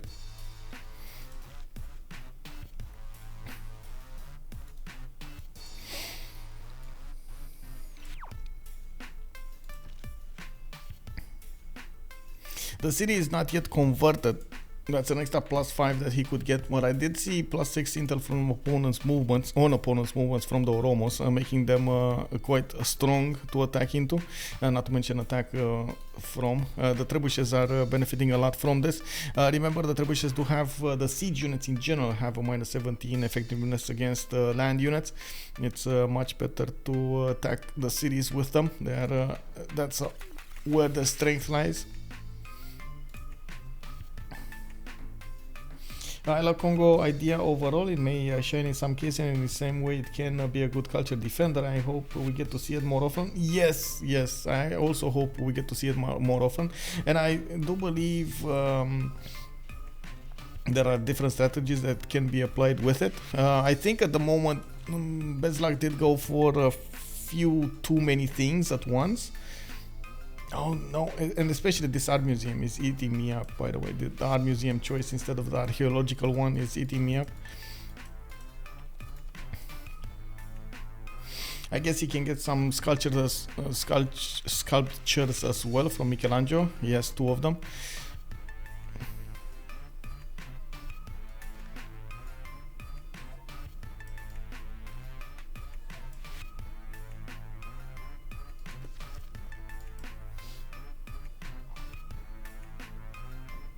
Oh wait, let me, oh my god, let me check this. I just realized there are 2 things, right? Sculptures, artifacts on the great production to archaeologists aren't so artifact. Oh, wait a second. Archaeologists give you artifacts, right? Yeah, find and extract artifacts. Okay, so he's trying to go for the sculptures there, for the 2 sculptures he saw in this. Michelangelo being the first one. Russia might want it though, and his opponent McBeton is just 2 projects away from getting that, while Kongo is quite far away from getting it. 9 great artist points a turn. Maybe they want to grab as much as possible from Russia. Yeah, looks like. Hey, Kilva is getting built here somewhere. I didn't actually get to see who started building it, but I can double check. Who are the coastal ones trying to build it? I'm pretty sure it's not here. Not here. Russia. No, not Russia. Maybe England. No. Wait. Ethiopia is building it in Addis Ababa. He's getting it in 9. He's gonna get those 3 envoys to work for him. Very nice, very nice. I see he also has a problem dealing enough damage against these Phoenician men at arms, and he's just using one of his trebuchets to attack into Biruta, while his Oromo is getting shot by multiple units from Phoenicia. That's not gonna be lasting for a long time there. He needs to be careful with it. If he's not gonna be fast enough, he's gonna lose that. How do archaeological artifacts get generated? Can you force them to occur more near your territory? Not really. I think they're generated out of the that's honestly I'm not sure about this, but most of the time when you see which archaeological site appears where, it's related to the units that died before a certain era, or ships that went down and so on. And you can see I can't see any of them until a certain point in time. I think they get generated later on in the game.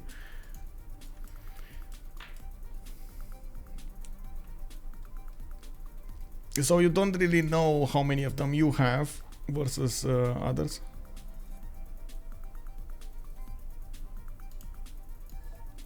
Okay, so I do have one bit of very good news, right? Nobody actually disconnected from the game. Nobody crashed. Very nice, very nice.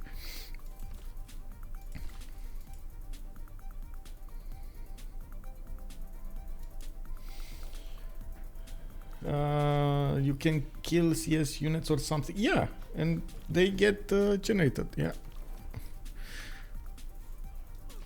But I don't think, I mean, I'm not sure about this. Let's see what Google has to say.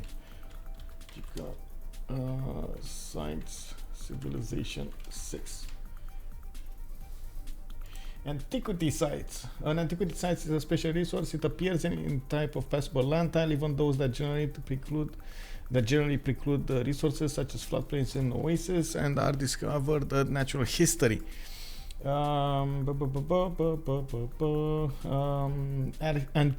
Antiquity sites apparently depend on past events in the game, such as important battles, previously existing tribal villages, and similar historically significant sites. They may appear underneath existing tile improvements and even districts. Yeah, so that's what I was saying. Okay. So it's yeah, you keep battling somewhere, and if it's important enough, you might actually get more antiquity sites.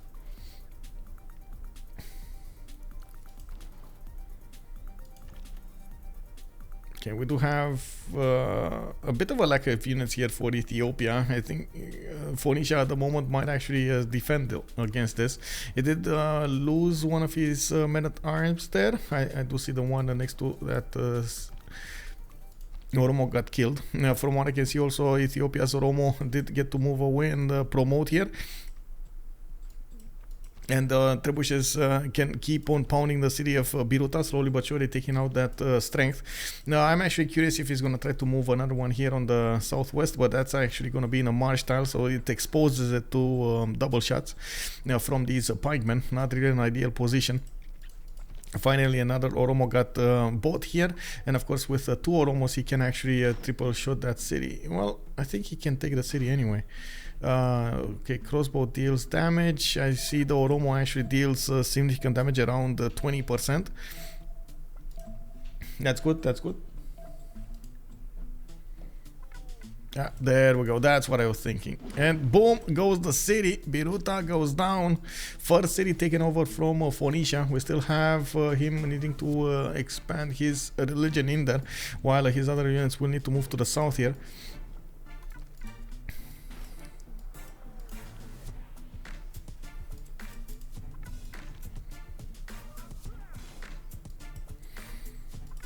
New turn comes in, and Oromos need to arrive there on the front line and to keep up with this attack.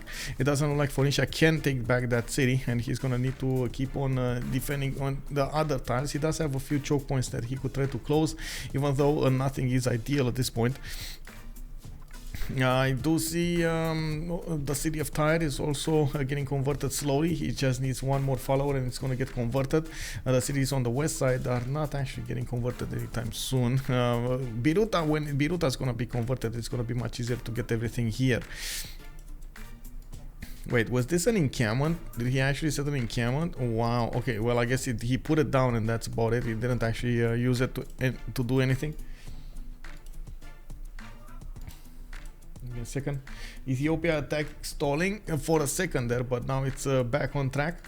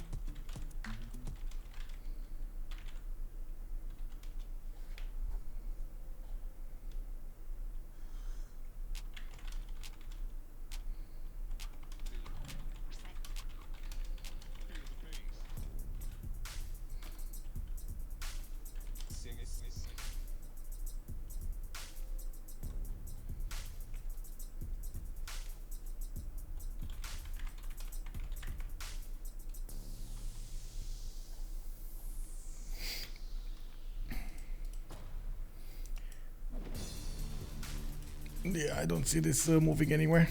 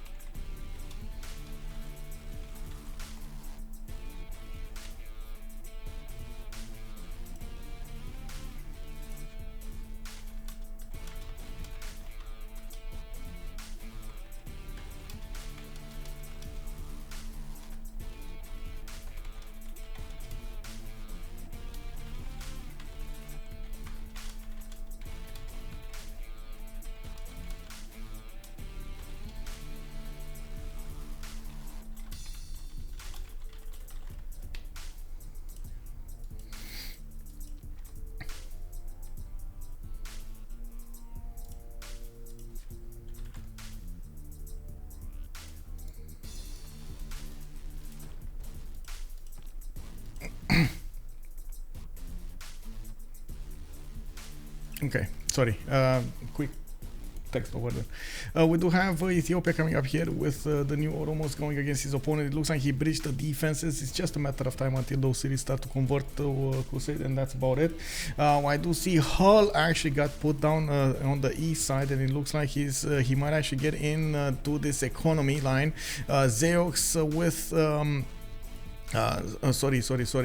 Russia with Rome were actually having their economic zone between the cities Novgorod and Velitre. While we do see Rome did put a few coursers in the water, it's not going to be enough to actually stop England with the caravel fleets and the sea dogs to get in there.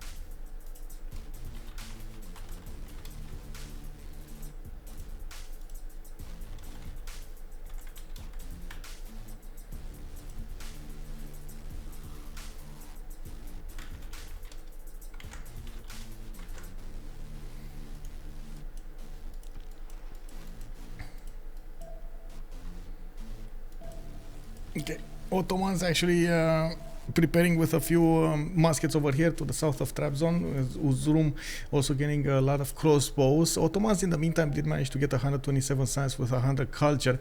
He's gonna lose his golden age Suz. I don't think he's actually gonna get a golden age in the next era. We do have 4 more turns, and as you can see, he's 68 points out of 79. That's gonna be quite a bit of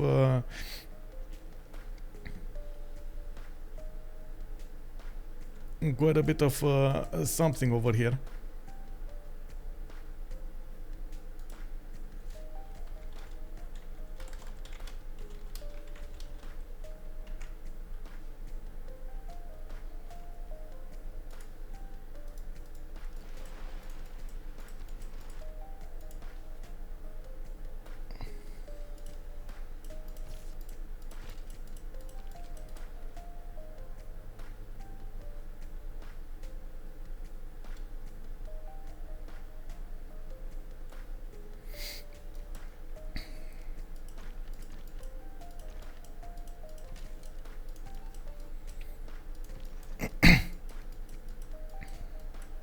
Oh, there we go. English caravels are going into the Roman defenses. Rome will need to try to get his own caravels here. He's 1 turn away from cartography, but usually he's not going to be on the same level as his opponent. England should actually have a lot more admirals. I don't know why he's not sending an... Oh, he did.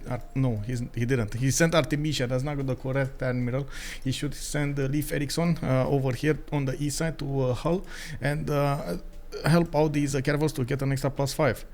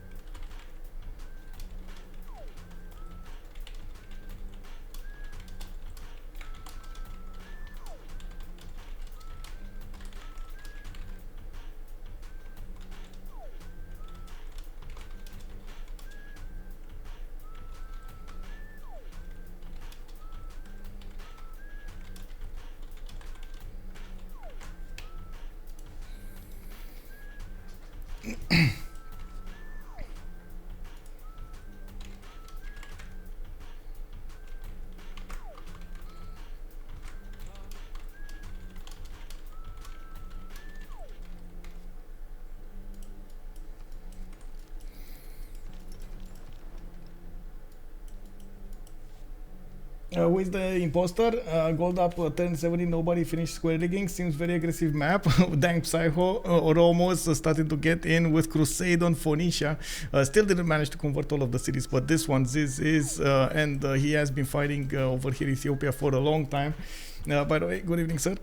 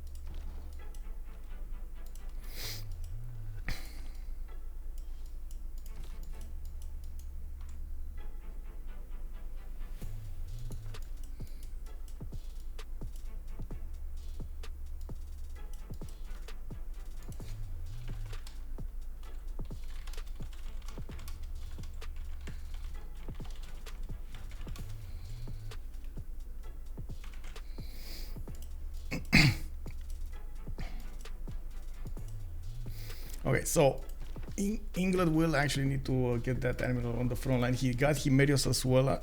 Even if Artemisia is there, this is not the correct one. It's a classical medieval. We do have Rome that managed to get a kind of a fleet going. That's actually going to be nice. He's getting nationalism and working here. And by the looks of it, we're gonna get something going. We do have quite a few crossbows coming up here from trap zone in Ottomans land to defend against a possible attack from Rome. But as you can see over here, Rome is much busier with England. These boats of Russia will also try to get some protection going on for the economic trade routes between them. I think a lot of them actually got pillaged earlier. I don't see any more from them.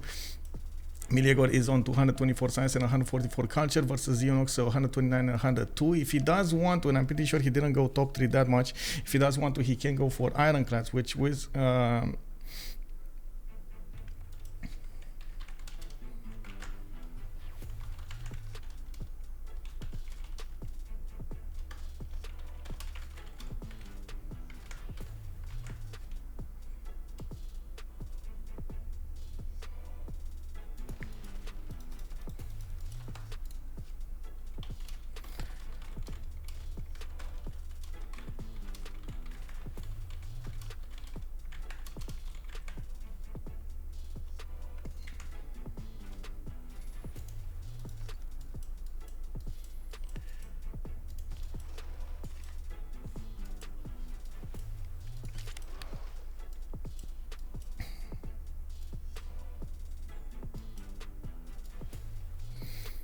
okay. China coming up here with a few more cities. He did finish he did finish this Petra, and from what I can see, finally we got knights coming out from Wuhan. We do need to see after he's gonna get Hui Tokali how his amenities are gonna show up. Looking at right now, we do have a 3-6 over here, so he should be on ecstatic soon in his capital. With China actually benefiting right now from 134 science, 111, he should go up to 150 and 120-ish. He does have 256 production, but overall it doesn't seem like he's actually outputting all of the numbers that his opponents are benefiting from in the production, especially Beslag over there, 284. And the problem with Beslag is the science generation, and that's is something that Confiture did manage to get on the other ones, except Meleagor, which is on the other team with 222. The other science makers are Bobnotarobot with 138, we got Txoumin with 124, and Zeyox with 129. Now, can they actually manage to push back Meleagor with Rome? We're gonna need to see. I did notice Russia is trying to go for a Statue of Liberty over here being built in 10 turns. That would mean he's gonna get more diplomatic points, 4 out of 20.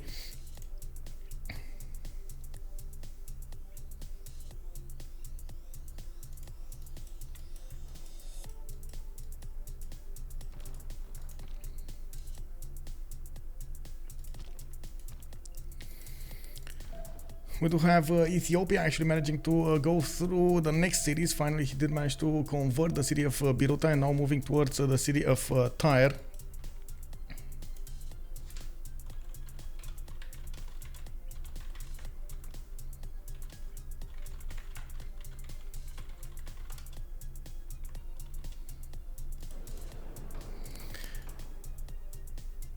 Okay, let's see. Digital democracy, Catholicism, Most UCC.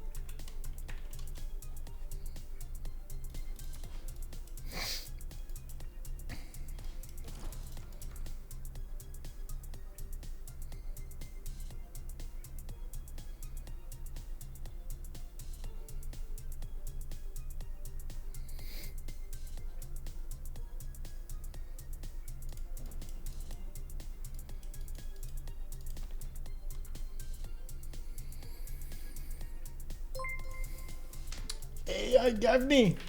Great to join the live stream. Happy Australia Day. Wait, it's Australia Day today? Hello there, and of course, happy Australia Day, Gavni. Thank you so much for the Prime, sir.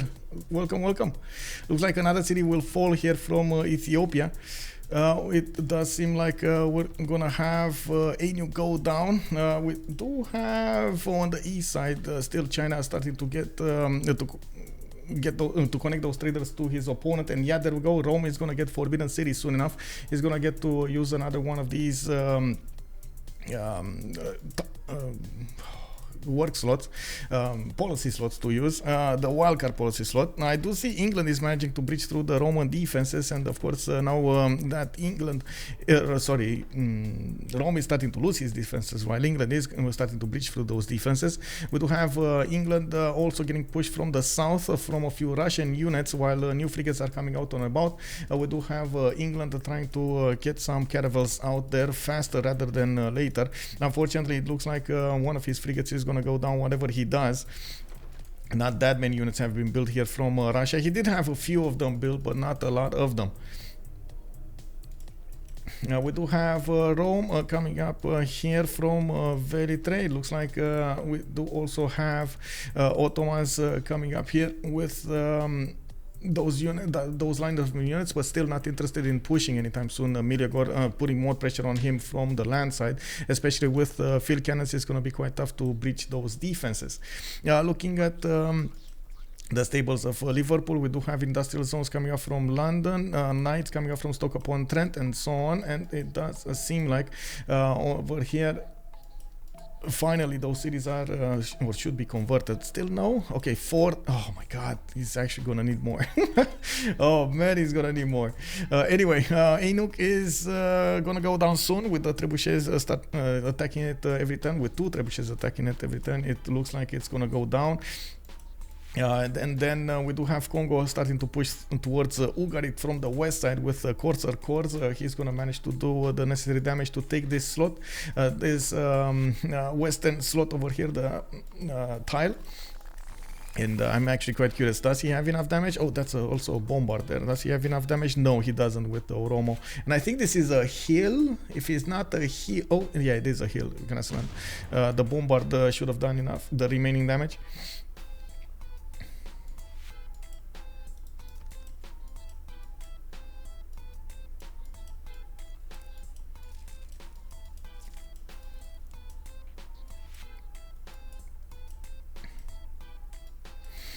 We do have culture points coming up in this lake after the finishing of Txoumin. Of course, Beijing did go for ecstatic, and he's gonna have better yields here, going to 161 science with 130 culture. Very nice, very nice. 336 production. Looks like they are starting to output more production points than their opponents here, but again, we're gonna actually need to see a victory condition for them. It could be tanks coming up from Meleagor, even though it does look like Bobnotarobot is starting to get the science going. He did settle those cities on the west, on the northwest. I think at the moment he's more interested in economy rather than anything science-wise. Yes, he did get some universities, but he didn't finish all of them. And in the city of Aidin, for example, he didn't even place yet one of those campuses. Definitely needs to be careful with this. Going for commercials, yes, would be nice for that economy.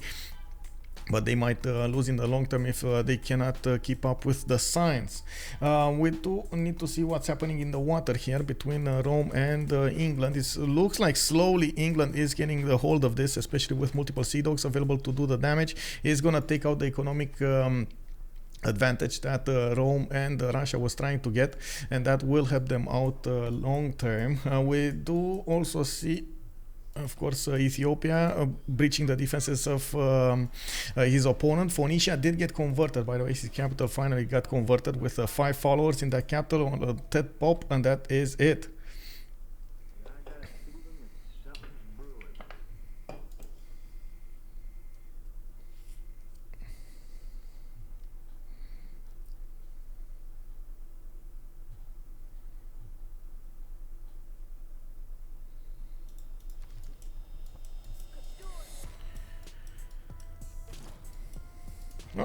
Military engineers coming up from Meleagor, Mediolanum. Okay.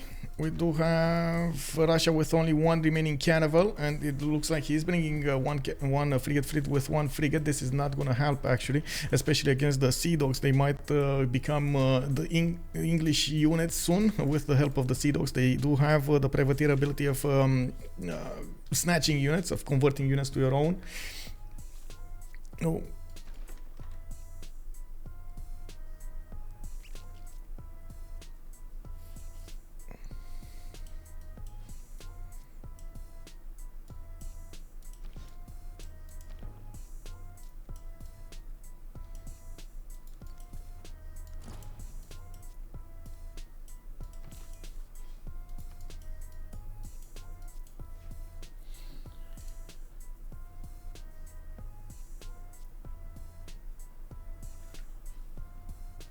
Inuk did fall. Ugarit is going to be next after Kongo did get the tile to the west side here. And Beslag did start to move in his trebuchet, and he's going to start pounding that city defense. So we do have the ancient walls being built here, and we do have a strong unit inside of the city center. But I do believe Kongo should actually get a few more units to attack into it. The crossbows do not deal enough damage against the city center because they have the minus 17 less effective versus fortification penalty, and we're going to see how that will evolve there. Shipyards coming up from Leeds, Stoke-upon-Trent, and of course England is going to try to get more production of his own. They do need to find a way out of this predicament, and of course try to also go for a victory condition here. We do have McBeton with 7 out of 69 tourists, and at the moment he is starting to output 70 tourism a turn, just as well as China. Now on the other side, I'm pretty sure Beslag is going to try to defend this with 266 culture. He's in a prime position to do the defense.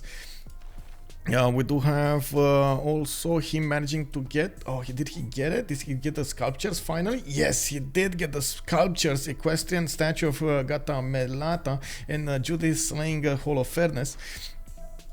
We do have commercial hub investments coming up over here. Looks like more theater squares, and it does seem like we do need to see what he's gonna do afterwards.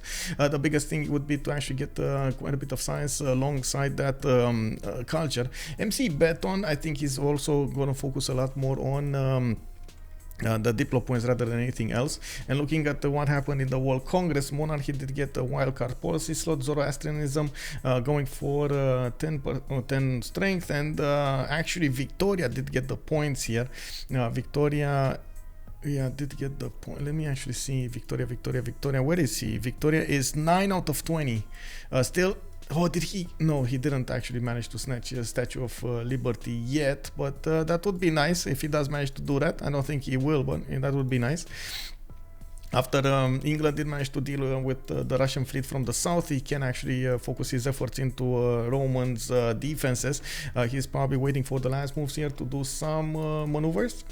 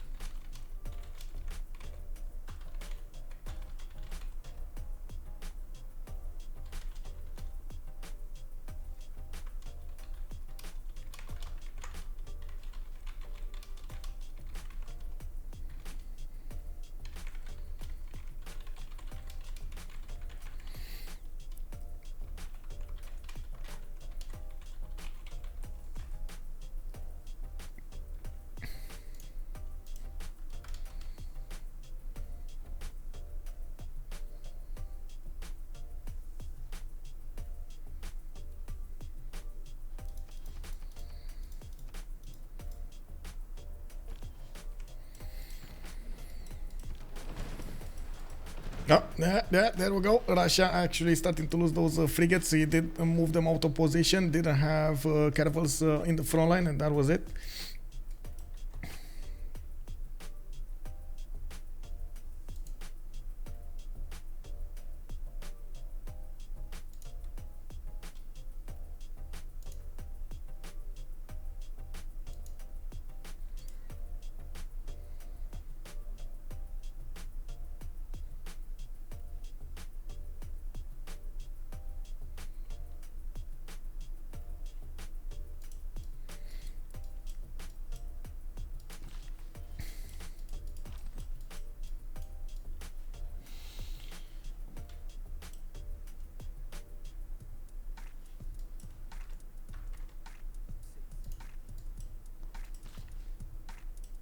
We do have campuses coming out from Kongo. I do see Wugarit is gonna get the walls next turn, and you do see the trebuchet did get moved a little bit to the south there, making room for another one to come here. That is actually a levied one. Neither is remaining. Okay, interesting. Well, I guess it's gonna help him deal the damage against these ancient walls.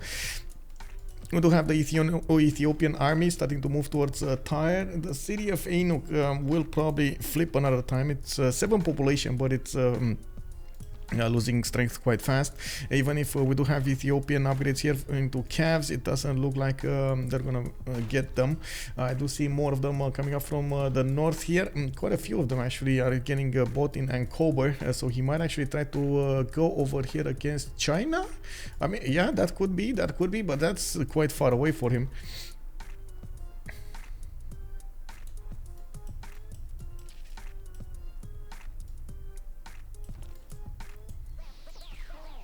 Pike shots coming out from England. He knows that he might actually need to fight over here in the south against Cossacks. We do have 2 Cossacks, 3-4 Cossacks coming up from Russia, and England did spot them well beforehand.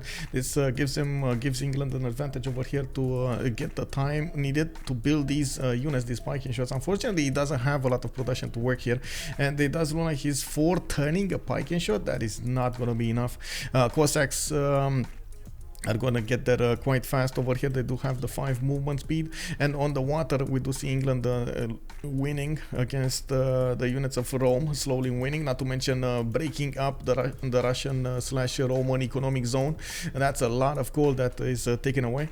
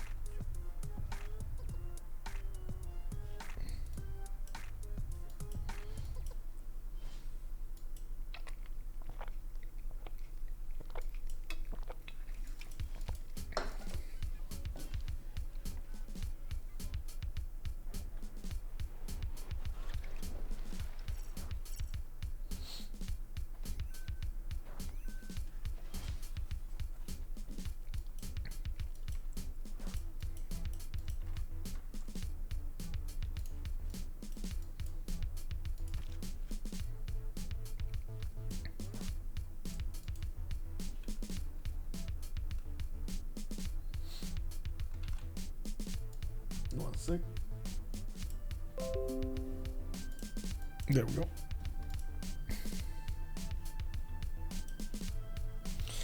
Okay, so on Russia side, it looks like he's gonna get into the cities of Bradford and he's gonna try to do some damage here. I think he's just gonna go for the pillages, honestly. I don't think he's gonna get cities. It doesn't look like he's gonna have that many cities, that many units.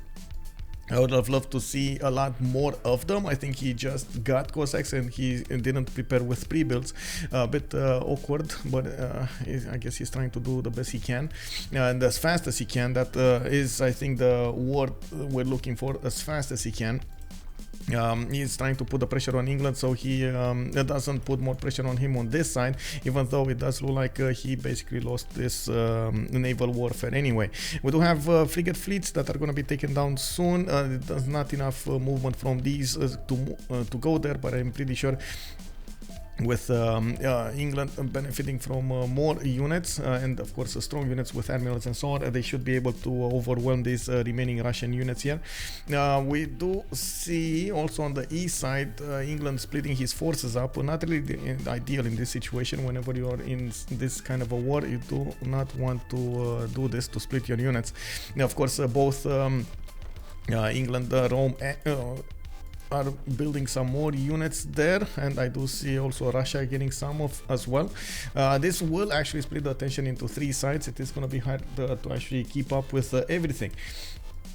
Rome also going for military academies now. From his series, he's starting to spam out encampments that will allow him to get more of these encampments going with military academies, and I'm pretty sure he's gonna get the oil per ton. This looks like the setup for tank artilleries, and I'm pretty sure Bobnotarobot is gonna be the target. In the total tab, we do have Meleagor managing to get about 2,000 more points, like 1,800, 2,000 more points than Bobnotarobot. When it comes to total science count, and oh my god, Meleagor got the battleships. Are they strong enough to actually take out these units of England? That is the question, right? And this is why I didn't like him splitting up his forces. Russia can hold on the south for a little while longer, but he needs to deal with the Roman threat. Rome is much more of a threat than McBeton is, just because of that lack of science over there. It will take so long for McBeton to get to battleships, while of course Zeyox can switch away his units to get in the face of Rome here. Now these battleships will deal considerable damage against even caravel fleets, and as you can see, we'll need to take a look how long England can actually withstand this attack. We do have finally the correct admiral showing up on the screen there. On this side, looks like Ugari did finish the walls, but then it got attacked 2 times. We do have a trebuchet coming up here. There's no general for Kongo, so he can't actually get more movement on these trebuchets. He needs to move and then wait and then shoot and then move and then wait and then shoot.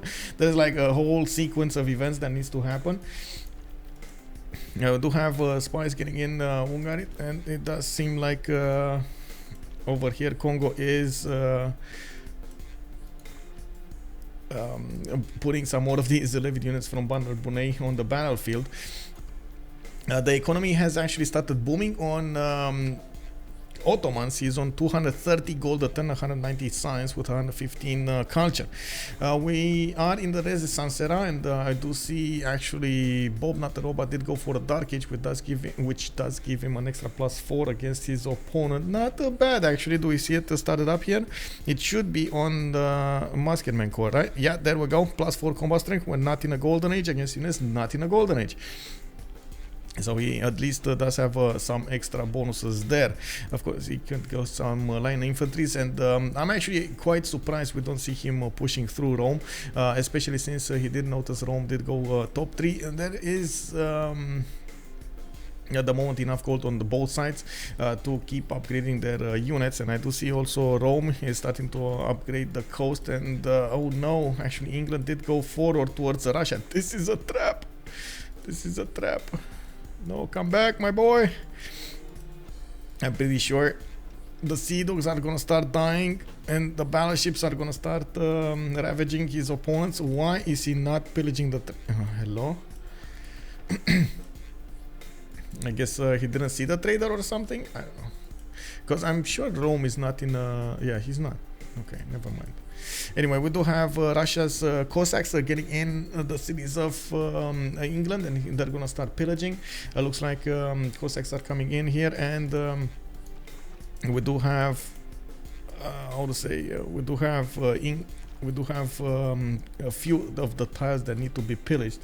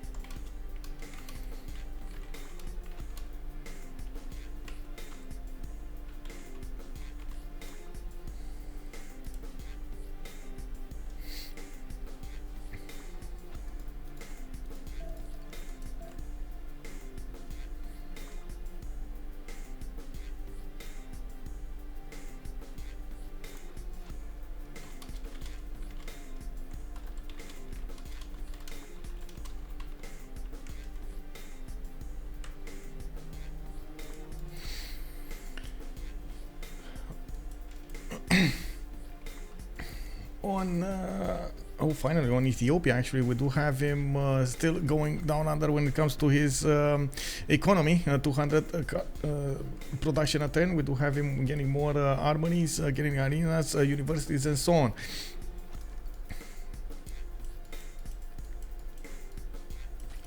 Oh, I do want to double check something.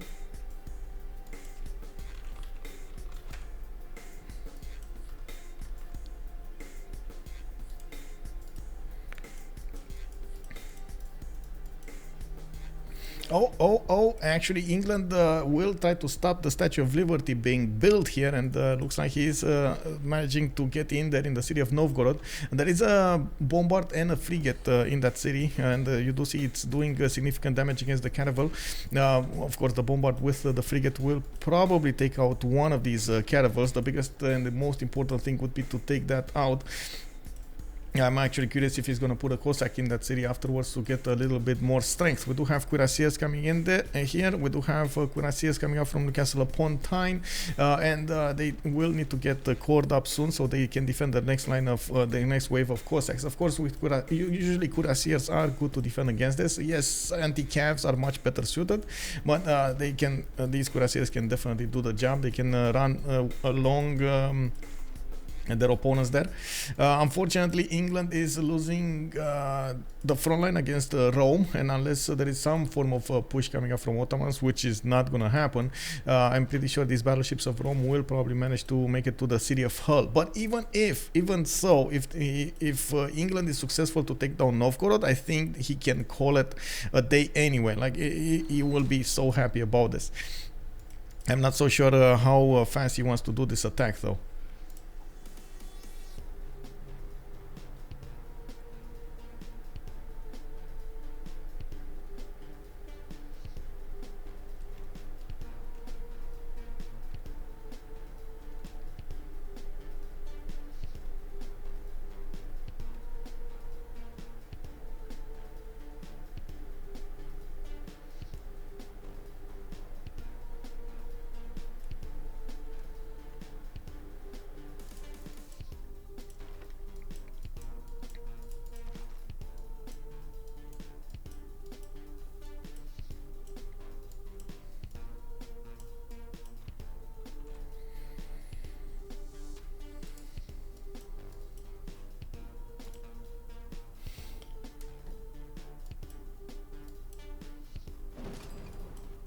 Oh, Ottoman actually got in there with the cav to pillage the tiles of Rome. Very nice. There is a level 3 spy also in Achilleas, trying to get as much gold away from Meleagor as possible, while we do see the Roman battleships are dealing the final nails in the coffin for these caravel fleets.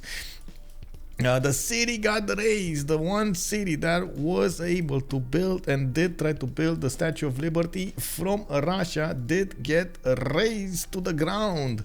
And now, of course, we're going to need to see how Ethiopia is going to manage to deal with the remaining units of Phoenicia.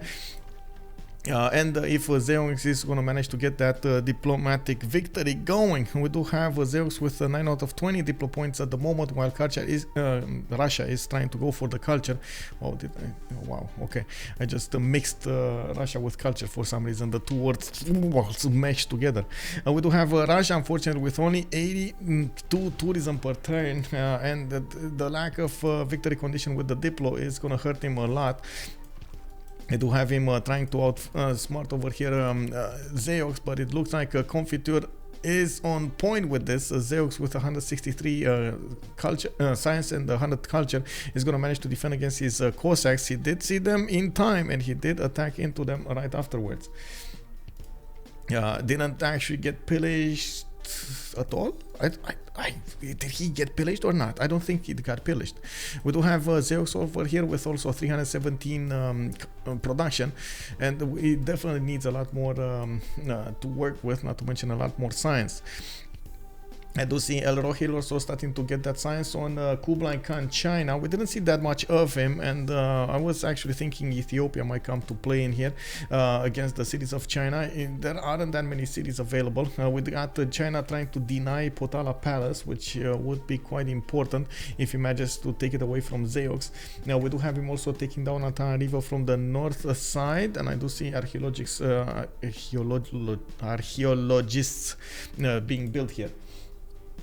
Cossacks versus Cuirassiers. Yeah, it looks like they're doing what they need to be doing.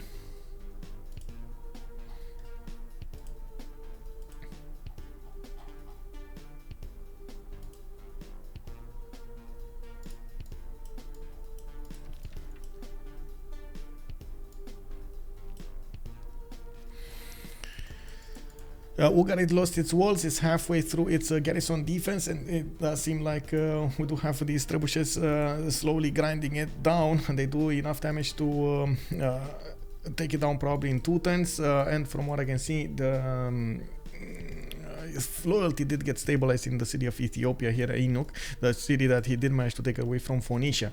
I do also notice Ethiopia did manage to core up one of his bombards with a level 2 and a level 3 normal one. He can't deal enough damage against these spiky shots, and he did get field cannons. These are gonna eat the units of Phoenicia alive. You need to get a lot of them, and I do see John Dark did get recruited as well. This is a Renaissance industrial general able to move towards the south of Biruta there.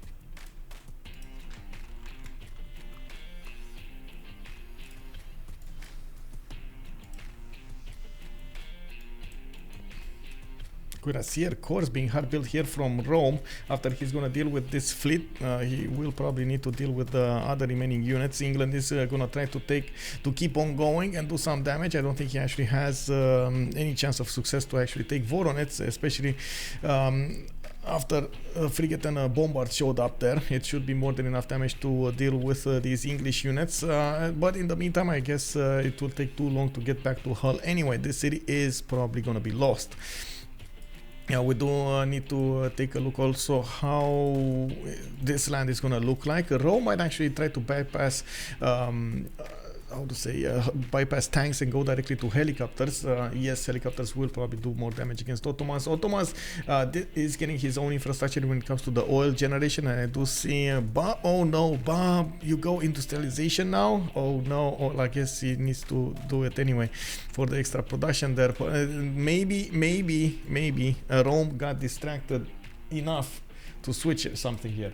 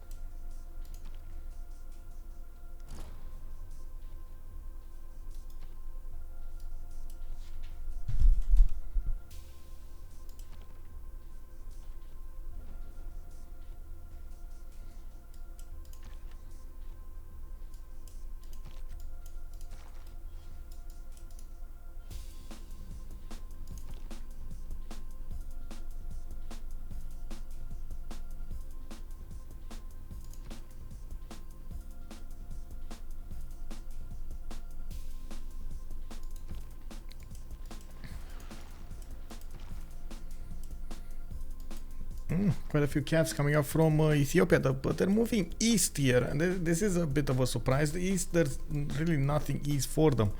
Ugarit did get taken down. Looks like Beslag is going to start getting coastal trade routes through this city with Ethiopia. Very important. You can see how many of these trades are being repositioned here.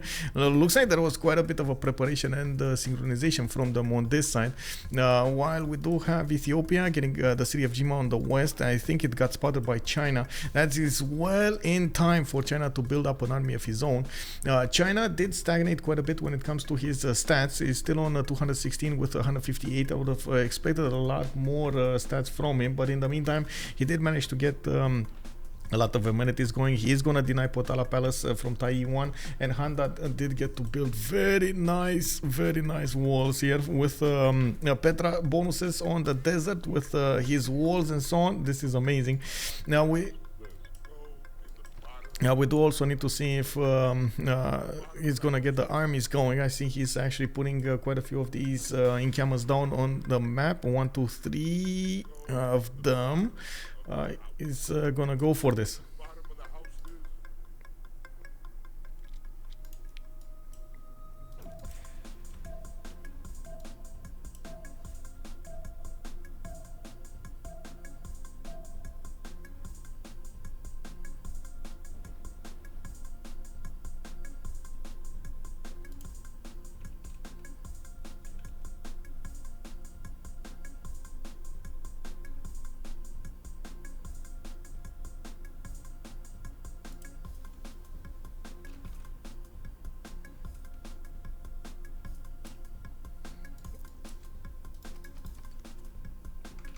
One sec.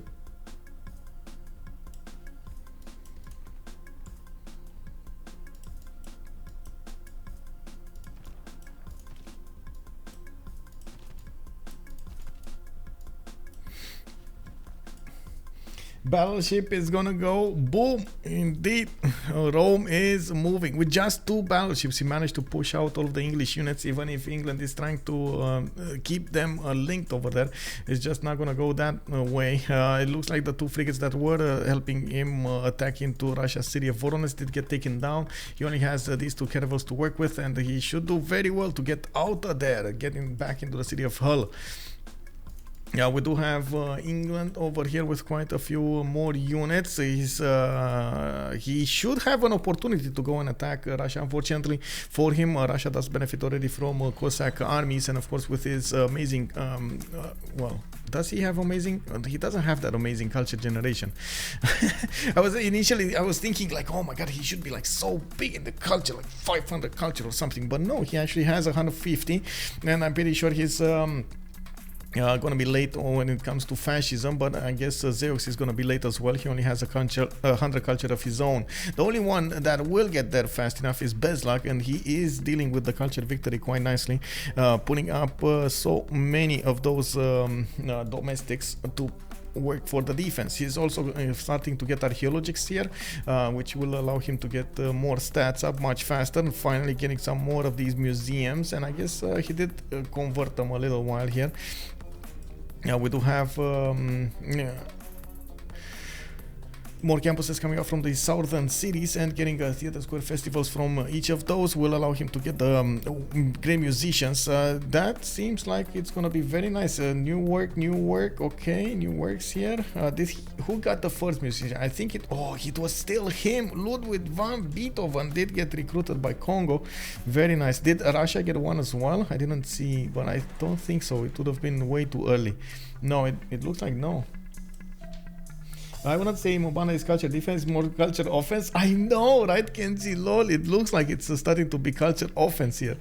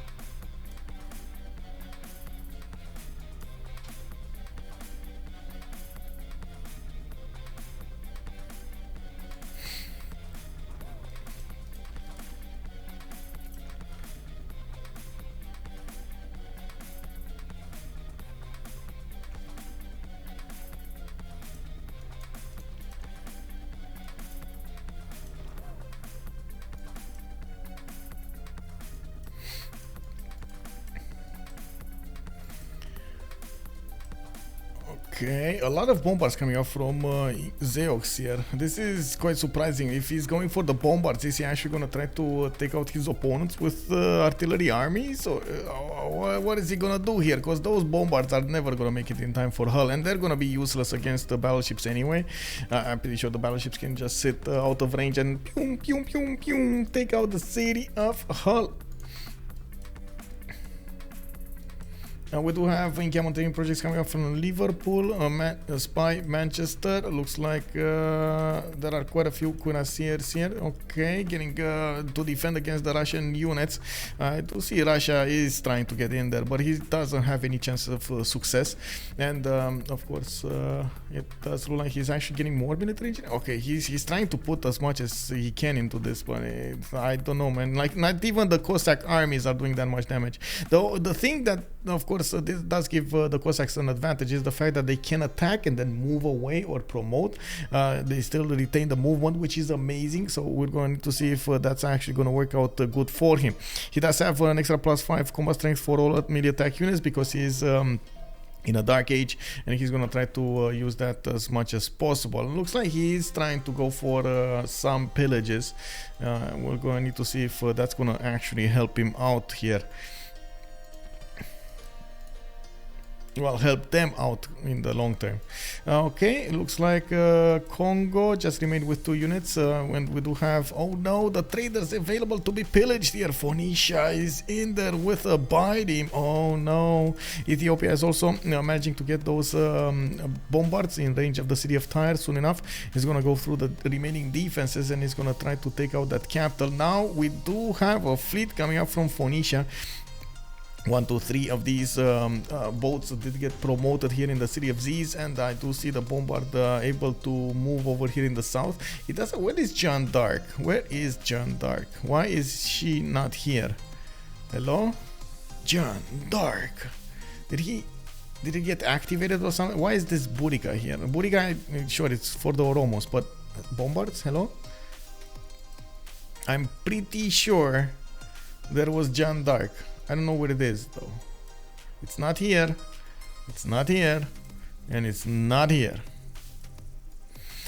Did he make a relic with it? Did he actually activate it for a relic? Timituna 42. Is Noob634 the greatest Civ player of all time or someone else? That is a good poll, guys. Let's actually answer that question. Is Noob634 the greatest player of all time? Yes, maybe, or no. Let's see what the stream has to say, Timituna. Let's see what the streams have to say. I say he's a very good player. I don't know if he's the greatest one though.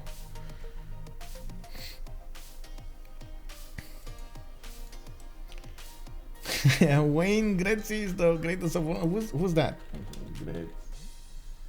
Oh, that's a hockey player, bro. What? Where's Kick W? I mean, I don't have Kick W. I didn't put Kick W. But I see a lot of some people are actually putting into the maybe.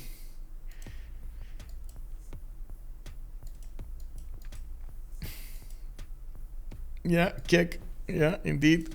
We do have some economic zone going on between China and Rome here, and yeah, look, you can follow the wide and nerdy example over here. You know, you can put Kick W in the chat. Where's the poll? It's on top of the chat. Wait, are you from Netherlands, sir? Because if you're from Netherlands, I don't think it allows you to vote in the poll. It should be on top of the chat. I don't know.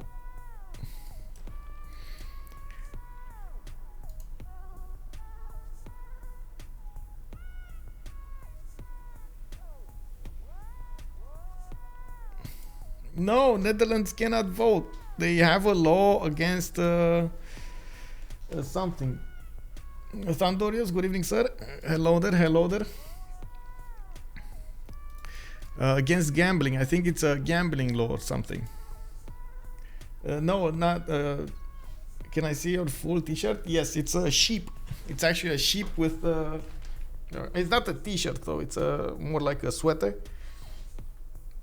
And it says Feliz Navidad. Feliz Navidad, not Feliz. Feliz Navidad.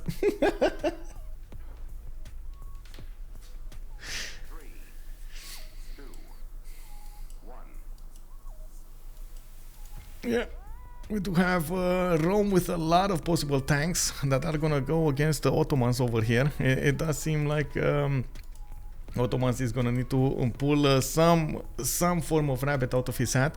The city of Hull is 100% gonna go down to Roman pressure, and because Meleagor did stop for a little while to get his strength back, and we do need to see if he's gonna get back on the horse when it comes to the science. I don't think he has enough science to go for the next part of the game, but sure. And it does look like Bob is gonna go for his own tanks. It's a little bit late for Rome to go in. Oh, Meleagor actually going flight? Balloons, maybe? Oh my god, I really hope it's because of the balloons. Okay, I really hope so, man. He has already the upgrade to tanks, he just didn't put the upgrades in. He doesn't want to spend that gold per turn. He did manage to get Napoleon Bonaparte, which is gonna give him the bonuses towards modern units, which is good, Yeah, Hull is gonna go down. Yeah, Hull is going down. Not much we can do about it, but it looks like he did manage to take care of all of the units of Russia from that were pushing him from the south. Those units are going back to their own lands here. And over here, it looks like the Congo traders are just passing by. It's fine. Ethiopia does need to last move this unit, this bomber to the south here, so he starts shooting the Phoenician defenses next turn.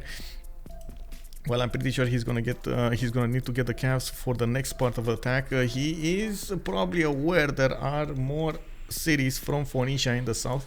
I'm sure he would see them over here in the Great People screen. If you take a look on the icon of the, on the icon of your opponent, you can actually, or even your ally, you can see the city names, and it shows you, of course, you can count them up if they're not that many. And yeah, there we go. He did actually move the bombard up last second. He did move one of the Oromos though, and that actually got in range of those units. It's a bit unfortunate, but I think the bombards moving up is more important. Definitely needs stronger units, and this is something that he should deal with. I don't know why he's not upgrading them. Maybe it is a gold issue. He's on minus 88 gold a turn, but his allies are actually managing to make 300 plus, so he should be fine. It's just probably he's annoyed that he needs to ask his teammates every time, like, can I get your financial support, guys? Can I do this? And it's you can imagine that's not something you want to do all of the time. But I think from the beginning his allies did understand that they're gonna need to, if they want to win this game, they're gonna need to put as much as they can into this, so they're doing it. Also, Ethiopia did start to pillage the city of Granada. He's getting a lot of gold from those mine tiles.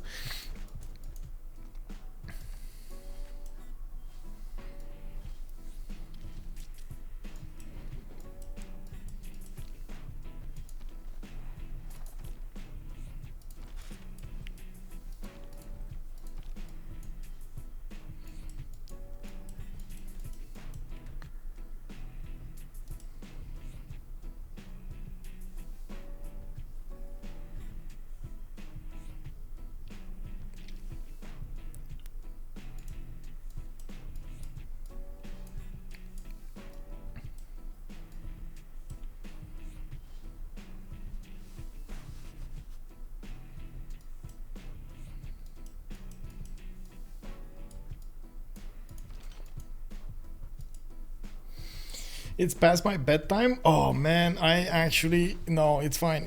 I actually got to sleep during the day because I needed to wake up early in the morning. I managed to reverse my schedule a little bit. So yesterday there was a call during the day, half through my sleep time, like I only got 4 hours of sleep. And by the way, we've got the Roman tanks coming up here from Ravenna. They're gonna start pounding the units of Ottomans. Oh yes, and they're gonna go wild. Okay, it's happening, boys. It's happening. Oh my god. Okay, so There was an energy guy, the guy from an energy company that needed to come and take a look at the index of the how much energy I used and so on and so forth, and somehow I don't know why he came because they're all automatic now and somehow they still come. I don't know. But anyway, after that I didn't want to go to sleep, so I could actually help out my uncle in the morning, which I did need to wake up quite early, like 9 a.m. to actually get him somewhere, and he couldn't go in another day. I couldn't do it in another day because I wanted to stream and so on. The meter reader, yeah, exactly, the meter reader. Thank you so much, fantastic wordplay. And right after I did that, I was like, oh man, I'm not gonna be able to stay awake for the games that I have to stream in the next ones. So I'm gonna try to be more.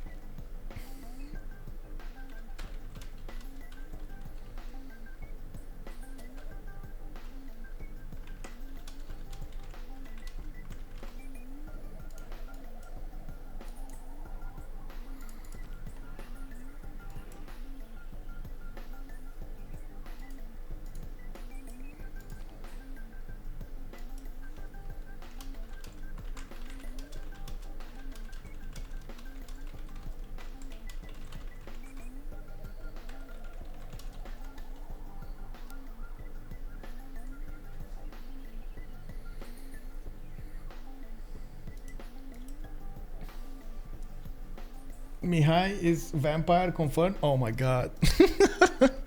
Oh my god, man. Man, I don't drink blood, bro. What do you mean? I stay up late, yes, and I'm a little bit. I'm not even white in my. Look how red I am right now. You see how red I am? I'm red, and if I do this, I'm a little redder.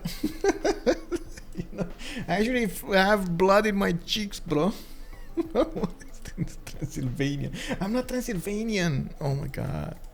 I'm actually from how to say what is it? Anyway, Transylvanian. Wait, it is a tie. Timmy the Tuna contributed last second over here 1500 channel points and managed to get Noob to be the greatest player of all time.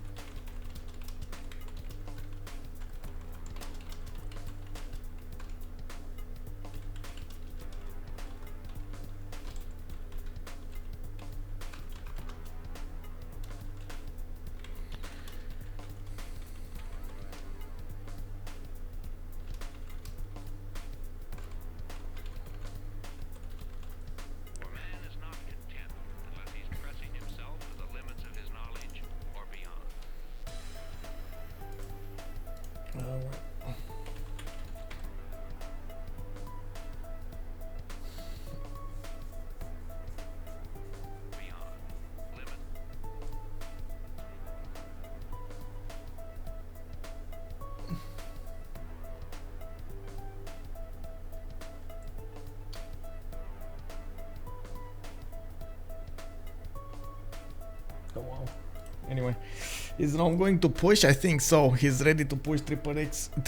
He's going for it. It looks like Meleagor is gonna try to take out his opponent, and you see Ottomans is trying to get as many of these upgraded units as possible. He's gonna try to withstand this attack of his opponent. Of course, Beslag over there is the highest threat, and he's out of reach unless you take into account China. China might need to get some helicopters in the meantime. He's actually going for turns synthetic materials, and it's building up a considerable force of calves. He's gonna try to take out Kongo, and this is gonna be quite interesting to see who has the most production over here, with Elrohir benefiting from 584. If they take out Kongo, this would be no more victory condition coming up for Confiture D'irrel. Of course, against Txoumin's best efforts, he is gonna take out the city of Tyre probably this time, and I'm sure Bobnotarobot over there is probably gonna withstand this attack for quite a while longer. Not all of the games, but still quite a while longer. You see, we do have artillery armies coming up from the cities of Ravenna. They're gonna start shooting down the cities, not only the cities but also the units from afar, from 3 tiles out. They cannot actually be counterattacked, which is the most important thing. And I'm also sure we're gonna have tanks soon enough from Bobnotarobot. Don't know why he's going. Oh my god, he's going as strong. Bro, please, no. Come back. He did go for. So he already has battleships and he already has steel walls. So he should be just a few turns out from getting combustion. Why is he not going combustion? Oh, combustion, bro. And he has a few of these military academies built in his cities, so he should have oil per turn. Oh, please. Or maybe he's waiting for Beslag to, or Txoumin to boost combustion or something. We'll see that.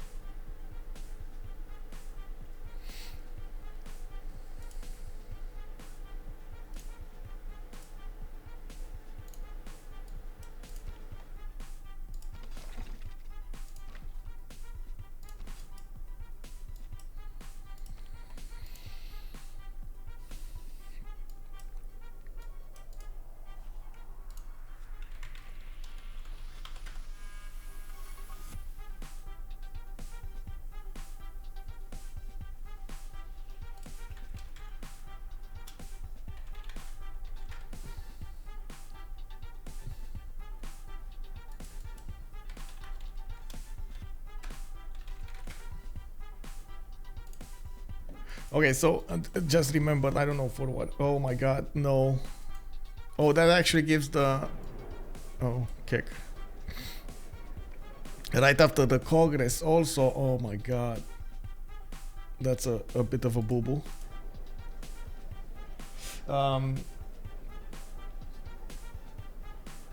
Okay, so I want to put it up on the screen here so everybody understands where I'm from.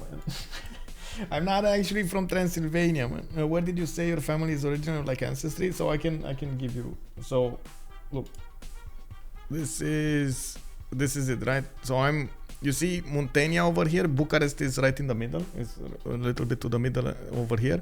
This is where I'm from. Oltenia. I have like relatives in Oltenia, and I have relatives from Moldova. This in the middle of the country is Transylvania, where all of those things come from. It's not really related, and usually we did have like 3 big regions that got I would say got together like 100+ years ago. Yeah, it is a goldfish. Yeah, it definitely looks like a goldfish. Or a heart, depending on how you look at it. Like if you turn it right side up, it's gonna look like a heart, you know. Yeah, so this is where I'm from, Muntenia.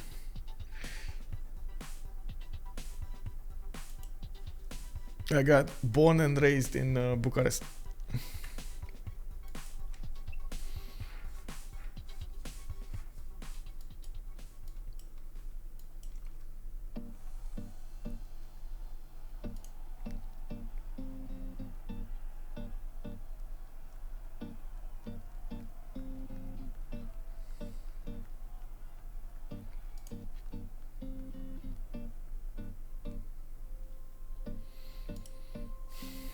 Is anyone watching Bad? I did try. That's the Star Wars miniseries, like the one with the stormtroopers or something.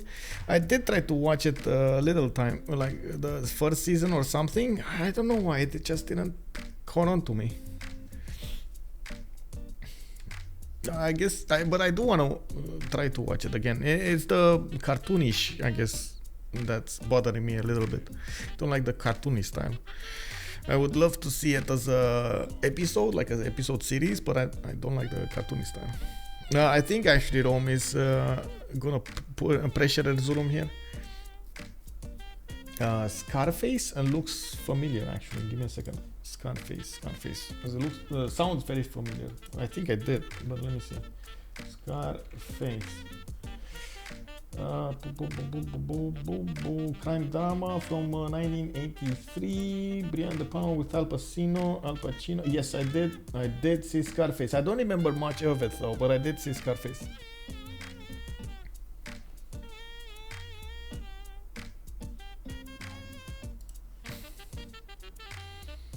The main character is Antonio. Oh, okay. Oh man, did they? Are they in the same channel over here?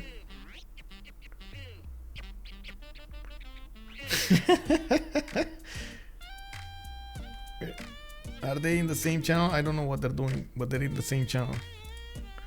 This, what do we do?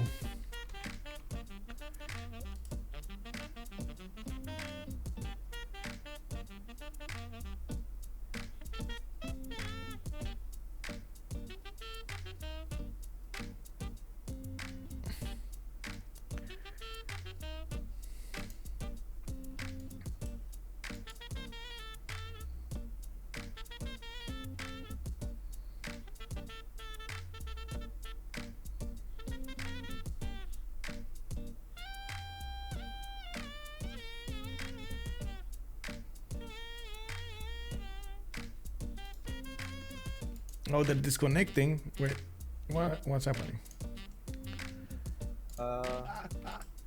Il y a McBeton, enfin pas McBeton, mais Naopil qui passe le veto si demain. Enfin, Bah ouais, mais moi, voilà. je peux continuer jusqu'à. Eh les gars, je pouvais continuer jusqu'à 22h de lendemain, y a pas de problème. Hein. Moi, Il y a certains de mes compatriotes qui pouvaient pas. Hey, GG, well played. So many disconnects, but unfortunate. Yeah, thank you for the cast, Michael, but Bon allez, salut. Salut. due to too much crashes, we have to stop. It's a referee call, so... Yeah, I heard about it. Yep. Well, I gotta say, China was coming with a vengeance with a lot of helicopters on Beslag there. Yeah, we saw it. China. Yeah. I don't know if you would have survived the next 20 turns, honestly. Maybe not. Oh, it was interesting time. Yeah. It was really China. interesting. Well, Yeah, next time it will be Russia better. was dead too. Ah ouais, j'étais mort sur quoi? Ouais, tant que artillerie, je pense. Ouais. S'ils avaient assez de thunes. L'Ethiopie arrivait, hein, on l'avait dit, hein, l'Ethiopie avec les têtes de droitangle, donc... Bon, on était Anglais. tous sur tank là, on est tous Ouais, l'anglais aussi, il avait beaucoup de prébiles. Ouais, je sais pas quand T'avais déjà les tanks là ou pas encore? en fait, On venait de les toucher là, c'est le tour, on les touche. Le problème c'est que genre tous ceux qui ont moins de chance que nous dans l'idée, ils se font tout boost par le Congo qui a pu rescaler tranquille, donc... Mais c'est bien là, ce play d'hélicoptère sur le Congo, vraiment c'était le... Je pense que c'est ça qui fait pencher entre guillemets la balance de la game en va trop bien. So, just to make sure, this is Ornithorynques getting the win, or this is a tie? It's Ornithorynques. Yeah, it's default win. Sadly, but yeah. yes, definitely. I have one more question Yep. about Dido. Why did you settle off coast, bro? Yeah, why? That Why not on the jungle on your left? Yes. Because it's a fresh water. You had jungle left, Attends, freshwater attends, also. Attends, pourquoi non, mais sa B2 était bien sur la... His second city was on freshwater. Yeah, the second one, but the first one était à was gauche close et- to the coast. You had 2 fish to work and put your harbor on your capital. Il y avait plus de 2 là où là c'était en fait. Ok. Ah, sa capitale. Non, c'était Ouais. pour que ma Oui. B2 soit En fait, non, dans l'idée, c'est... En anglais, en c'est une anglais, question... Oh, bah, frère, tu pourras traduire si tu veux. Okay, so Michael, it was because he wanted his B2 on freshwater. So he Okay. so he had fishes on his B2 and he wanted it on freshwater. And the capital had more to work also. Et puis, mais il voulait settle de 2 bancs et se garder son settle B2 freshwater. Ce qu'il vient de dire. Yeah. Actually, that kind of makes sense because you don't really need the proton agency on this map. Yeah, You likely don't need to go for a second era with the science one. Free inquiry. Free Inquiry, yeah. yeah. You probably don't need it. So I think that makes sense. And you had a good campus Yeah. going inland. But there was What a game! It was a nice game. I think Our 3 teammates were watching the stream and couldn't say Rip. If not for the crash, I think this game would have been very amazing. But, yeah, I'm very sorry about that again. That usually don't happen. Nah, it happens, man. It happens. Update day, Nvidia drivers and maybe yes. Steam Actually, yesterday and this.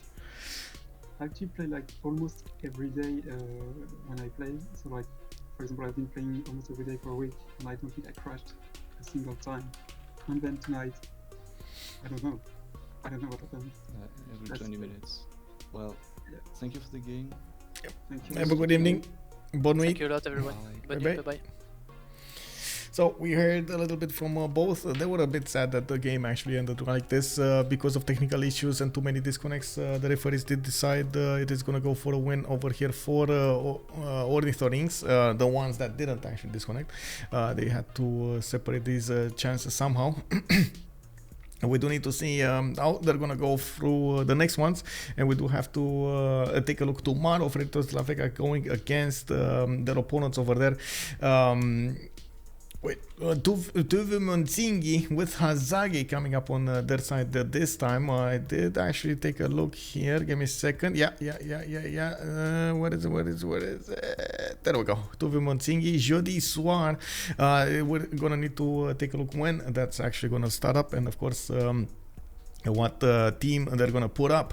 We do need to also take a look at games from the CWC. On Saturday we do have one, and I believe there will be one on Sunday, but I will probably get the one on Friday. So anyway, in the meantime, thank you so much for everything. Much appreciated for the follows, for the subs, for every little bit of support there. Much appreciated for the gifts as well.